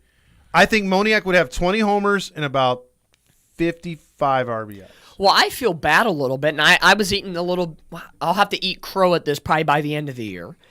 I said in our preseason, show, Mike Trout was going to have an MVP-type year. He was going to be at the World Baseball Classic. He was going to have a lot of those juices flowing. He was with Ken Griffey Jr. During the World Baseball. He was having a good spring, and he was having a good April, but then May happened, and Trout's been the way he was over the last 2 months before getting injured. The numbers are clearly not MVP worthy right now. He's got 18 bombs. He's got 40 some odd RBIs right now. For anybody else, for Velasquez, that's a freaking Hall of Fame year for him. But for Trout and what we're used to for Mike Trout is not Trout-esque. So I will have to eat crow at the end of the year if Mike Trout doesn't pick up his game when he comes back from being injured. I will say a comment that stuck with me in one of the post games by either Dan Rios or Trout here. They said that basically Mike Trout came out and said that he had the most fun in the World Baseball Classic, not from a team that's paying him almost $400 million. That one stuck to me, dude. That's a good one. Yeah. Angels missing big time on Bruce Bochy. Yeah, we're regretting that one. Yes. Paper bag time, MT says. It's almost there. We're on a scale of 1 to 10, 10 being make your paper bags now. I think we're at about a 7. Yeah. If the Angels were playing crummy teams out of the All-Star break or teams we knew, like if let's say we played the Braves and the Rays right out of the All-Star break, I'd say paper bag time. But the Astros are hurt. The Yankees are scuffling. You can call me honkish, but after the Yankee series, then we'll see, truthfully. I'm not saying the season starts tomorrow, but that's facts. That's the schedule after that. So you're telling me there's a chance? It's small. Yeah! But there's a chance. It's small. The window is narrowing. I will say that. I got you. Also, Andrizzle says Angels coaching staff. We could have easily gave it to them tonight. No. They were absolutely dog water. If the Dodgers didn't score 4 in the 8th and it ended up being 7-4, yes, for not intentionally walking Freddie or to get to Freddie Freeman. Yep. Broman says Loop has been terrible all year, a little bit better in the last few games, but overall bad contract. 2 for 14 isn't a horrible contract. The first month and a half that we had him before the skid last year, great. Up until tonight, even though, like I said, 90% of tonight was not his fault. He gave up 4 runs. One of them was his fault. The walk to Vargas was his fault. The other 3 runs were because Ward did not know how to play defense, and Velasquez couldn't throw from second to first. Yeah. And here's the thing. Nate Hustle says defense don't win games, though. I think that is a what is it called? A sarcastic remark. It does win games, but when you have an automatic out, I mean, can you tell me when those Yankee teams were winning all those World Series, or when the Braves were doing it, winning all the divisions, or even the Dodgers the last 12 years? Can you circle a player in their lineup that was just dog-ass water that did absolutely nothing but just play defense? No, you need some production from every type of player in that lineup at some point, because sometimes the number 9 hitter, the guy that sucks, he's not the best player, but he gets an occasional hit. Velasquez doesn't even give you that. You know what I mean? Here's a fun fact for y'all. Over the 4th of July holiday, I was with one of my cousins who's a big baseball fan. Mm-hmm. We were watching the Giants-Mariners game, because the Angel-Padre game, we said, screw it, I'm done. And he's a Dodger fan, by the way, but he likes the Angels too. So, and he's not one of these Dodger fans that scream at you, so relax. Yeah. He told me, he said, name me a player who has 3 World Series rings but has less than 20 hits in a career. He has a championship with the Braves, the Dodgers, and the Royals. He was used as a speed guy only. I know we're talking about defense, but we talk about small ball too. Yeah, but that works because that's productive. I mean, he's won, doing something in order. on offense. He won with the Royals when they won in 2015 or 16, whatever year that was. Goodwin? No. He won with the Dodgers in 2020, playing 2 games for the Dodgers. Well, they didn't win that year, but go ahead. Yeah, I know, yes. And then 2021 with the Braves. A small, shorty, fast guy. Anybody in the comments section want to know who has 3 rings? I bet you freaking James gets it. Yeah, 3 rings with the Royals, Dodgers, and Braves. He was used as a utility platoon pinch running specialist in the playoffs. I will let that marinate for a little while as we continue the post-game show. Really? Well, as you let that marinate, Jacob says Squid tickles Phil's booty hole and Nevin likes it. He must have Hey, isn't there a song, Cardi B? I like it like that. Hey, there you go. There's the song in the post-game tonight. Yep. Squid will be hated at Petco. Hey, Sung Kim type of player. Love the Padres fans. Mm-hmm. Yeah, Sung Kim, nice player. Ray says too many mental mistakes and they play with no heart. Boy, is that true. Well, you saw it tonight. Canning gives up the 3 solo home runs, and it was just defeat. Yeah. It was like you knew 3 runs. Now, but the Angels did score 4 tonight, so 3 was the 5 runs that wasn't enough. But he looked at the dugout like, oh, Dad, take me out. I don't want to pitch no more. after the Mookie Betts home run, he kind of just looked and said, how did that happen? That looked like a little league crying. You know what I mean? Yeah. Like yeah. Let's scroll down I want to see if anybody's answered the question. All the way down to the most recent comments. If anybody's gotten that. Let's see. Oh, we do have a winner. Terrence Gore? Terrence Gore is correct. JT and Grillmaster. Grillmaster and JT got it. Terrence Gore. He was a speed guy. He's got 3 rings. But he was, like you said about defense, he was a situational player. He was used for speed purposes and probably late inning defense. But still, players like that help you win. Yeah. Velasquez is not that type of player. Exactly. Broman74 breaks down the schedule, and I'm for what you're doing. And all I'm saying is it would take a lot for the Angels to man up and actually play like a real team. It's just I've been the last 2 weeks just on this hill of I want to see what happens today, or I want to see what happens tomorrow and take it one game at a time, because literally I can't get a gauge on this team when they show up like they did tonight, or when they show up like they did for most of that series against the freaking Padres. You know what I mean? Or they've just played down to their opponents so many times this year. It's been hard to get a pulse on this team. The leadership is ass, and when I mean ass, I mean ass. So I'm with the whole. We got a lot of baseball left to be played, and the season starts tonight. We joke about it all the time, but truthfully so. I could care less what happens tomorrow. If we win, we win. I'm happy. If we lose, not shocking. But the first 6 games out of the All-Star break with the Astros and Yankees will be Huge. That honestly, that's the season right there for the Angels. UG07 is so disrespectful, but I love it. Terrence Gore don't even remember Terrence Gore. That's good right there. He's probably like, damn, I got 3 rings? Holy Moses. And Demetrio says, and when I say ass, I mean stank ass. You know, we talked about her earlier in the broadcast tonight, and there's a comment right there says, where to go? Dan Rios, Moose at third might be the answer for now. I think it might be. You're in a situation right now. You saw tonight, Moniak's going to play. Yeah. Adele's going to play. Ward needs a night off and a week off. After tonight, sorry, send him out. Put Renfroe back to the outfield tomorrow because you know you need an outfielder. Moustakas at third. Fletcher at short. Oh, actually, I take that back. Let me rephrase that because if you put Renfroe to right. Moustakas at first. So I'm kind of contradicting Dan Rios for a minute. Sorry, but I do agree with you. Moustakas will probably be a third baseman primarily. But tomorrow, I don't care who's catching. It is what it is with, I think, Theis catches Detmers. So it'll probably be Theis behind plate. I'm going to say Moose at first, Fletcher at second, Escobar at short, and Rengifo will probably be back in the lineup tomorrow. Or, Escobar at third, whatever combination you want. But those should be your infielders. Fletcher, Escobar, Moustakas, and Rengifo because we're stuck with Rengifo still. And then in the outfield should be Adele in left, Moniak center, Renfroe in right. That's my lineup tomorrow, regardless of 1 through 9. But that's defensively who I'm putting out there. Best case scenario. Yeah, and that's not that bad. I mean, I think the Angels can live with that for right now unless they do something drastically. But I think for the most part that wouldn't be a bad idea moving forward. Let's see. The Angels have dropped now to 4th in the division. Alex Fu checks in right here too. Let's see. Also another station clown, the Halo Honks, AM 830.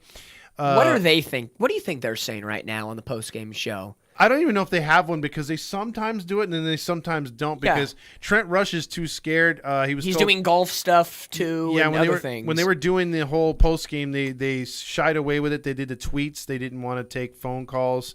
Let's see. Brad Zabis says the same bro. The Angels are my team and home grew up in Anaheim. Just don't want to switch teams. The last 10 years have been rough to watch. Yep. Exactly.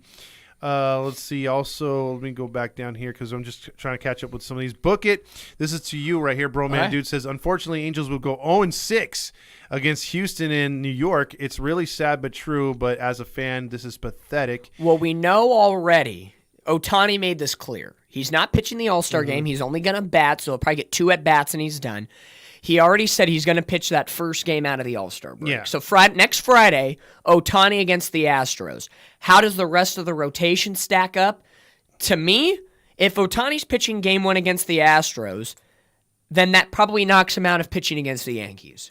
Yeah, and then we have Sandoval against the Astros, which is never a good thing. Well, or it could be Sandoval against the Yankees. I'd rather have that. I mean, I know they're probably going to go 1-2 with Ohtani Detmers right out of the break because Detmers going to pitch tomorrow. That'll give him a week off. Anything after that, it's probably Tyler Anderson on a Sunday day game against the Astros. But then you're going to put. Oh no. They know Sandoval sucks in day games, so they'll start him in a day game. Oh, of course. But realistically, it'll probably be Ohtani, Detmers, Anderson, then Sandoval. Sandoval, and then Berea. Who am I missing? Oh, Canning, and then Berea in the Wednesday 4:00 game against the Yankees. That's if Canning feels like pitching. He looks like he wanted to retire. But then you have a day off, so really the Angels might move Berea to the bullpen. Because you have that Thursday the 20th off before going or playing Pittsburgh. So really, Ohtani could play that last game against the Yankees because he'll get that extra day off. Yeah, I'll tell you, the Pittsburgh might be the series that gets the Angels to sell because let's just say they go 2-4 or 1-5 against Houston and the Yankees. Oh, right there, it's already sell mode. And Pittsburgh's already been on golf. Patrol, like they're only in it still because, the Milwaukee NL Central. Milwaukee hasn't walked away with it. Cincinnati's been, it took them forever to catch up. Cincinnati's gone 20-5 in their last 25 games. So, they have, that division's still right there. But if Pittsburgh comes in here and wipes us out here in Anaheim, That has to be the nail on the fork, stick a fork in us. Fork in the road type of thing. Yeah, stick a fork in Nevin, hopefully. Richard was talking about Taco Nazo with Angel fans right there, because I think he made a bet that if they don't win 80 games, then he gets free Taco Nazo. And Taco Nazo is really good. Ooh, okay. Now preseason, I had the Angels winning 86 games and getting the last playoff spot, last wild card spot. I had him at 89 with the last wild card spot. Okay. Yeah. Yes, honkish. But what did we say earlier, fans? Halo honk with subtlety in realism, and that's what we've brought to you tonight since pretty much the 8th inning. Well, we like to pride ourselves on this network, and we're going to make that a phrase that this is not your dad's podcast. This isn't a Halo honk. We're anti-Halo honks, but we'll honk our honks every now and then. But we're realists on this station, so we call it out when it's good. And I will be happy to honk my horn tonight for Mickey Moniak. Mm-hmm. Absolutely. I will honk my horn for him tonight. Absolutely. Real quick, too, what was it I saw right here? I switched over to the wrong one. Marky Mark went to the game tonight. He's pissed off, but he's going back tomorrow. Boy, you're a glutton for punishment. Good for you, buddy. I will tip my cap to you for going to Chavez Ravine with those Dodger fans to get the Angels butts smoked in the same game, 11-4. And you're going to go back for more. At least you get Reed Detmers tomorrow, but you're probably going to get Squid. You're probably going to get Rengifo. Watch. I guarantee. You want to guarantee something right now? Mm-hmm. Moniak will have tomorrow off. Yeah. You will probably get Chad Wallach. No. Matt Theis again, because Reed Detmers, we already know that. Yeah. You're going to get, You'll get Matt Theis again. You'll get Moniak sitting, and your middle infield will be Rengifo at second, and Velasquez at short. Book it. I believe that's pretty much going to happen, dude. Like it's going to be absolutely ridiculous, and I praise you for going for another game. Good for you. Yeah, because it is tough. It is tough to watch them playing right now. Dan Rios, I was quoting you right there. He's also upset about the home plate umpire. Yes. That was strike 3. He swung and missed. The ball did hit the ground, but there was no foul tip. Yep, and Roberto says, wait, hold on. We have to play this song because, why not?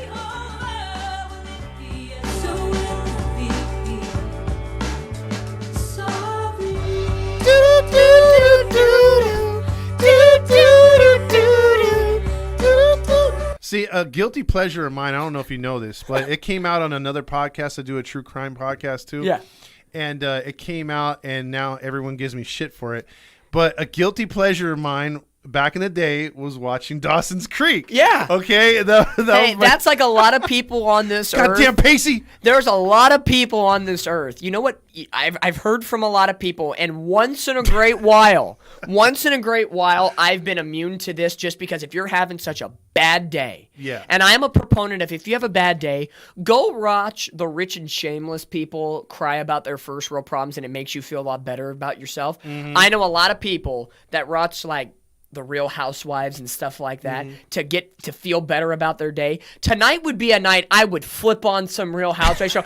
Watch 6 grown-ass women and their money bitch about their problems in life about, you didn't say thank you to me about giving you this, like, $50,000 Birkin bag. Like, yeah. I'm going to laugh at that, and I'm going to look back and say, you know what? Angels losing to the Dodgers wasn't as important as I thought it was. Yeah. Perspective. So your Dawson's Creek is somebody else's Real Housewives. Yeah, right now. Good for you. Right now I'm all And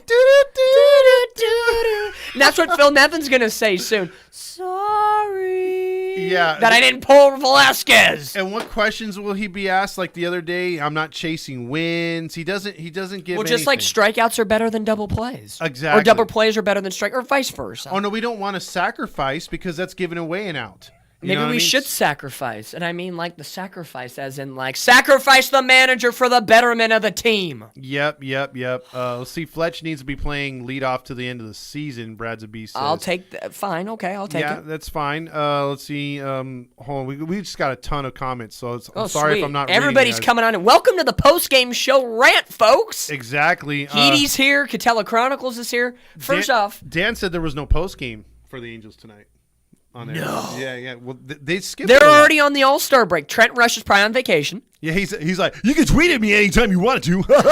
Roger Lodge is on vacation, probably. Wasn't he at the Roger Lodge? I saw a photo. He was at the Angel Padre game a couple nights ago, and he was like, tough night tonight, but I had a great night with the family. He's like, I ignored all the real fans by just listening to Whopper, Junior.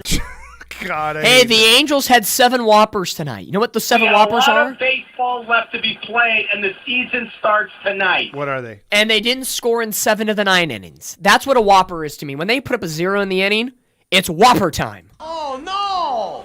We suck again! Exactly. Whopper, Junior. We should do that. The Whopper inning of the night. The Whopper inning of the night. We're going to have too many awards. Oh, my God. People are going to start throwing up at home when they hear that. But, God. but as we get into more comments here, thank you guys for being a part of this all night long. This is the second time we've done a live stream broadcast this season with Todd, myself. I know Fernando was on the first time. He couldn't be on it tonight. He made it safely back to Texas. It was so great to have him out for the tailgate last week. Yeah. For all those that came out to the tailgate last week, you guys were awesome. So great to interact with you guys. And hopefully when we do another tailgate, you guys come on out again. Of course, 714 Tickets, Noble Ale Works have been incredible sponsors of Heedy this season, as well as Catella Chronicles and many more. Don't forget, our next live stream broadcast right here from the Todd Fox Studios will be in 10 nights from now, Monday, July the 17th, because this guy over here gets Mondays off. Good for you. Mondays, it's a curse when it's football season. I know. I got to work that Sunday off because, man, I don't like missing Sundays. Yeah, so because he gets a Monday off, we're coming back right here from the studio to do it all again. We'll have the TV. We'll have Bally Sports playing all night long for you when the Angels take on the Bronx Bombers on Monday the 17th, the first of a 3-game set coming out of the All-Star break. Yes. Oh. We know Ohtani will not be pitching that night, but he'll be batting somewhere in the order. Yeah, as long as he's there, it's fine. But yes, we will be back on Monday, July 17th, right here again for that game. More comments now. I think Dimitro echoes what we've been thinking. What Honestly, imagine a logo rebrand, sort of like what we were talking about with the Twins, the Brewers, Royals, how they went to their baby blues, old school. If the Angels went to their grays and the old California Angel look, it would change things. If you went with but I would say you'd have to remove Trout.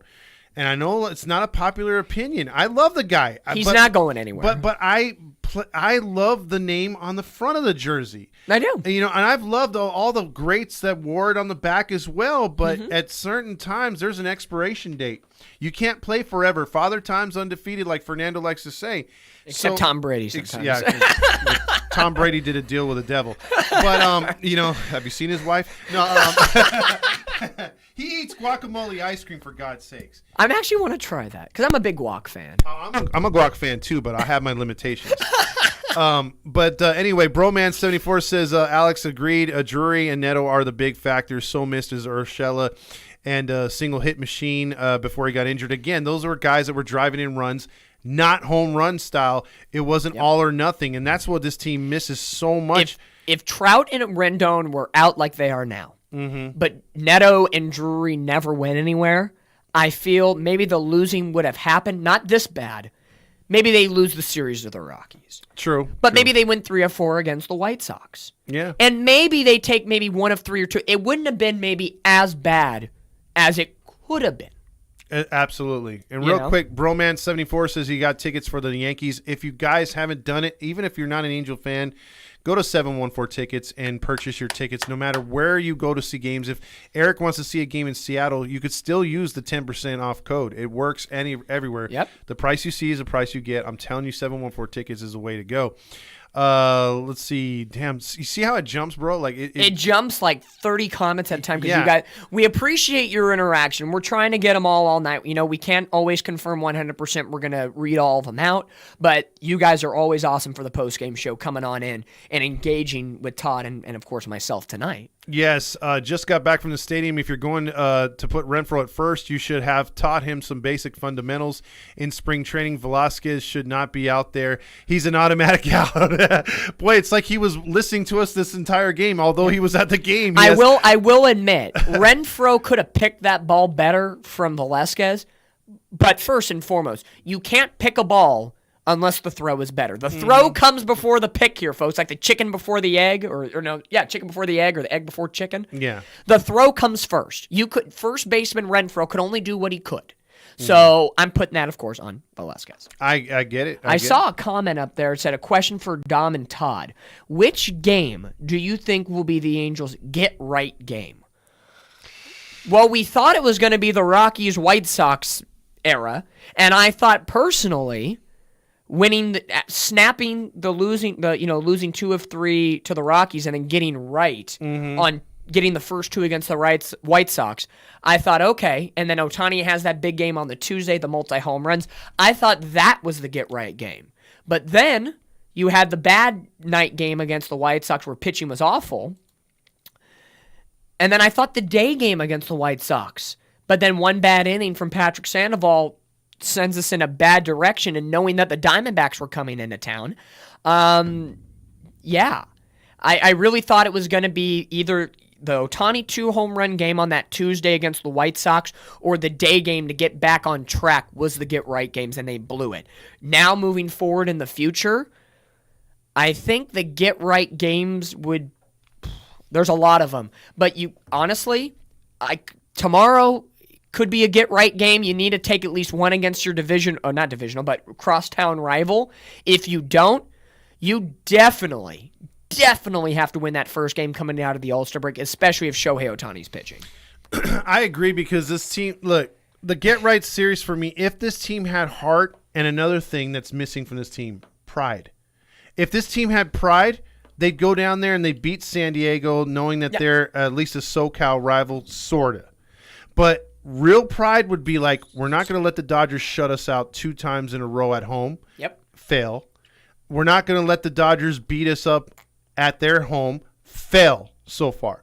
So if this team had heart, because listen, I keep going back to it, Socha ball against the Dodgers, I don't care what the record was. They showed up like they were a first-place team. Yep. They beat the hell out of the Dodgers most times because they did not want to lose to the Dodgers. Socha had it in him. Hey, you passed me up as a manager when I wanted to be a manager of the Dodgers. I took all my Dodger boys, and we made them coaches and world champions with the Angels. There was always that underlining thing where the Angels are going to rival the Dodgers, and they played harder against the Dodgers. Yep. So a get-right series to me, if this team had any heart, any kind of will in it, they would have won against those teams, but they didn't do it. And Squirrely Dad says we're like the Tin Man. He has no heart.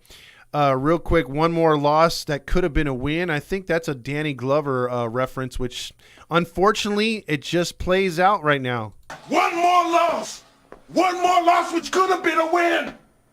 You call yourselves professionals. I have never, ever seen a worse group of 25 players. Yep. You don't think as a team. You don't play as a team. You don't even lose as a team. They don't. You all got your heads so far up your ass. You can't even see the light of day. One more loss and I'll do this. I wish he would do that, but Nevin is too much of a dick to do that. Broman says, gossip alert, since you mentioned Tom Brady, what you think of the rumor of Tom Brady dating Kim Kardashian? Well, he does really good in the end zone. Just saying. Just saying. I honestly, hey, I have no comment. I have no idea. You know what? If it's true, it's true. Yeah. Good for you. Yeah. Good for Tom Brady. You're retired. Enjoy life. Good for you. I mean, like, it wouldn't be the first time Kim Kardashian will be playing with these nuts. Got him. Got him. Boy. She sure does got him. Oh, boy. But I was just looking at Twitter right now to see if there was any post-game comments. Mm-hmm. I'm seeing nothing. Yeah, because nothing. Soft-ass media, and God forbid if me and you if we had passes. Oh, my God. Dude, Nevin would look at me and be like, I don't want to talk to him. And he'd look at you and be like, I don't want to talk to him either. Like, I'm really searching right now. Any of the Angels beat writers, I'm clicking Jeff Fletcher right now for the OC Register. It's like Phil. Okay, 32 minutes ago, quote from Phil Nevin tonight. It's been rough. I said it the other day. We've got to play better. It's little things in a lot of different areas that need to get better. Making no excuses. Well, no excuse. But you put Velasquez in the lineup. That's an excuse. Yeah, I don't understand. I mean, even if he was like a good batting practice pitcher, I wouldn't keep him on this team. He's not even like, who was the player that was putting the helmet on the or the hats on the guys all the whole time? Oh, Brett Phillips. Yeah, he's not even Brett Phillips right there. So no, Brett Phillips showed us emotion. Yeah, exactly. Nate Hustle says the whole world tapped that though. Brady dating Kim Kardashian. Well then. Martin says if Nevin cared about his job, he would have managed today and tomorrow like it was the 7th game of the World Series. Yeah, exactly. Again, every game needs to feel like that. And there's no excuse. The whole not chasing wins, number one. And number two, again, with all the load management, let's just buy into philosophy for a second. Yeah. All hands on deck, you had a day off yesterday. All hands on deck tomorrow. You are going to have a week off. So what the fuck? Yeah, I totally agree with that. You play to win the game, like Herm Edwards says. Hello? You play to win the game. You don't play to just play it. Exactly. If it was hands on deck game 7, Velasquez would have had no at-bats, truthfully. But even though he was in the lineup, he should have had no more than 1 at-bat tonight. 2 at-bats, either, as well. Because Fletcher could have pinched hit it multiple times tonight. Like, come on. Oh, yeah. The number to call in is 714-598-3221, 714-598-3221. Sorry, it's been a long time, but we had a lot to talk about. We had a lot to talk about since the 8th inning. If it was 7-4 as the final, we'd be mad, but I don't think we'd be this bad. Yeah. Uh-oh. Here we go. We already know who this is. It's the Halo Honk line. Hey, Todd. What's going on, man? I just watched some Fast now at Ridgemore High. Oh, you finally watched the movie? Yeah, I just watched it. It's pretty. Oh, gnarly!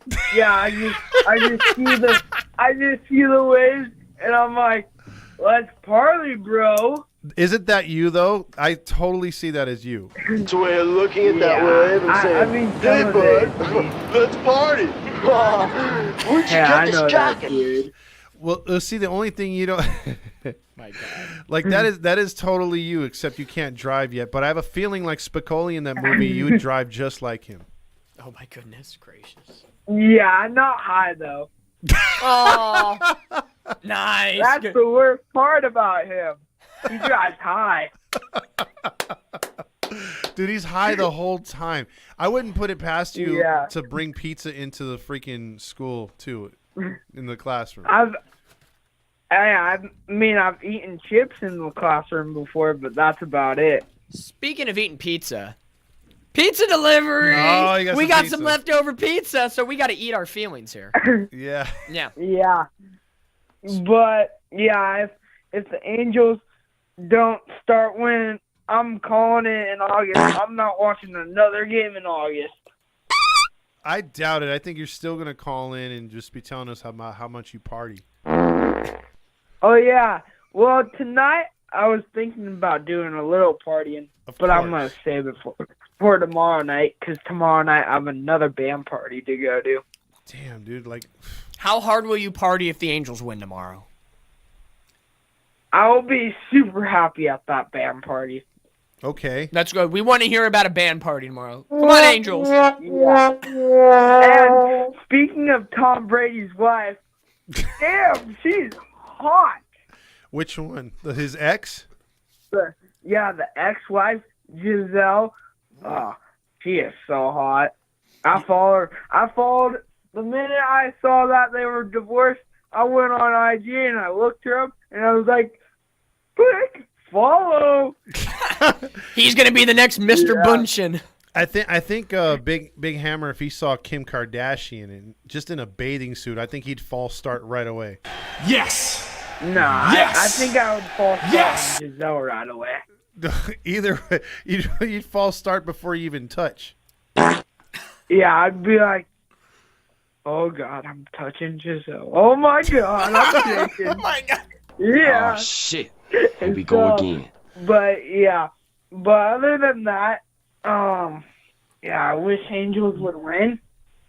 And, yeah, I'm super bummed we lost tonight. I was watching it at a restaurant again, and I'm like, come on, Angels, beat the Dodgers. And, of course, we lost. Yep. But, emotional damage. I had a great 4th of July this week, and I'm going to have hopefully a good weekend. And then, I'll just keep living life this summer and just keep having fun this summer. All right. You got it. All right, Big Hammer. All right. Go Angels, and I'll call in maybe tomorrow night if I'm not partying too hard. Of course. Have fun, buddy. You called last time, Yes, so sir. when you were partying. But, Yep. All right. Well, that was 4th of July. Okay. Got it. That was the night of 4th of July. All right, later. All right, that's Big Hammer. Real quick, this one right here. All right, you guys, let's listen up. We lost a game We today. won a game yesterday. And if We we win lose one one today, tomorrow, that's two in a today, row. that's 2 in a row. We win one We lose tomorrow, one tomorrow. That's called on a a losing winning streak. Well, We we're already are past. on a we're past that. we're past that. We're on a 4-game losing streak, and we've lost 12 of our last 16. Woohoo! Yes, we're looking good. 2 words. Phoebe Cates, dude. If you, look, you're around the same age as I am, bro, man. He said I was 3 in 1982, but man, lots of visuals on that scene. Yeah, well, I watched that later on. Yeah. And her coming out of the goddamn pool, dude. Yeah, and I always, when I was younger, You became a man? No, I was wondering, man, what's he doing in the bathroom? You know, like all innocent back in the day, right? And then when you're a little older, you're all, oh, dude, I would have did the same thing, you know? Because seeing her come out of the damn pool, I was like, you know what I mean? Like Zelda found the Triforce. Yep, exactly. But dude, yeah, that was a good visual in that movie. That she obviously you wouldn't want her today, but back in the day, woohoo! Yeah. Oh boy, man. Yeah, I false started on that one. It's all right, but yeah. no, keep calling in if you guys want to call in. We'll take a couple more calls here on the post-game show tonight. It's been who would have thought? It feels like the 8th inning was a long time ago because we've been ranting and raving. The first 7 innings went fast. Pretty quick, yeah. About 2 hours. Mm-hmm. And then for some reason, the last, I don't know, hour and a half has just felt like, God, it's a good therapy session to talk with like-minded Angel fans. No, it is, and it's also but good. It's tough, too. It's good that we get a pulse on how they're feeling, because again, if you just listen to AM 830, everything's sunshine, lollipops, and again, when it's a negative day, you could tell. When I used to listen to him, you could tell when he didn't want to answer phone calls, and he would get phone calls, especially back in the day before social media took off. And he wouldn't take phone calls, and it was filler. You know, he's like, James, that's why I always joke when James was alive. He would be like, James, can you please play the home run? Because then he would just overdo it. Like he'd play Pujols' home run like 3 or 4 times in a row. Yep. He'd talk UCLA basketball. He'd talk anything else he could, but the focus on the negative. Correct. So when we give you outlets here or any other page that does this, which there are none, but there's Twitter always. Yep. But if you want to voice your opinion, this is a place to do it, because we're always here, like post-game, pre-game, Catella Chronicles. If you're a Ducks fan, you're pissed off with the way they're playing, this is the guy to go to. There is more optimism right now about the Anaheim Ducks, who are coming off a franchise worst season. Yep. 58 points. Yep. They won. Their last win was on March 17th. They played one more month of hockey before the season ended. They ended the year on a 13-game losing streak. And there's more optimism in that franchise right now than the freaking Angels. You know, and that team was more lost, I think, coaching-wise than the Angels were, because I remember going to a Kings-Ducks game at Staples. It was like before the All-Star break, and they could not play defense. I've never seen a team on TV or in person that looked that pathetic, and that they just looked like they were lost out there. Yep. And that was before the Kings got hot. That was when the Kings were at the bottom of the standings where they were. They were so bad, wild card at that time. But yeah. The Ducks have a new coach. They have a new era. They actually have great ownership with the Samuelis that actually gets things moving in the right direction. And for any of you Anaheim Ducks fans out there right now that follow not only Halos in the Info but Catella Chronicles as well, just dropped a podcast yesterday with my good friend. You might know him on Instagram as Ducks Game Day Breakdown. His name is Zach Gray. We talked for a good hour and 15 minutes about the Ducks offseason so far, the draft, the free agency, the process, and the forward movement of this team, and what to expect moving forward. There's a lot of positivity for the Anaheim Ducks right now. There is, and especially with the second overall pick. Wasn't the guy they wanted, but it'll work. But we'll take it. Richard, have a good night. Thanks for tuning on in. Appreciate the support. We'll see you soon. Yep. Enjoy golf tomorrow. Don't take any mulligans from me. Yeah. Yeah, and then Anna says, watch Phil have a reliever not available next Friday because of this logic. Oh, my God. The Angel... Oh. And I know that would start a whole new segment right now. I can't do it. It would. Have it in me. I agree. Yes, Anna. Yes, that would be something. We could definitely go off on that. That would be something. Mateo says, Todd, at least we have something to be happy about. Estevez makes the game. We didn't actually talk about that tonight because the Angels were not in winning position. That never came up once. Can you believe that? Not even once. Wow, winning. And that's the thing. Like he makes it on 21 out of 21, and that's good. I know you were talking about the sucky rule about having one team be represented, but we could see both sides of it. Yeah. But it's just it sucked that Estevez he does get in, but then we lose out on Ohtani, or not Ohtani, Trout. Mm-hmm. Trout's not even going to make it there. I didn't even know that. I thought he was going to show up and tip his cap, and then Ohtani's not going to pitch. He's just going to hit. Yeah. So it's like it's even if we wanted to be excited about the All-Star game because we got 3 of our guys in there, we really can't. Well, and it's Seattle, so Trout and Ohtani and Estevez are going to get booed anyway. Yeah, but what would have been good is if I know they tear up Mariners pitching in that ballpark.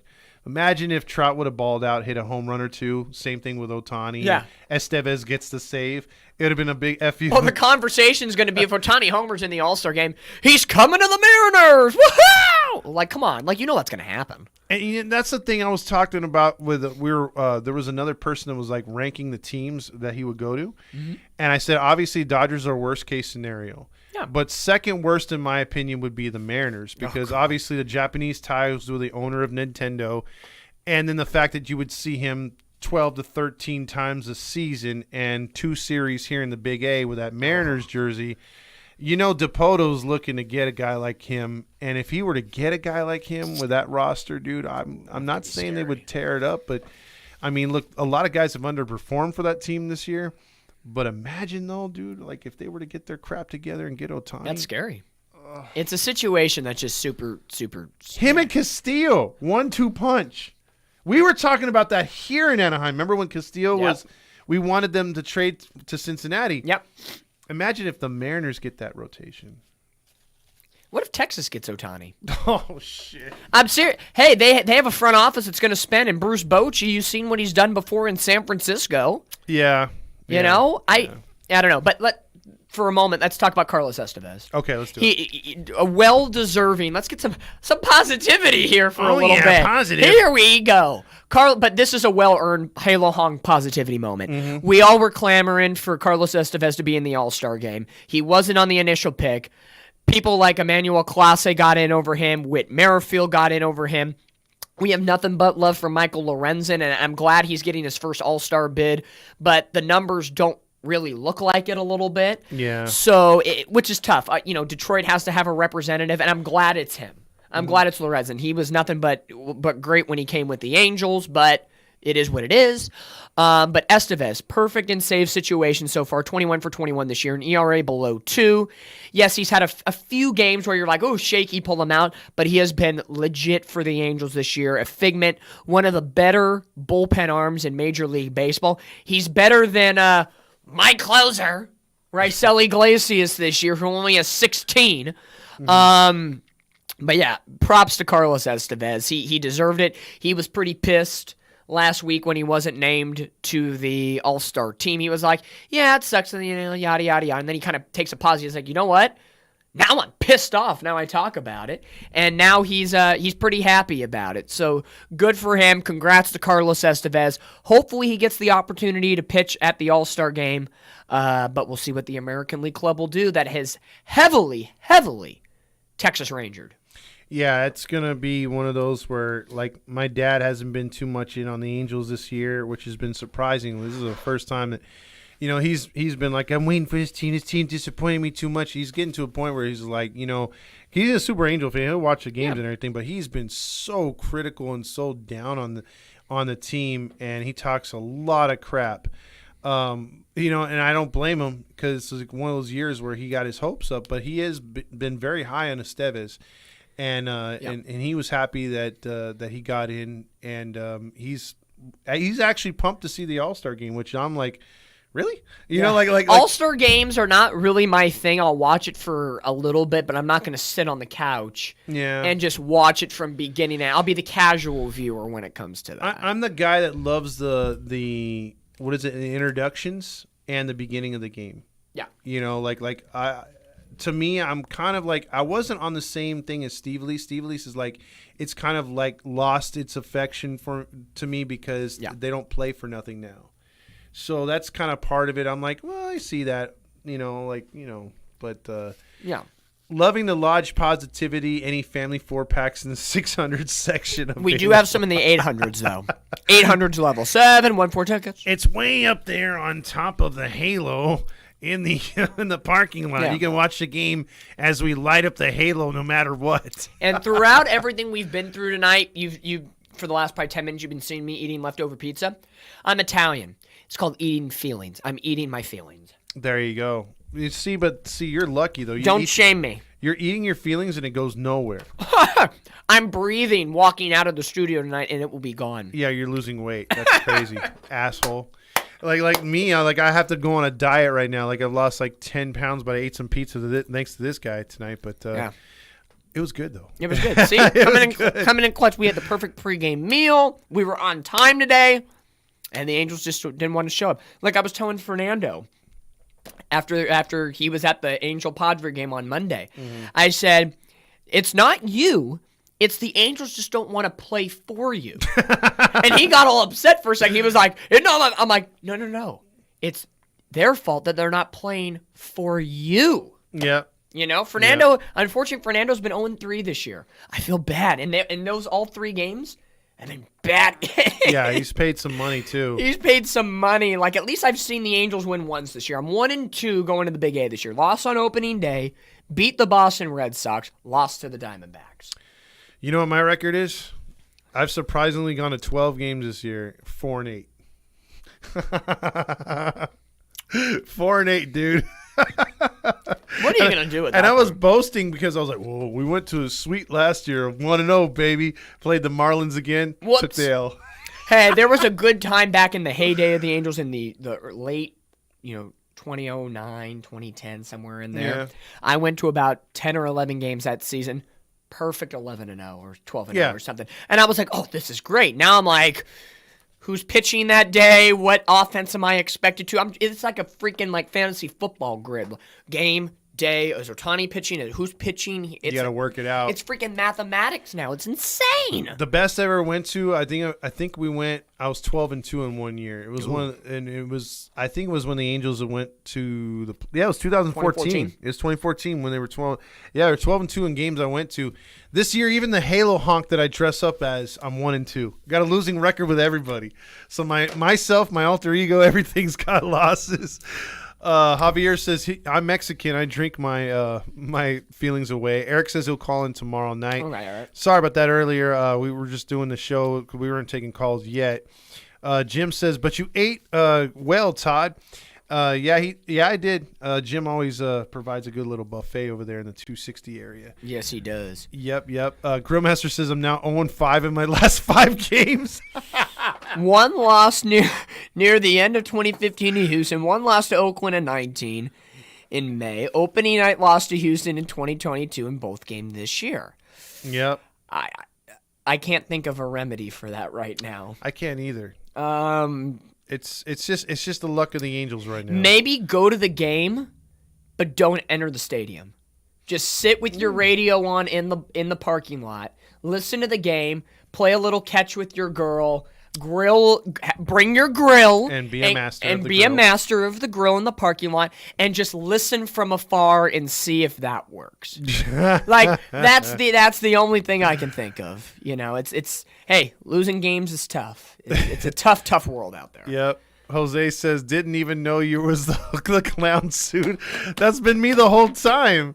Like I just switch into that. And, how long does it take to take the paint off? Oh, dude, I have to shower for like 20 minutes. That sucker cakes onto my face.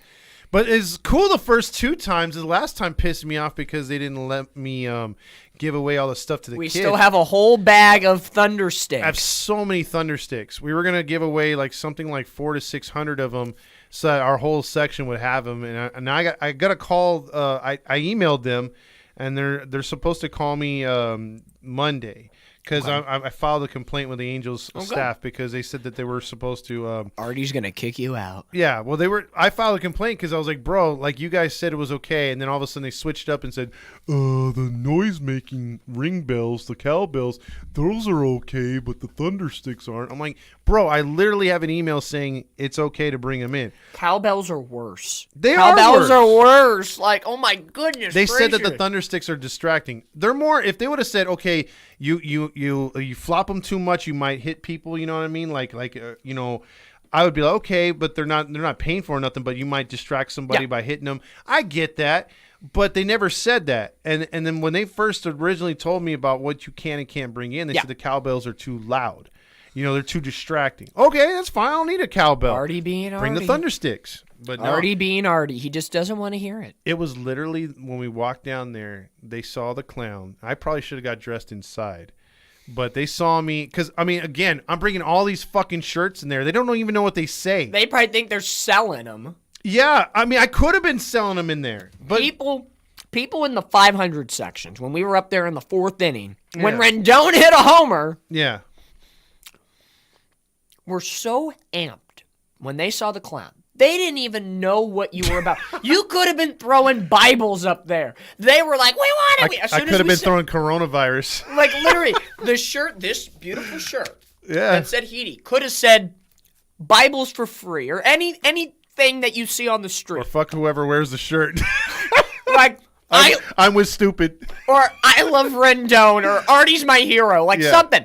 They were clamoring for those suckers, and they were engaged. So if you're watching, or if you ever watch this video on YouTube, and you were in the 500 section between 501 and roughly around 510, about the middle on the third base side, props to you. Yeah, they were super loud. And we actually got too excited. We threw away a lot of the shirts. Like, we were throwing them like 2 to a section. Well, and I saw security coming at you. I'm like, oh, no. And no, what did they do? They're like, good for you, buddy. High five, and it was great. So I wanted to go all the way around because last time we took care of the bottom section, we didn't do the top. Yeah. So the top section was like where I wanted to get to all the fans, and that's where I wanted to pass out all the Thunder Sticks too and stuff. But so it was kind of like, you know, and then the game sucked too. Well, we were up there, and it was 1-0, and then as soon as we got behind home plate and the crowd was good, Bachman gave up the 2 runs, and then the throwing error.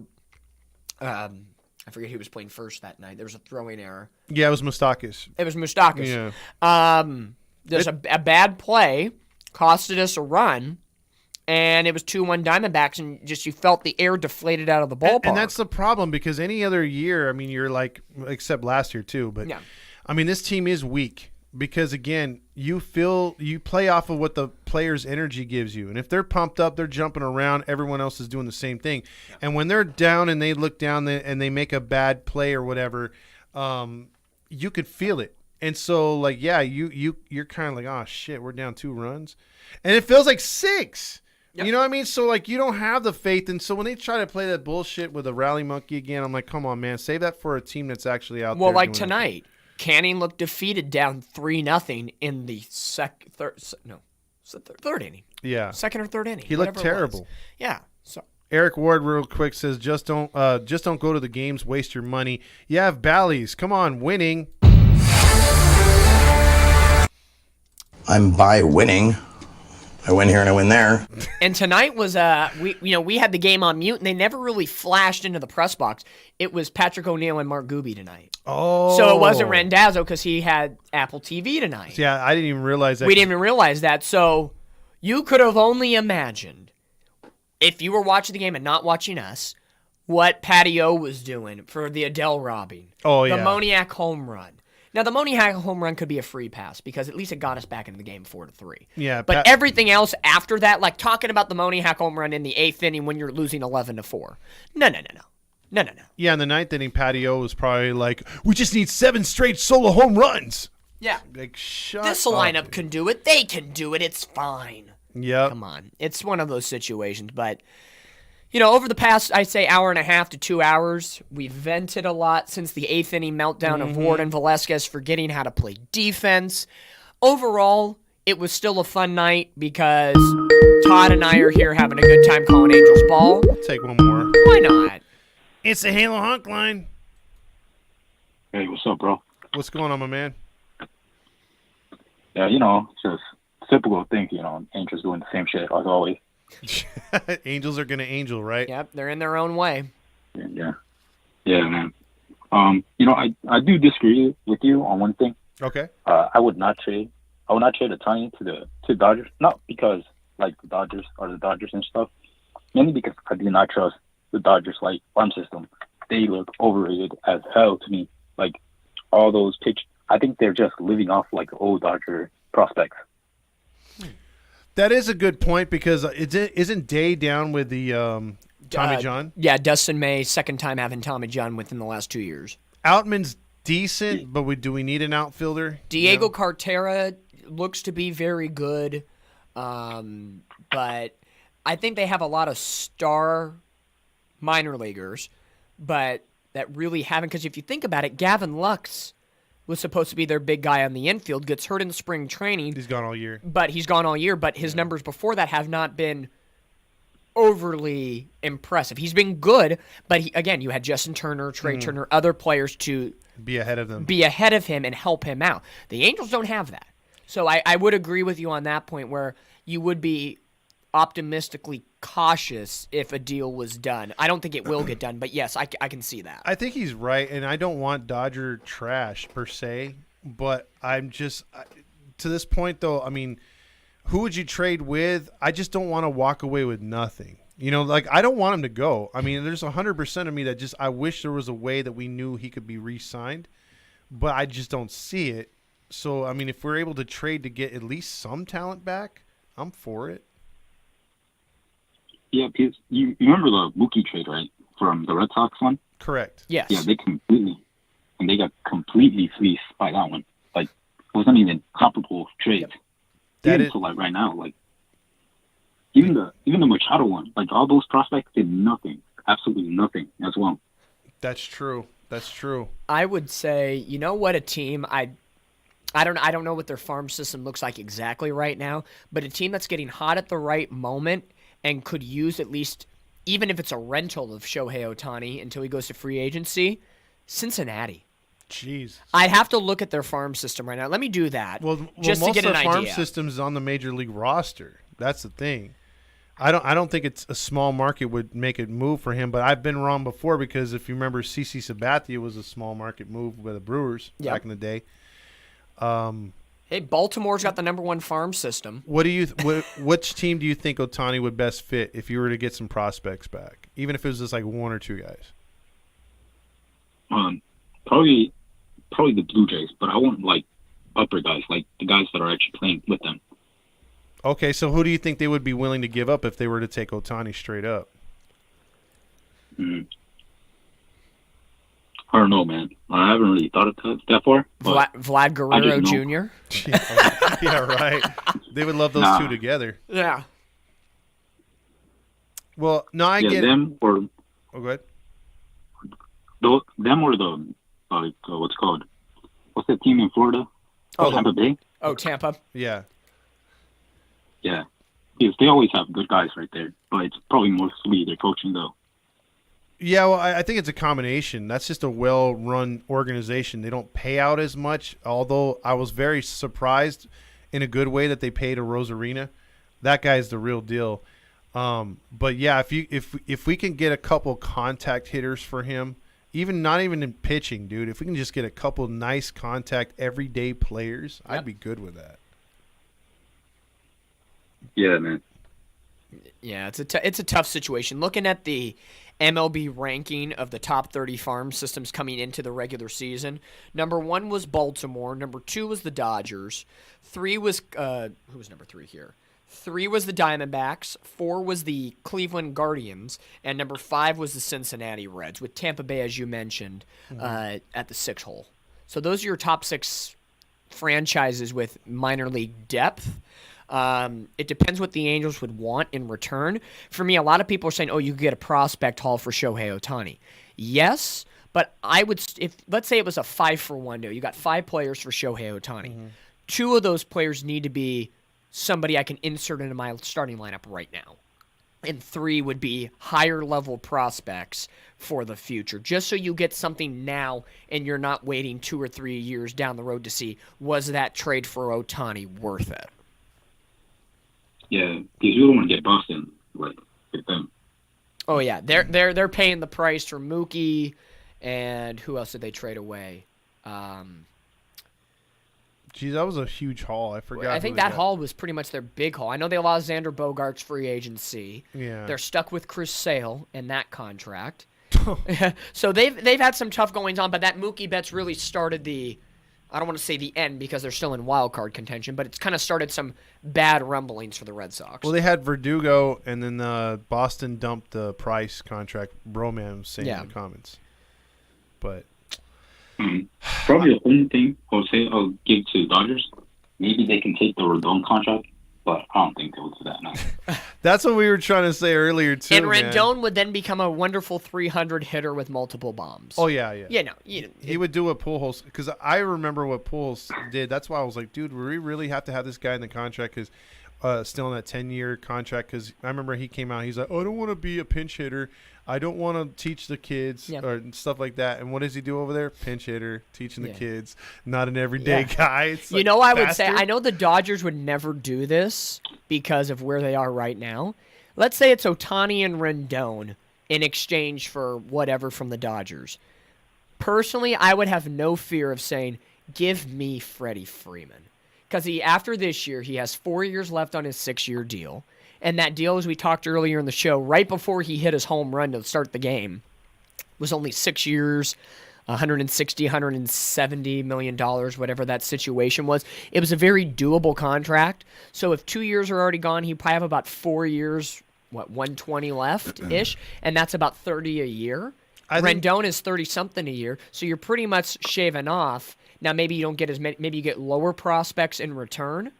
But you could move Rendon to first and then Ohtani be your DH. But then again, I don't think they would only do that if Ohtani would be signed. They wouldn't. And you don't get sign and trades very often in Major League Baseball anymore. No. It's not like the NBA or the NFL. Mm-hmm. So, but I would have, if I was the GM, I would say, okay, Freddie Freeman. He has that, Perry Manassian has that relationship with him from Atlanta. Yeah. So, and Freddie Freeman still gets to stay in California. He would help this Angels organization in the right direction.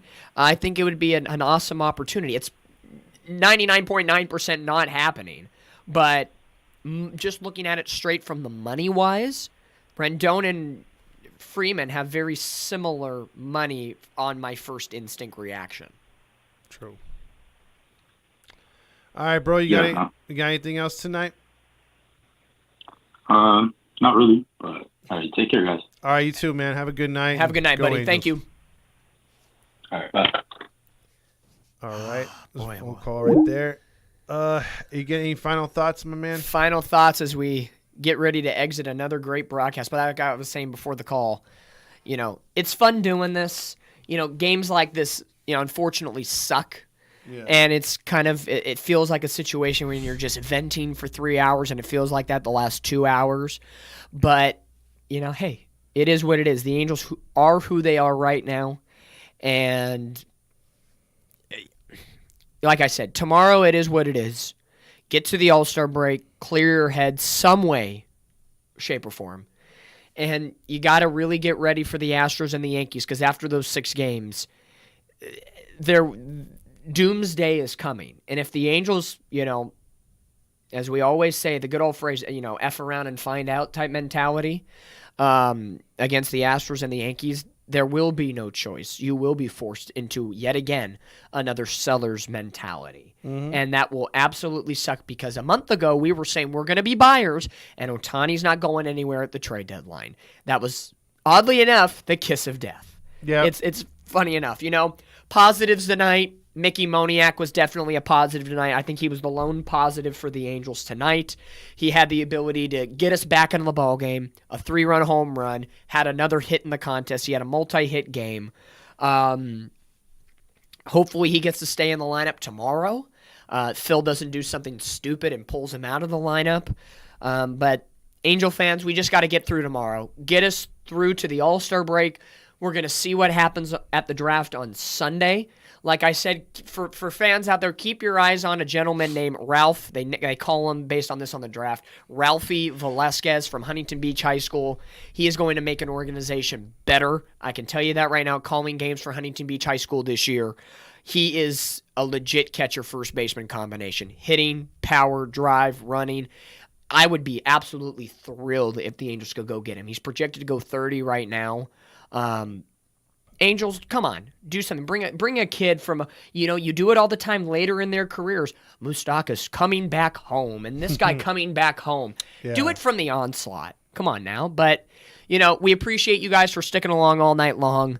We're going to do this again July the 17th, Angels against the Yankees. Hopefully we get better results that night, at least a more competitive game at the end of the day, a more fundamental game as well in that case. But for me, that's all I can say tonight. Hopefully better days. Enjoy the rest of your Friday, and hopefully we can salvage one of these games against the Dodgers tomorrow. Yeah, I don't want to go out not winning again against the Dodgers. So tomorrow I think is important for my morale as an Angel fan. Just speaking for myself, I really don't want to see a 10-game losing streak to these assholes.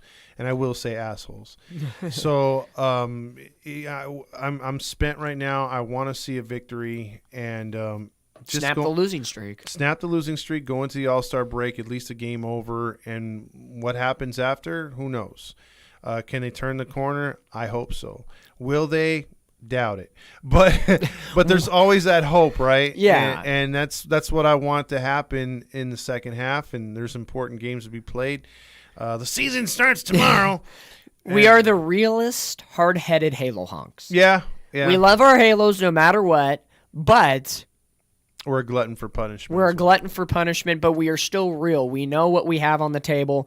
You just hope for better days. One pitch, one game at a time. That's all it is. And last thing I'll say is I have right here, I'm done being an Angel fan. I have 6 or 7 of those.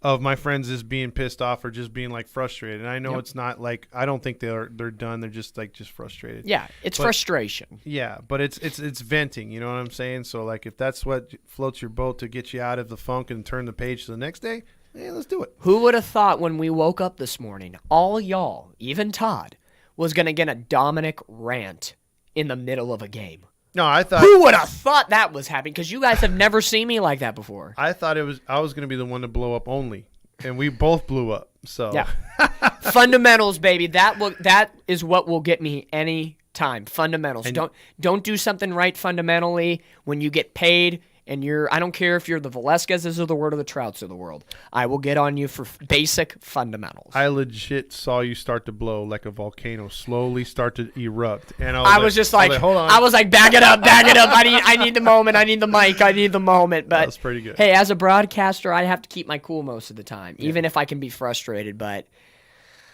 use guys blows. Hey, I will say, do I feel a little bit better at the end of the day? I feel a little bit better that it's off my chest. Yeah. I feel a little bit better. And I did it with like-minded people, so that's helpful. There you go.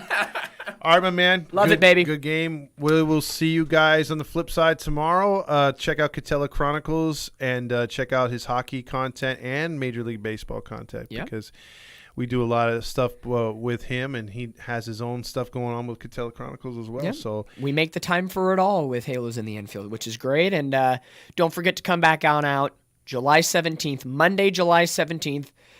Let's see what type of Angel team we get that night when we come back on for the live stream. Angels versus Yankees. Could have new guys. Could have a new manager. Who knows? I'll take the new manager. I would too. But until then, cheers, you guys. Thanks for being supportive and being alive.